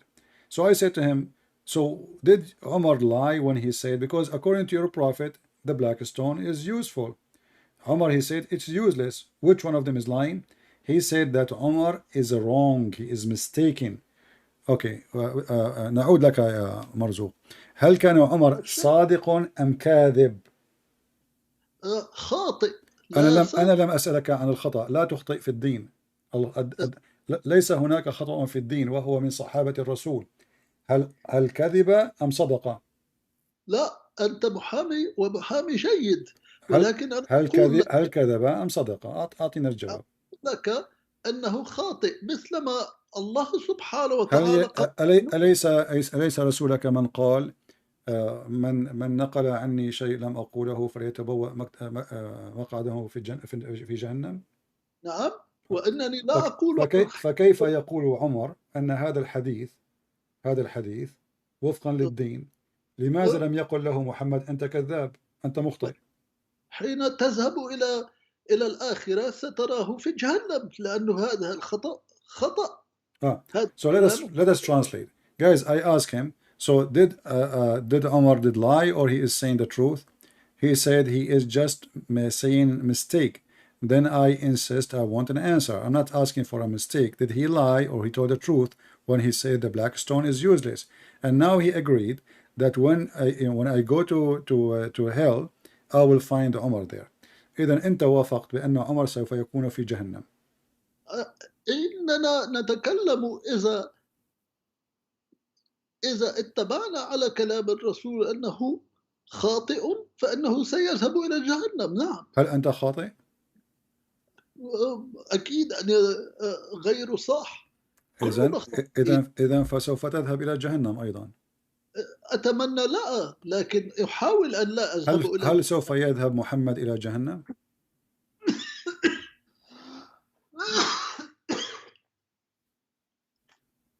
العذر يا أخي. هل سوف يذهب محمد إلى جهنم؟ هذا أنا لست بالله واستغفر الله العظيم. أليس القرآن قال وما منكم إلا واردها؟ أنا لا أقدر أن أجاوب لك هذا الجواب. Guys, I'm asking him. Let me. دعني أترجم. He said, are you going to go to heaven, to hell? He said, maybe. I don't know. I'm not sure. I'm not God. I said, what about Muhammad? He will go to hell? He's not sure. I said, well, isn't it the Quran says, not even a single one of you, but he will enter hell? And then he said, I cannot answer this question. لماذا لا تستطيع أن تجيب؟ وما منكم إلا واردها. القرآن قد أجاب. وما منكم إلا واردها. ورد الشيء أي أتاه وأقبل عليه ودخل فيه. أنني لا أعلم. لا أعلم. أنت لا تعلم، القرآن يعلم. القرآن يقول بأنه وليس منكم حتى شخص واحد إلا واردها جهنم. Not even a single one of you, but he will enter hell. فكيف ترد بقول لا أعلم؟ هل عدم العلم من جهلك أم من جهل الرسول؟ من جهلنا جميعا. إذن رسولك جاهل. طبعا كلنا جاهلين في هذه الحياة. نعم. أحسنت يا مرزوق، أحسنت. هل ربك جاهل أيضا؟ أنا قلت كلنا جاهلين في هذه الحياة. ربنا ليس منا. ربك، ولكن المتكلم هو ربك، فلماذا لا تعلم ربك قال المتكلم وما منكم إلا واردها. المتكلم هو الرسول. المتكلم هو الرسول ليس الله. ليس الله المتكلم. إذا القرآن من صنع البشر وليس من صنع الله. المتكلم هو من أتاه الوحي. هل هو وحي أم أنه كلام الرسول؟ فهو من الوحي الذي أتى للرسول. إذا المتكلم هو الله. المتكلم ليس هو الله، فإنما من الذي قال وما منكم إلا واردها؟ ولما يهمك إن ذهبت إلى جهنم هل تريد أن تصافح؟ Let me translate. Things is getting funny. Those who translate Arabic, they will die with this video. So listen, guys. So I said to him, so your God, Allah, he said, not even a single one of you, but he will go to hell. Not like here in translation says pass over it. He will enter hell. He says, yes, all of us we will go to hell. What is the problem? I said, including Muhammad? He said, including Muhammad. I said, what about Allah? He said, no, Allah is not one of us. I said, okay, how come Allah is saying not a single one of you will enter it, but you said to me, I do not know how to answer the question. مرزوق وما منكم إلا واردها هل أخطأ محمد أم أخطأ الله؟ سألتني هذا السؤال من قبل قليل. لم أسألك أن أخطأ الله أم أخطأ محمد. هذا سؤال يعني مبتكر. هل أخطأ الله حينما قال هذا الكلام أنه كان صحيح؟ أنت تتبع أسلوب التضليل فتلف وتدور. وأنا أقسم بالله أنك سألتني هذا السؤال. أنا ألف وأدور. لست أنت من تدور حول الكعبة 7 مرات؟ 9 مرات. فأنت إذا متعود على الدوران فدور معي يا أخي. لماذا هل أخطأ الله حينما قال أن ليس منكم حتى بشخص واحد بل سوف يدخل جهنم؟ اسمعني يا صديقي العزيز. نعم. اسمح أن أرد عليك بطريقة ثانية. نعم يا أبو حفص. حين أغرق الله سبحانه وتعالى البشرية جميعا فقال لنوح أنا أخطأت ولا يجوز مني أن أعيد نفس الخطأ. ففي المستقبل أين نجد هذا الكلام الذي قلت لي؟ نعم. العهد القديم. هل أنت تؤمن بالعهد القديم؟ أنا أؤمن بجميع الأديان. هل أنت هندو؟ لا، أؤمن بجميع الأديان السماوية. السماوية. هل الإسلام دين سماوي؟ نعم، فإنه دين سماوي. Let me translate. Guys, he is saying that you are a person who asks questions and you go around it in circle. So I said to him, don't you Muslim, you go 7 times around the Kaaba? Go with me. Let us circle together. He's trying to avoid answering any question. And then now he is saying that Noah, he said, don't make the mistake again when the flood happened. And I said, where do you get this from? He said, from the Old Testament. I said, you believe in it? He said, I believe in all religion. I said, do you believe in Hindus? He said, no. He said, I believe in the sky, heavenly religions. So I'm asking him, is Islam is a heavenly religion? So, مرزوق, هل الإسلام دين سماوي؟ الإسلام نعم أتى من السماء، أتى من الله. هل الله في السماء؟ نعم. في أي سماء؟ هل نظرت إلى الفوق؟ لم أنظر إلى فوق، لا أنا أنظر إلى تحت. يمكن أن تنظر إلى تحت. وهل هناك فوق وهناك تحت؟ والشمال والجنوب والغرب. ليس هناك فوق ولا تحت. أنت الآن إن كنت في النهار تعتقد أن ما فوقك وما فوقك هو تحت في في في في في في ساعات أخرى من الليل سوف تصبح تحتك. ما هو فوقك الآن هو تحتك غدا. اسمع، كيف يكون الإسلام دين سماوي وهو يعلم الزنا والفحشاء وحتى اللواط؟ اللواط؟ نعم. ماذا تقول يا؟ So let me translate. I'm saying to him how Islam is. He says Allah is up. I said, we're up. What is up now is going to be down later in a few hours. So I said to him how Islam is a heavenly religion, like the same as Abrahamic religion. If your God Allah he teach fornication and teach even loudness and homosexuality. he said homosexuality. Where is that? Okay. Isn't it أليس رسولك من قال أنه في الجنة لسوق ليس فيه لا بيع ولا شراء إلا صور النساء والرجال؟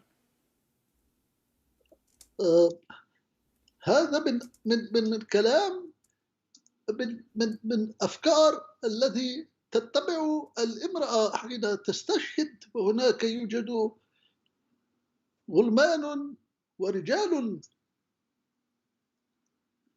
هل فهمت علي؟ لم أفهم. هل تكلمت بالعربية؟ نعم. أي لغة هذا؟ أنا لم أفهم شيء. أعد. أعد. what نساء؟ أي نساء؟ أسألك هل وعدك الرسول في الجنة بأن هناك سوق فيه ليس فيه بيع ولا شراء إلا صور النساء والرجال، فإذا اشتهى الرجل صورة دخل فيها؟ نعم، صورة للنساء. صورة لا، صور للرجال والنساء. صور للرجال صور، وإذا من اشتهى صور موجودة. إن كانت امرأة فتشتهي. لا. Okay, let me translate. Guys, I said to him, isn't it your prophet? He says that in heaven there is a market where there's no buying nor selling except images of men and women, and if a man he like an image to have sex with it, he enter it. He says, yeah, it says, but it doesn't say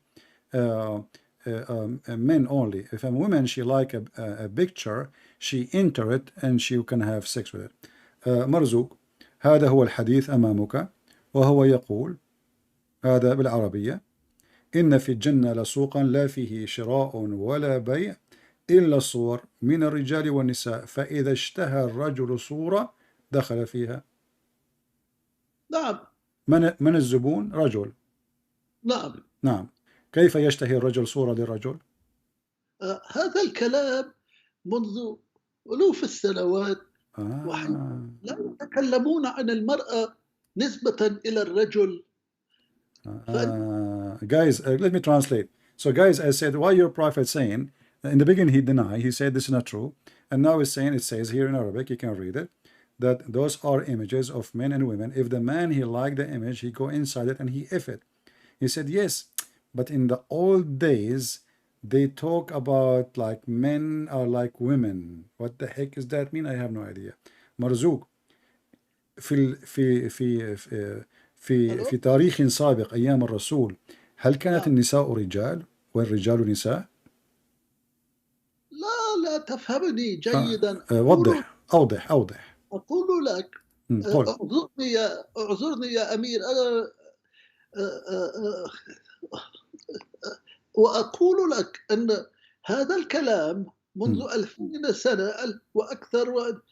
هذا الكلام منذ أبد الزمان، وحيث النساء لم يكونوا في المستوى الذي نقدر أن نتقبلهم أنهم يشتهون الرجال.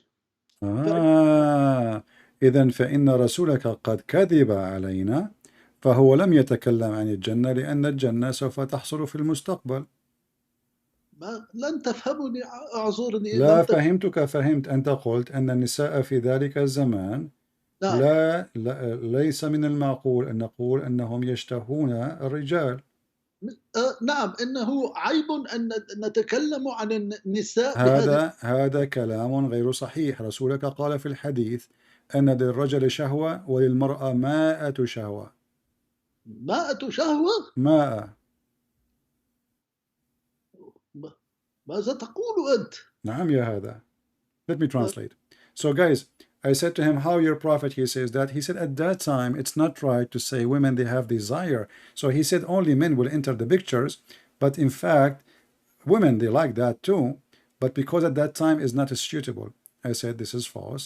Because he said the customers are only men. And he said at that time, but I said to him, but this is about the heaven time, in the future. So if it was not a good thing to say at that time, the prophet is not promising us something for that time. He is promising us for the future, for this is about heaven. Same time, he said that women didn't have a desire like the man. I said this is false. Your prophet, he says, the man have 1 desire, the women they have 100. مرزوق، هل للرجل شهوة واحدة وللنساء شهوات. هل أستطيع أن أسألك أنا سؤال؟ لقد سألتني كثير من الأسئلة. هل تغير الموضوع يا هذا؟ لا لا لا أبدا أبدا. أوكي. بس لقد أنا أزعجني كلامك عن الدين الإسلام وعن النبي محمد. أريد أن أفهم منك، هل لديك كره لهذا الدين ولسيدنا محمد صلى الله والسلام عليه؟ Okay. Let me translate what you said before we continue. So guys, he don't want to answer this question about women. They have a lot of desire according to his prophet, because now he don't like it. So he said to me, I have a question, because you asked me many questions. Time for me to ask you a question. Do you hate Islam and you hate our prophet? My friend, مرزوق، هل أنت ضد الكره؟ طبعا. هل أنت ضد العداوة؟ هل العداوة من الشيطان؟ العداوة هي الشيطان. العداوة هي الشيطان. صدقت يا هذا. إذن كيف تفسر أن الرسول في قرآنه قال أن الله سوف يضع العداوة والكره والبغضاء بين المسيحيين؟ فهذا فعل أصبح صحيح. إذن ربك هو شيطان. الرب ليس الشيطان. أنت من قلت أسألتك من لحظة، سألتك هل العداوة من الشيطان والكره من الشيطان؟ قلت نعم. صحيح؟ لكنك لم تجاوبني على سؤالي من أنا أجيبك الآن. أنا أجيبك. أنت قلت أن العداوة من الشيطان والكره من الشيطان. هل صحيح أنك قلت هذا أم تنكر؟ هذا كلام، هذا غير مقبول. أنت قلت، هل قلت أم لم تقل؟ هل قلت أن العداوة، هذا مسجل، هذا الحديث مسجل، هل قلت أن العداوة والكره من الشيطان؟ نعم أم لا؟ طبعا. أوكي. بس طبعا ممتاز. إذن إلهك الله في سورة المائدة قال إنه سوف يزرع البغضاء والعداوة في صدور النصارى حتى يوم الدين. وأنت قلت هذا كلام صحيح. وإلهك هو الذي قال إنني إله، إنني إله أغار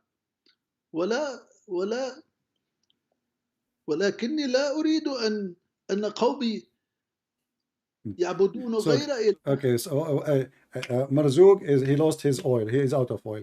So listen مرزوق، ما دخل هذا بهذا؟ اسمع، هل الله هو الشيطان أم أنه إله؟ So when my God he says he is jealous, well he don't allow anyone to worship someone beside him, because he is the one who created us. Why you want to go worship somebody else? So this has nothing to do with our topic. I'm asking you, I said to you, why you said do you hate Islam? I said to you, are you against hate? You said yes. Are you against enmity? You said hate. I said, so why Allah wanna spread hate and enmity between the Christians? Isn't it Shaitan is the one who spread enmity? You said yes. And now I'm asking you, why Allah, if Allah is not Shaitan, why he spread enmity? He don't want to talk about it, he want to answer. Marzouk, لماذا الله يلعب دور الشيطان؟ أهو شيطان لعين؟ لماذا يزرع البغض والعداوة بين الناس؟ أخي العزيز، إن أجبتني أنت فأنا مستعد أن أجبك. أنا أجبتك.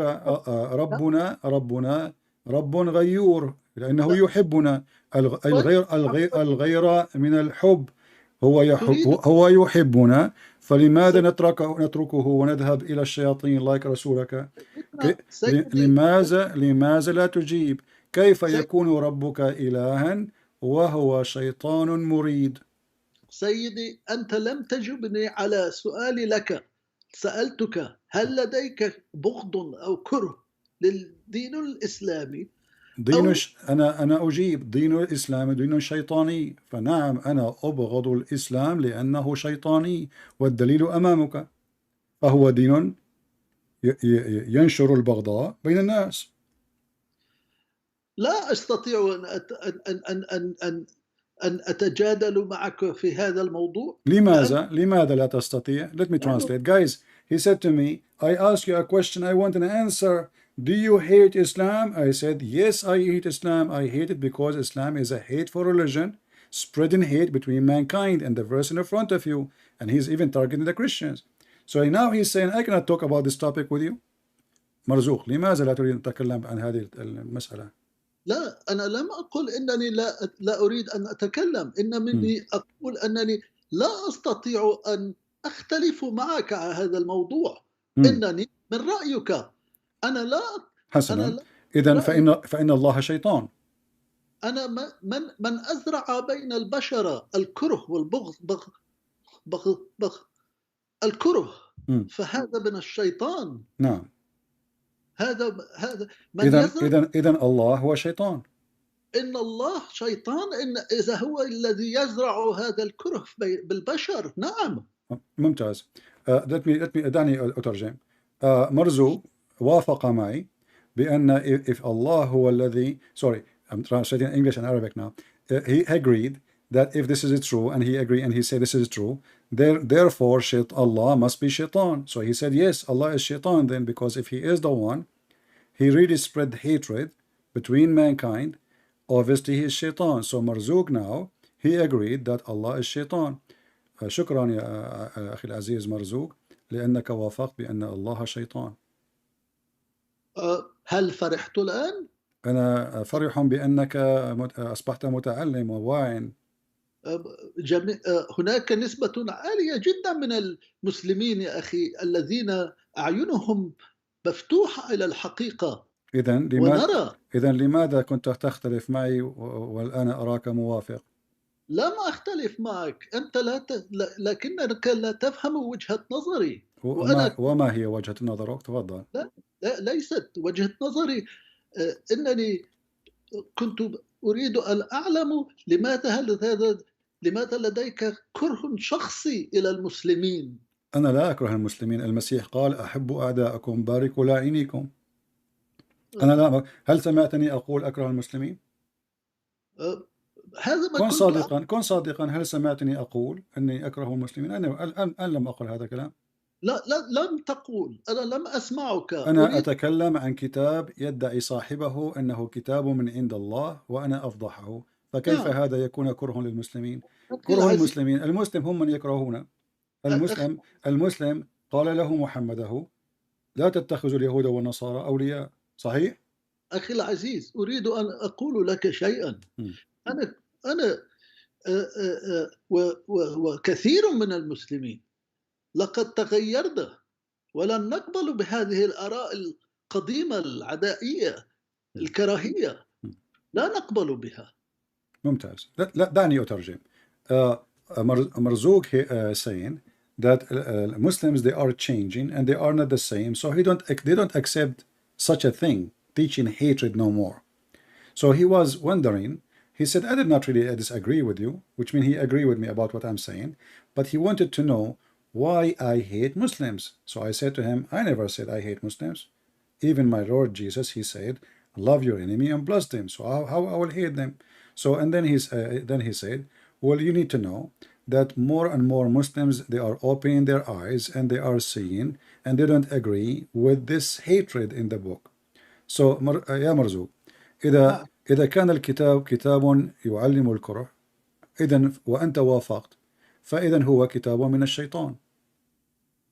هذا الكلام صحيح. إنني لا أقول لا. إذن دعني أترجم. سألت مرزوق. I asked Marzouk, why? So you agree with me that this is a book from Shaitan? He said, yes, I agree with you. It's from Shaitan. تفضل يا مرزوق. إننا رأينا هذا الكتاب الذي أوصل بالإنسانية إلى البغض والكراهية بواسطة عملاء الشيطان الذين أعلامهم السوداء.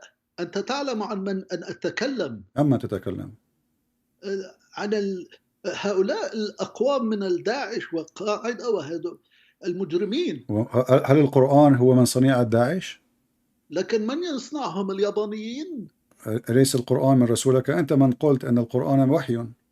نعم. أنت من قلت أن القرآن وحي. هل هو كان وحي من داعش أم أنه وحي من الله؟ يا صديقي العزيز، من أين أتى هذا الوحي؟ أتى من يوحي بالبغض والكراهية. من من؟ من الشيطان. من الشيطان. إذا okay, let me translate. Guys, he said to me, those things, the one who practice those things is like people like Daesh, ISIS, Al-Qaeda, etc. But I said, well, you know, but isn't it, this is the Quran? This is the Quran. Is the Quran is the one who inspired the Quran to Muhammad? Is Daesh is the one? Is ISIS is the one who made the Quran? He said, no. It is the one who inspired that is the one who teach hate. I said, who? He said, Satan again. Okay. So let us go now. بما أنك موافق معي بأن الشيطان هو من أوحى القرآن إلى محمد. هذا يعني أن محمد رسول الشيطان. نعم، وما بها هذه ليست تجربة جديدة، إنها معلومة جديدة. هل أنت فعلا مسلم أم أنك أنا مسلم، لكنني لست مسلم من هذه العقيدة، لا. إذا هل بإمكانك أن تقول الشهادة؟ نعم. تفضل. ولما تريدني أن أقولها؟ لكي أتأكد أنك مسلم. بعد كل حديثي الآن وأنت لا ماذا سوف تخسر إن قلت الشهادة؟ قل الشهادة. هل أنت مسلم فعلا أم غير مسلم؟ لا أقول الشهادة. لماذا؟ لأنني لست من المؤمنين بهذا الشيء. إذا أنت قد تركت الإسلام. إنني أترك الإسلام، نعم.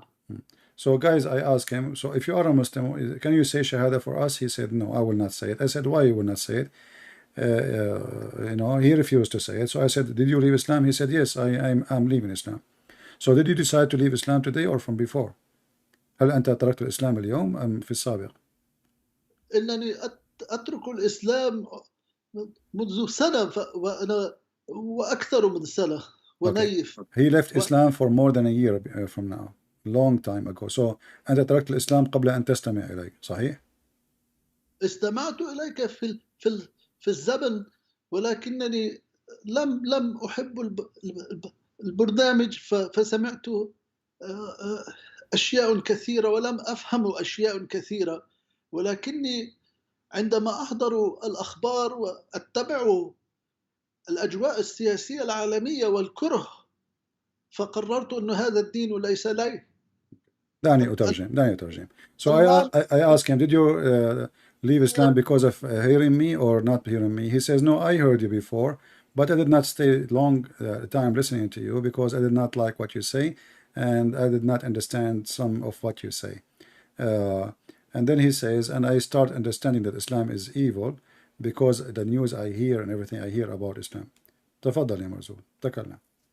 فإنني أرفض أن أتبع هكذا دين يريد أن يبشر الناس بالكره والبغض. ممتاز. He says he refused to follow such a religion teaching hatred and enmity between people. وقد ابتدأت أن أقرأ قليلا من الإنجيل لكي أن أفهم ماذا يتكلم هذا الدين. ووجدت أن سيدنا عيسى الصلاة والسلام عليه، فإن هذا القول قول محبة، غفران، ليس كره. He said that he started reading the gospel and he found that the teaching of the Messiah, peace be upon him, as he say, is a teaching of love and forgiveness, which he liked. تفضل. فلم أجد في الإنجيل، هل هناك أي شيء في الإنجيل عن المسيح يتزوج فتاة عمرها لا يناهض العمر 6 سنوات؟ هو يقول لم أجد في الإنجيل أي شيء. Sorry, I'm translating Arabic. He said, I did not find anything in the gospel about Jesus marrying a child. She is 6 years old, but like what Muhammad did. So مرزوق، هل أنت أصبحت مؤمن بالمسيحية أو أم أنك just معجب بالمسيح؟ إنني معجب ومحترم ومحب للمسيح. أنا لست مسيحيا ولا أظن أنني مستحق بهذا الدين، وأنا لا أقول هذا لأنك مسيحي، فلأنني أنا مقتنع بأن هذا دين الحب، فليس في الكتاب كراهية، أما في القرآن فيوجد جميع الكراهيات. No. So he said, I am not a Christian, and he don't think he deserves to be a Christian, But he is not saying that to me because I'm a Christian. He believed that the Messiah deserved respect, and he loved the Messiah, the way the things he say. يا مرزوق هل تريد أن تشارك بأي شيء آخر وتضيف على شيء؟ أريد أن أتشكرك لقبولي في هذا البرنامج الذي ينور الناس ويعطيهم الحقيقة. أهلا وسهلا. يا ليت لنا معلوماتك التي أنت عندك إياها لكي أن نكمل في هذه الرسالة. باركك الله وأطال من عمرك بالصحة والسعادة. شكرا يا مرزوق. السلام عليكم. وعليكم السلام. Yeah, he said, may Allah bless me. So he still believe in Allah. I don't believe in Allah. But anyway, this was how he wanted to express himself. So he said, thank you very much for having me. And I'm thankful for the information you share, you know, etc. Well, I don't know. I thought he is going to debate me and argue with me. It turned to be that the guy agreed that Muhammad is a fraud.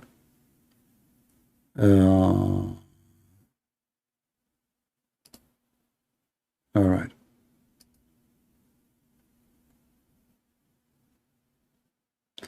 Somebody is asking me a question. I am a Christian. A question about the name of Allah in Arabic Bible. If we can speak about that, for sure, no problem. The answer is very simple. This is a translation, and it's a false translation. This is, you know, even the translation of the Arabic, by the way, Arabic Bible, if you go and you see it, you will see that the one who shared in the translation even was Muslims. So this is a false translation. Any translation, like, you know, the Muslim here, they say the word Christian. You see in the screen, it says a Christian. But in the Quran, there is no word for a Christian except Nasara. And we don't accept to be called Nasara. But the Muslim translations say Christians. So same as those who they translated the gospel into Arabic, they use the word Allah instead of using the word God. That is a false translation. You ask them why, they said, well, those Arab, you know, we are Arab, we live in between the Arab, and if we say different word, they will think we worship different God, and, you know, that will cause problems. So they are doing taqiyya. This is hypocrisy, and this is false, and we don't believe in such a garbage. If you go if you open the Aramaic book, the Hebrew book, the Greek book, you will not see anything. So the word Allah appear only in a Christian translation. For the Bible in a country, the majority of it is Muslims. That is the effect of terror.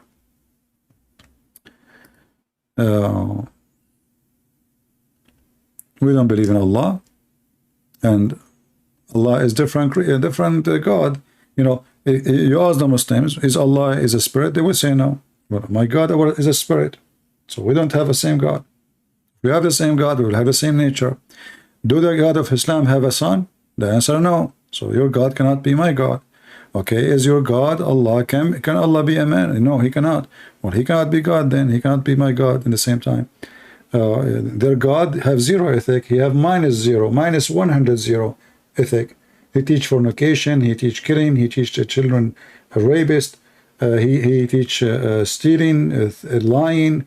When Jesus, he said, the father of all lies is Satan. So we don't have the same God. So the Muslim, when they hijack some names and they add them in their books, it's just to fool you. However, if somebody is a Christian and he uses a false translation, that is his sin. This is not from the Bible. We don't believe in Allah, and Allah has nothing to do with us. Allah is two words, Al and La. La is the one God. As simple as that. If you go in the Quran, chapter 1, verse number 2, it says, Alhamdulillah. Even the Quran get Allah busted. If you look at this word here, and you look at this word here, you will notice they are not the same. Even if don't you speak Arabic. Did you notice what is missing? This letter here, the first letter, I did not highlight it, cannot be found here. Do you see it? If Allah is the name of the God of Muhammad, you cannot take any letter out of the name. Name is a name. You don't add words. You don't take words. You don't add letters. You don't take letters. So when you say Messiah, Messiah. When you say the Messiah, the is not part of the name. Correct? The Messiah is not part of the name. So we can say Messiah, we can say the Messiah. Allah is two words. So here the Quran says in the verse number 2, Alhamdulillah, li, lah. You ask anyone who speak Arabic, what li mean? Li mean two. Li, let's switch to our English. Li is equal to 2.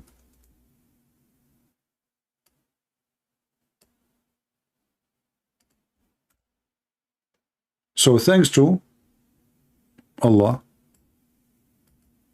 Okay, wonderful. So li is 2. What is left of the word? Lah. That is the name of their God. Thanks to lah. Go right now and search what the word lah is. It is the moon god. It's not something we can change history. I mean, this exists for thousands of years before Muhammad he came to exist. So no way we can go and do editing for history just to make it fit with our, let us say, agenda.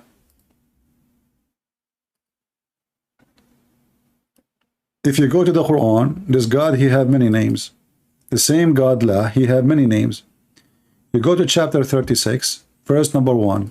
It says, Yasin. Yasin.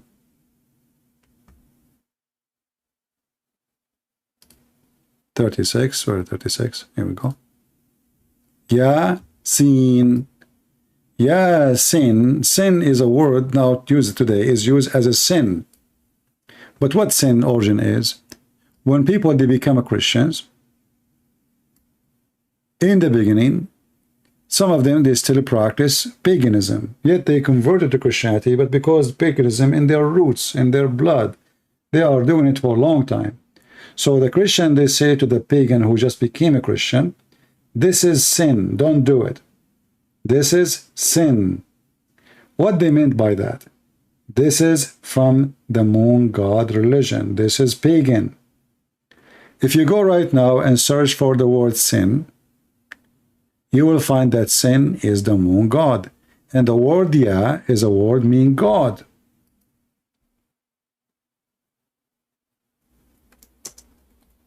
We are not making things up. Sin is the god of the Babylonian area, which is the moon god. The same as Lah.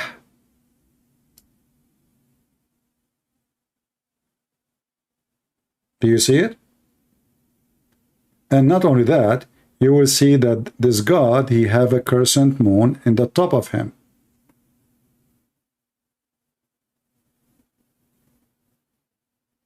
One of the other names of the god Sin or the god La is Nana, which is also called sin.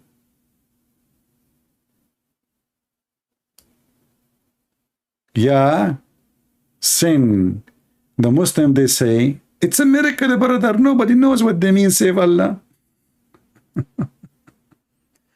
And this is telling you that this is not an Arabic word, and the Muhammadan, they have no idea how to explain it. And look how funny what they say. This is letter is a miracle, brother. How letter is a miracle? Okay, I will make a miracle now. Foo. Yeah, fee.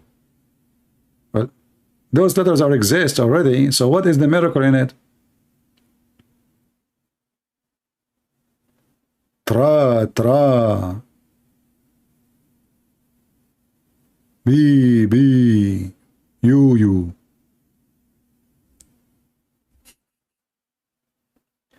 But because it is a stolen name from different culture, different religion, they do not know what it is. Yasin. How stupid is this garbage called? How far stupidity can go. Unlimited. All right, guys, I think we have a good time today. We don't see any Muslims trying to contact us. So I will log off my Skype.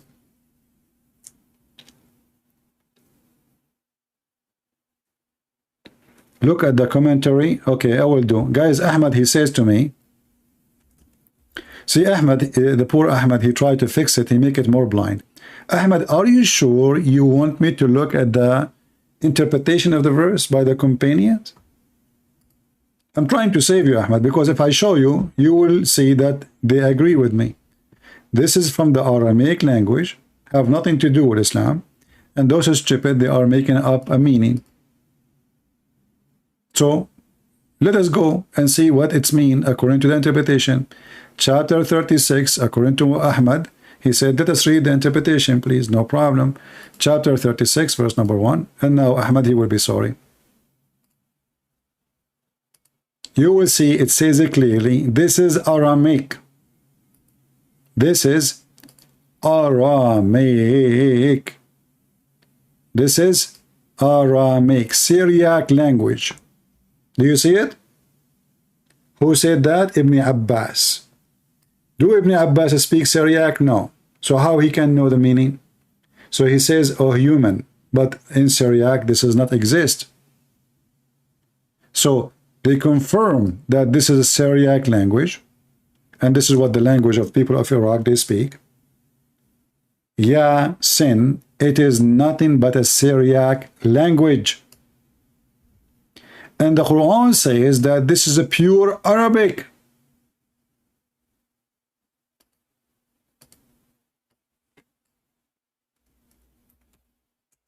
I mean, do you see the stupidity of this religion? How this book says this is a pure Arabic word, book. Pure. There's no crock in it. All those words saying the Quran is Arabic. Arabic. Here even it says in chapter 16, verse 103, this is a clear Arabic. And not only that, it says chapter 20, verse number 113, very pure Arabic. In chapter 26, verse number 95, it says very strong Arabic. In chapter 39, verse number 28, very pure Arabic, and there's no foreign language in it. And then your scholars, they say this is Syriac. Why? Your God was speaking to the Syriac?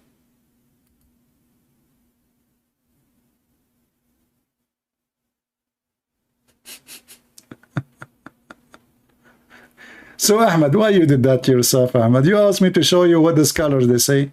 Every scholar, he give you a different interpretation because obviously it's a stupid book. And the funny is, yesterday we were playing a video of Sheikh Omran. He says the Quran explains itself. The Quran explains itself. So what Yasin mean?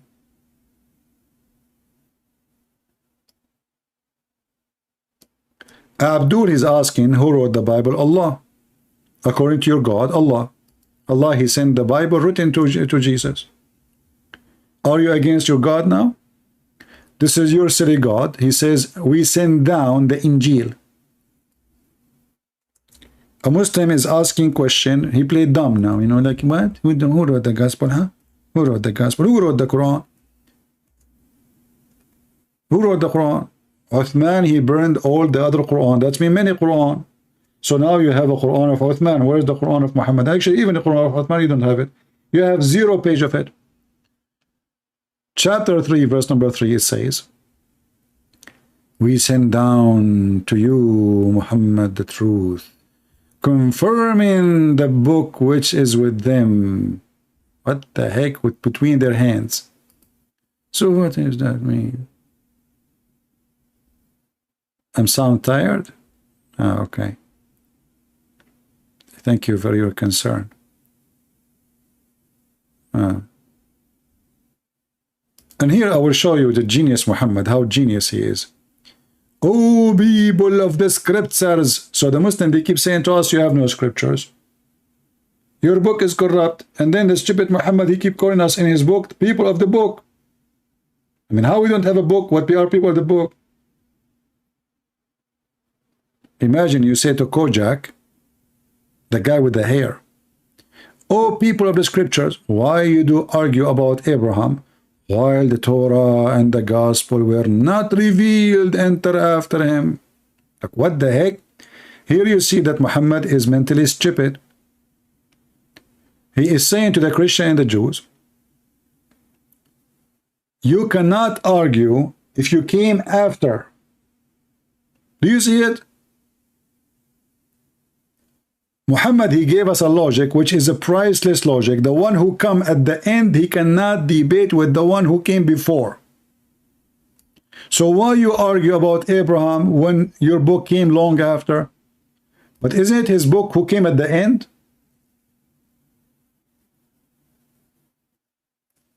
The correct word for God, there's many words. They are not even. You see, Arabic is not Arabic. Arabic is a collection of languages. So in the Quran, there's many words used in the gospel and should be used. As an example, Rabb. Don't you say Rabbi?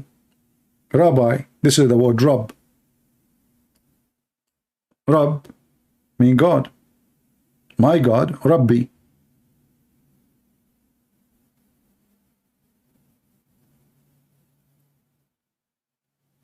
When you see the Jews, they speak about God, they use many words. Adonai, Shaddadi.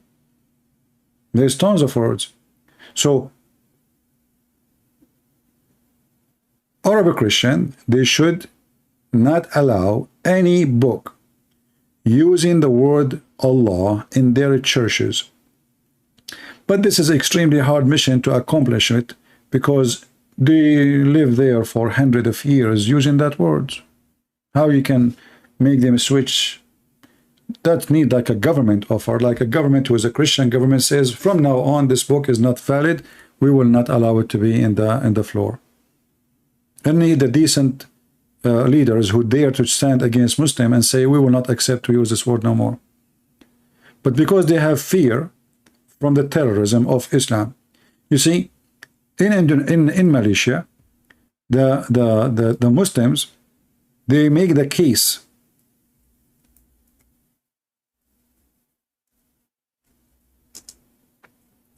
against the Christians, and the court judge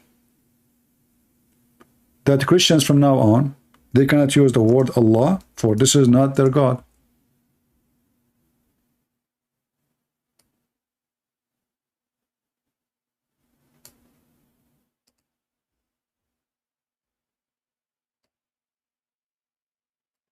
This is from the Library of the Congress.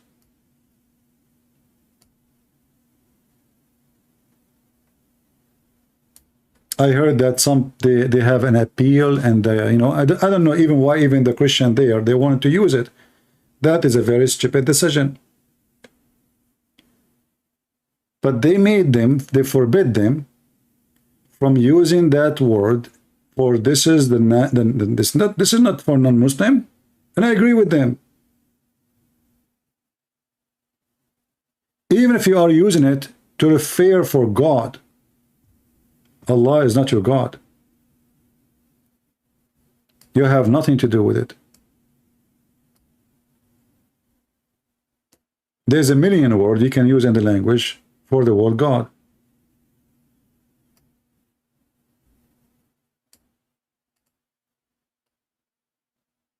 But because many of those who they are priests today in the Middle East, they are hypocrite, like Muhammad, they are doing business. They don't want to cause trouble. They think that this is the wise thing to do. I mean, we say Allah, but we don't mean the God of the Muslim. But this is taqiyya, this is hypocrisy.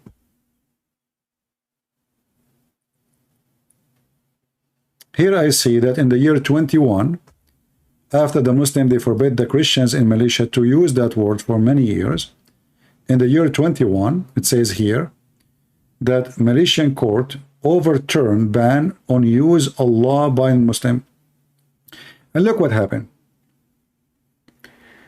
The people, the real Muslims in Malaysia, the one who support ISIS, Al-Qaeda, etc., they found that the Christians, maybe they are using the word Allah, and that will make Islam or Muslims easy to accept Christianity. Like, we believe in Allah.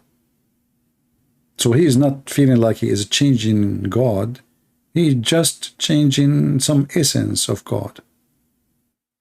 But this is not true. Allah is not our God. Allah is Satan. Allah is a satanic pagan God. So because they notice a lot of people are converting to Christianity, so now they say to themselves, maybe because they are using the word Allah in their churches, that make the word is like their belief is more appealing. So let us forbid them from using it. And they did. And then, I don't know, it says here, like in the year 21, March 10, 21, as it says in the news here, that the court, somebody made an appeal, overturned the ban of using the word Allah. For me, if you ask me, I wish they never did.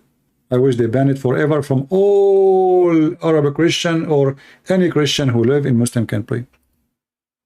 I encourage it, actually.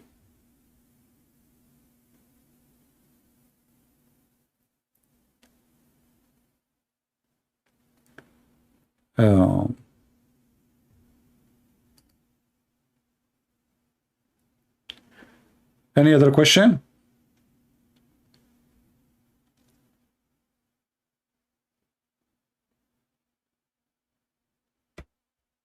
You know, name is not really important much, because you see, even when God is speaking in the Bible, he is not really giving a name.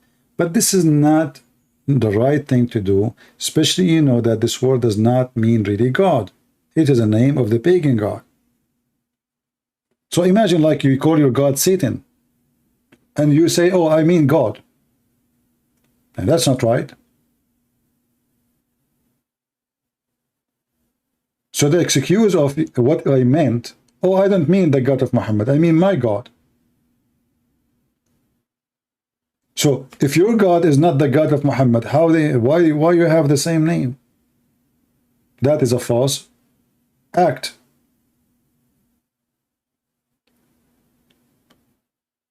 Because Islam is a terrorism religion, so those Middle Eastern, they suffer a lot.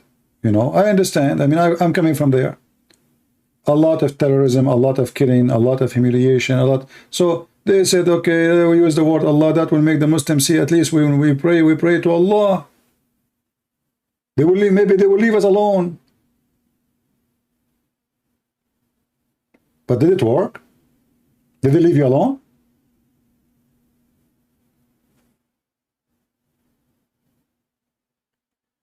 Yeah, there is some authentic Arabic translation, but I don't know where to find you.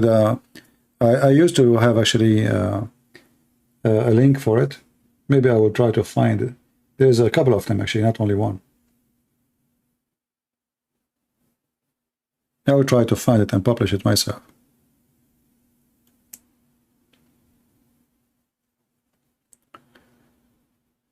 And remember, even if the Muslim, they change the name of their God and they call him the Messiah, that still is not our God. Do we agree? People, do we agree?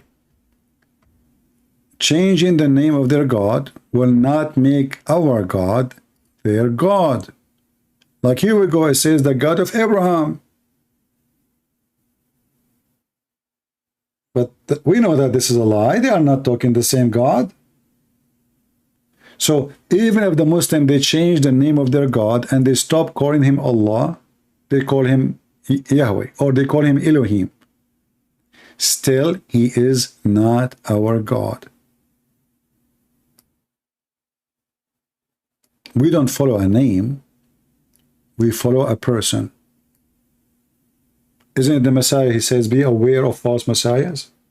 So there's many, they will come and they will say, I'm the Messiah. If you are a fool person who follow a name, anyone he say I'm Messiah, you follow him. Correct? But we don't follow a name. The Lord, he said, from their fruits you shall know them. And we know our Lord from his fruit, not from his name. Because anyone can use a name. talk about Salman Rushdie. We spoke about him yesterday.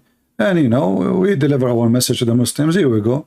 You try to intimidate, you try to kill. We will never stop. Actually, you make us more firm in our stand, and we will fight even harder against your garbage Muhammad cult. And now more people will buy his books. And the new generation do not know this guy, by the way, because his story is old. And now more people, they will start buying his book. So they thought people will forget about it. Here we go. You just resurrect his book again. Oh boy.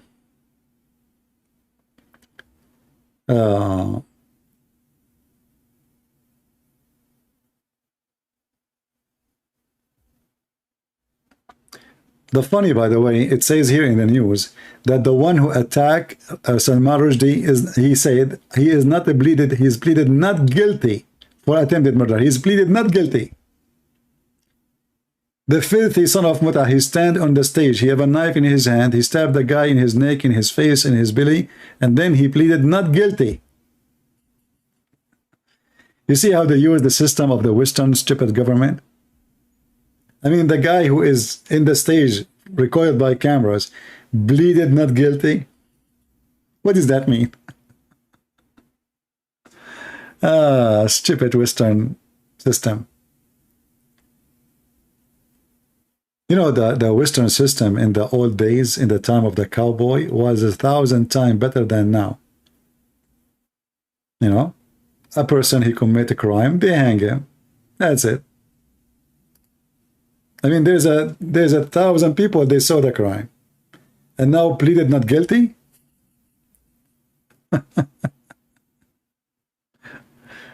Yeah.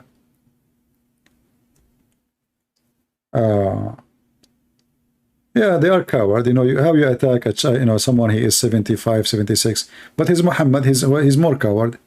Abu Rafi was way older than this guy. I think he was 86, 87. And Muhammad, he sent a man to assassinate him in his back. He stabbed him in his back. Qirfa, Muhammad, he cut her 2 pieces when she is alive. And she is over the age of 80, close to 90. And she is a woman. So don't be surprised. This is religion of the devil.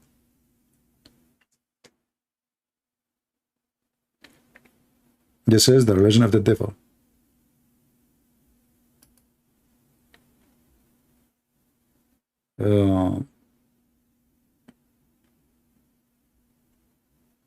And now they will start saying this guy is suffering from mental problem. Islam is not like that. You know, we know the game of the liberals. Atheists, they love the devil, Islam. You know, one day in Germany, this is a few years ago, I don't know which year, you can remind me, a fire set in a camp, refugee camp. The newspapers start talking about the Nazi, the fascist, the conservative Christians, the terrorism of fascism is coming back, blah, blah, blah, blah, a million articles around the world in many languages, you know. And then they found that the guy who burned the place was a Syrian refugee. The second they discovered that he is a Syrian refugee, they start saying he is suffering from a lot of pressure. Suddenly they execute all the excuses in the world, they are there. A day before, it was the fascist, the Nazi, the ugly, the hatred, the Islamophobic. The same story about, if you remember, we made a video about it a few days ago. 4 Muslims got killed. Biden, he said, he made a speech. We stand with the Muslims in that town. Those things are not allowed in USA. A few days after, we discovered that the one who killed the 4 Muslims, he is a Muslim. Did Biden came out to say anything? Nothing. To accuse Islamophobic. What Islamophobic? Islam is a phobia. And now it's the same. Imagine if the one who is in the stage and he was killed, he killed by a Christian?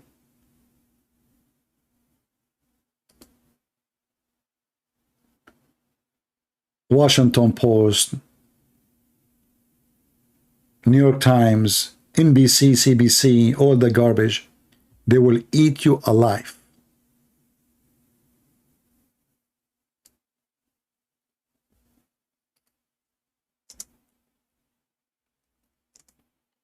We have killing and we have crimes in USA every day, everywhere. So what if they are for Muslims? And they are not like for Muslim getting killed in the same day. Just because they are Muslim, suddenly now if there's a phobia and Islamic, and hate crime, so what about the Christians who get killed every day? Should we accuse people of hate crime too? How we know that the one who's killing them not Muslims? Or maybe atheists? What's the point of saying Muslims? Why you say in the title Muslims?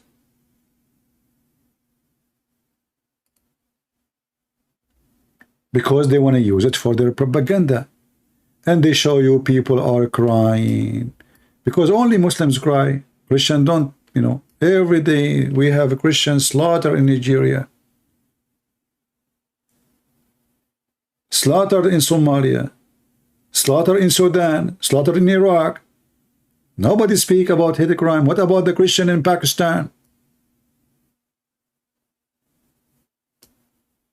Biden condemned the hateful attack and for Muslims. And then when we find that the one who killed him, he was in the funeral. He's one of them. Killing of Muslims, men. See? You see how the media tried to deceive you and fool you? They don't say 4 men killed in this town and police investigating. No, 4 Muslims. We have to mention the word Muslim every few lines. Muslim. Muslim. He was ambushed. 25 years old Muslim.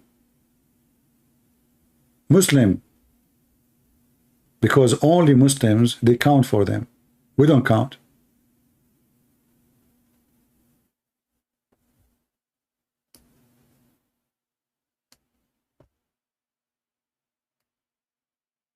Biden, he served the devil. He's a hypocrite. Why Biden don't go and say something about the attack on this guy, Rushdie? He's our guest. He's a very famous author. He have even a government title from the Queen of England, Sir. Sir is not just a title. It's very high title. Why Biden don't stand with an author? Because he is a hypocrite. There's an election coming, and there's a small towns here and there. They have a big number of Muslims, so he won their vote. Already he's losing ground everywhere. Hypocrites. So my friends, we are victorious, and what we are doing is working great. This is why I say to you, download my videos. You see, my video is long. I try to make them short. I cannot. I'm trying my best, but I cannot. Even when I say I want to go 15 minutes, it turned to be 3 hours. So this is what you can do. You can download the video, cut it pieces, depend on the topic we spoke about. There's many topics. Cut them and reload again. And guess what? You can activate advertising in your YouTube channel. Good for you. I'm not against you to make money from my videos, but don't claim to be me. Don't call your channel Christian Prince.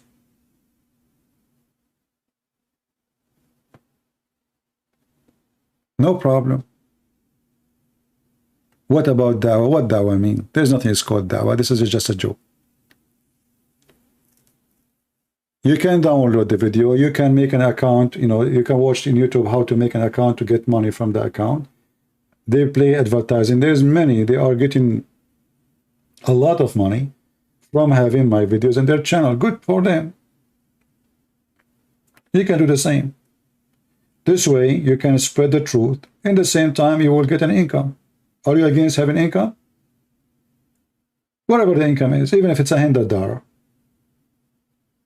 And then when you get really big number, then you can make good money.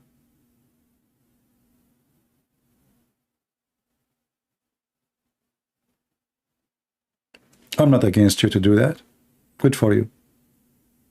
But never claim to be me. Don't say this is channel of Christian Prince.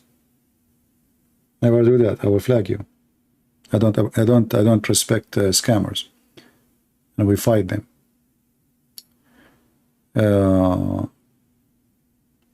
Thank you, Sulaima. Any question, guys?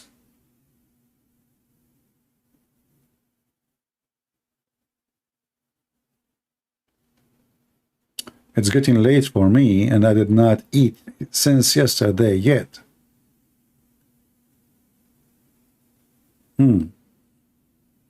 Not sure what I'm going to eat today. You know what? I'm going to ask the guy, his name is Isa, to send me 7 wheels. You know the story in the Quran, right? The chapter of Al-Ma'idah, it's called the chapter of Al-Ma'idah because of the story where Jesus, he did feed thousands of people. But according to Muhammad, it was a disciple of, even this guy, he perverted every story. He is a scumbag. According to Muhammad, the disciple of Jesus, they say to Jesus, well, if you, God, is true God, why you don't give us food from the sky, huh? The disciple, they said that. And then Allah, brothers and sisters, he sent 7 wheel in 7 sandwiches, which is true. We Middle Eastern, we love sandwiches, especially if it's a wheel. So Allah seven wheels, and every wheel is inside a loaf. Isn't it amazing?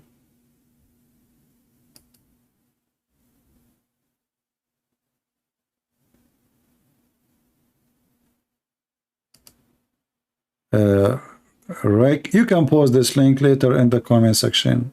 Just you posted the comment, people, they can search it.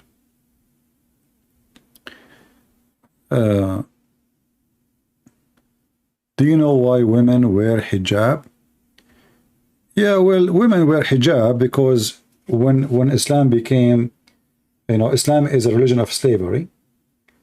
There is 2 reasons actually. There's a reason Muhammad, the first time the hijab was mentioned, it was for the wives of Muhammad to cover their ass, not their head. Sauda, she was going out for bathroom, and Umar, he used to spy at her, and he looked at her ass. And even he said to her, we recognize you, Sauda. But the real reason, which is more important for the public use, not for the wives of Muhammad, it was because they want to recognize the free women from the slave.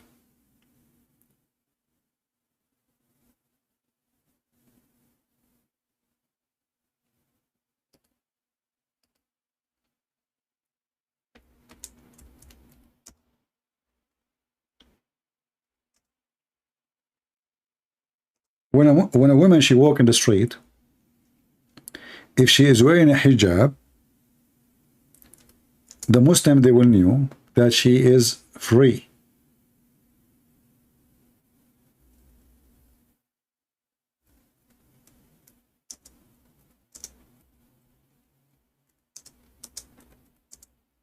So they will not molest them or kidnap them.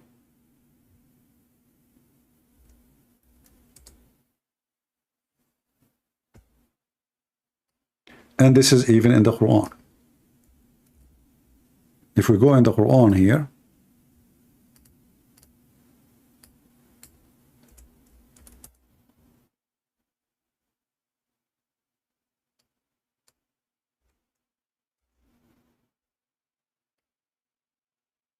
chapter 33, verse number 59, it says it clearly, so they will be recognized and they will not be hurt. So they will be recognized.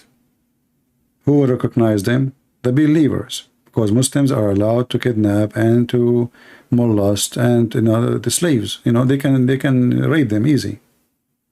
So make them do that, so they will be recognized and they will not be hurt.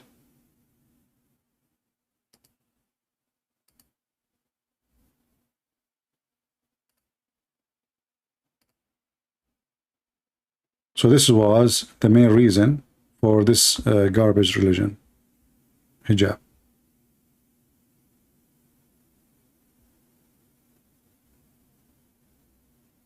It's just to differentiate between the free and the slave. And the Muslim, they have way more slaves than the free. Actually, in a certain time in Iraq, the number of black African slaves was more than maybe 50 to 1. There's something in the history, it's called the revolution of a zinj. Zinj is the N-word.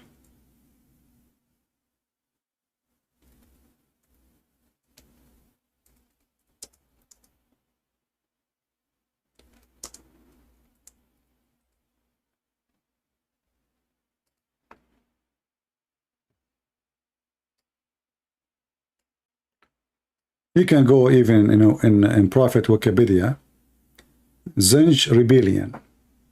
It gives you the history, it gives you the time, it gives you what happened.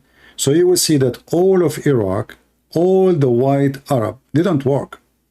They do nothing for work. They bring the poor African from Africa, they kidnap them, and they bring them into slavery. And they have cities, and those cities, there's nothing there except black slaves. And when they have revolution, those African, because they become so big in number, they kill them all.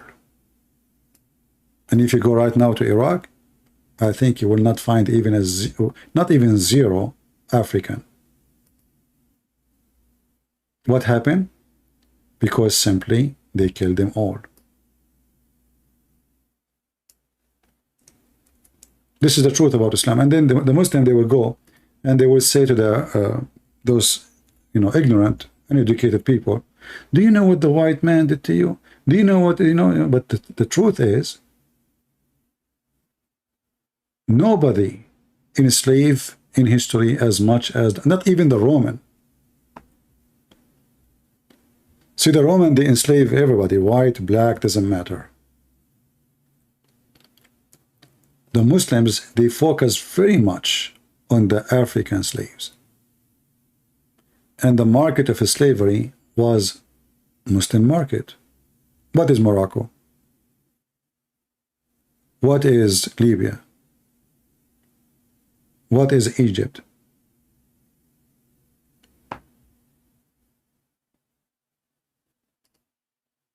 And how those slaves came to, I mean, Iraq is not even in the border. Iraq is not a country in the border of Africa. We are talking about a country is in the border of the Persian kingdom.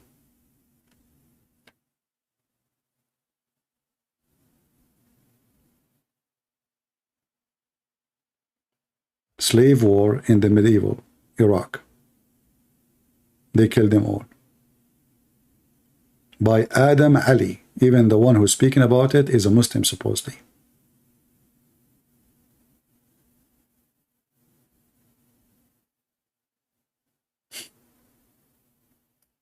And the funny is, you know, the Muslim, when he speaks against, he claims that he is against slavery. How many slaves your prophet have?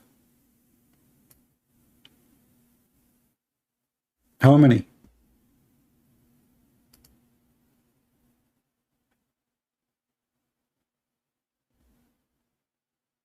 That is something, isn't it?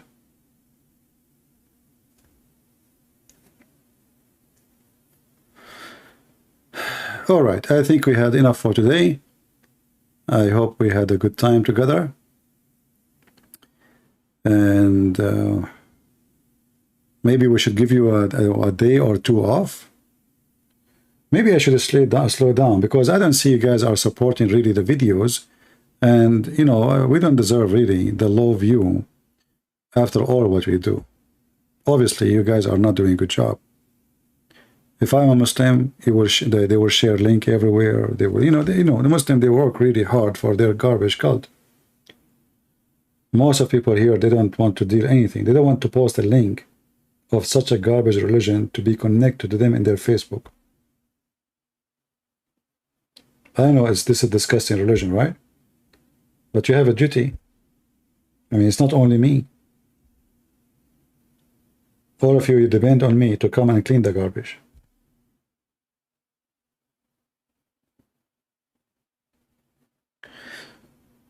Anyway, I want to say thank you for being here. May the Lord bless you. Until we see you soon again. We pray to the Lord to open the eyes of those who they are blind and to show them the truth, and the truth will set them free. The Lord, the Messiah, He can open the eyes, but He will not open your eyes against your will. For the God of the Bible is a God of a free will. He said, knock at my door and I will open for you. So we encourage all the Muslims to knock at the door and the Lord, the Messiah, will open for you. Thank you. Take care and God bless.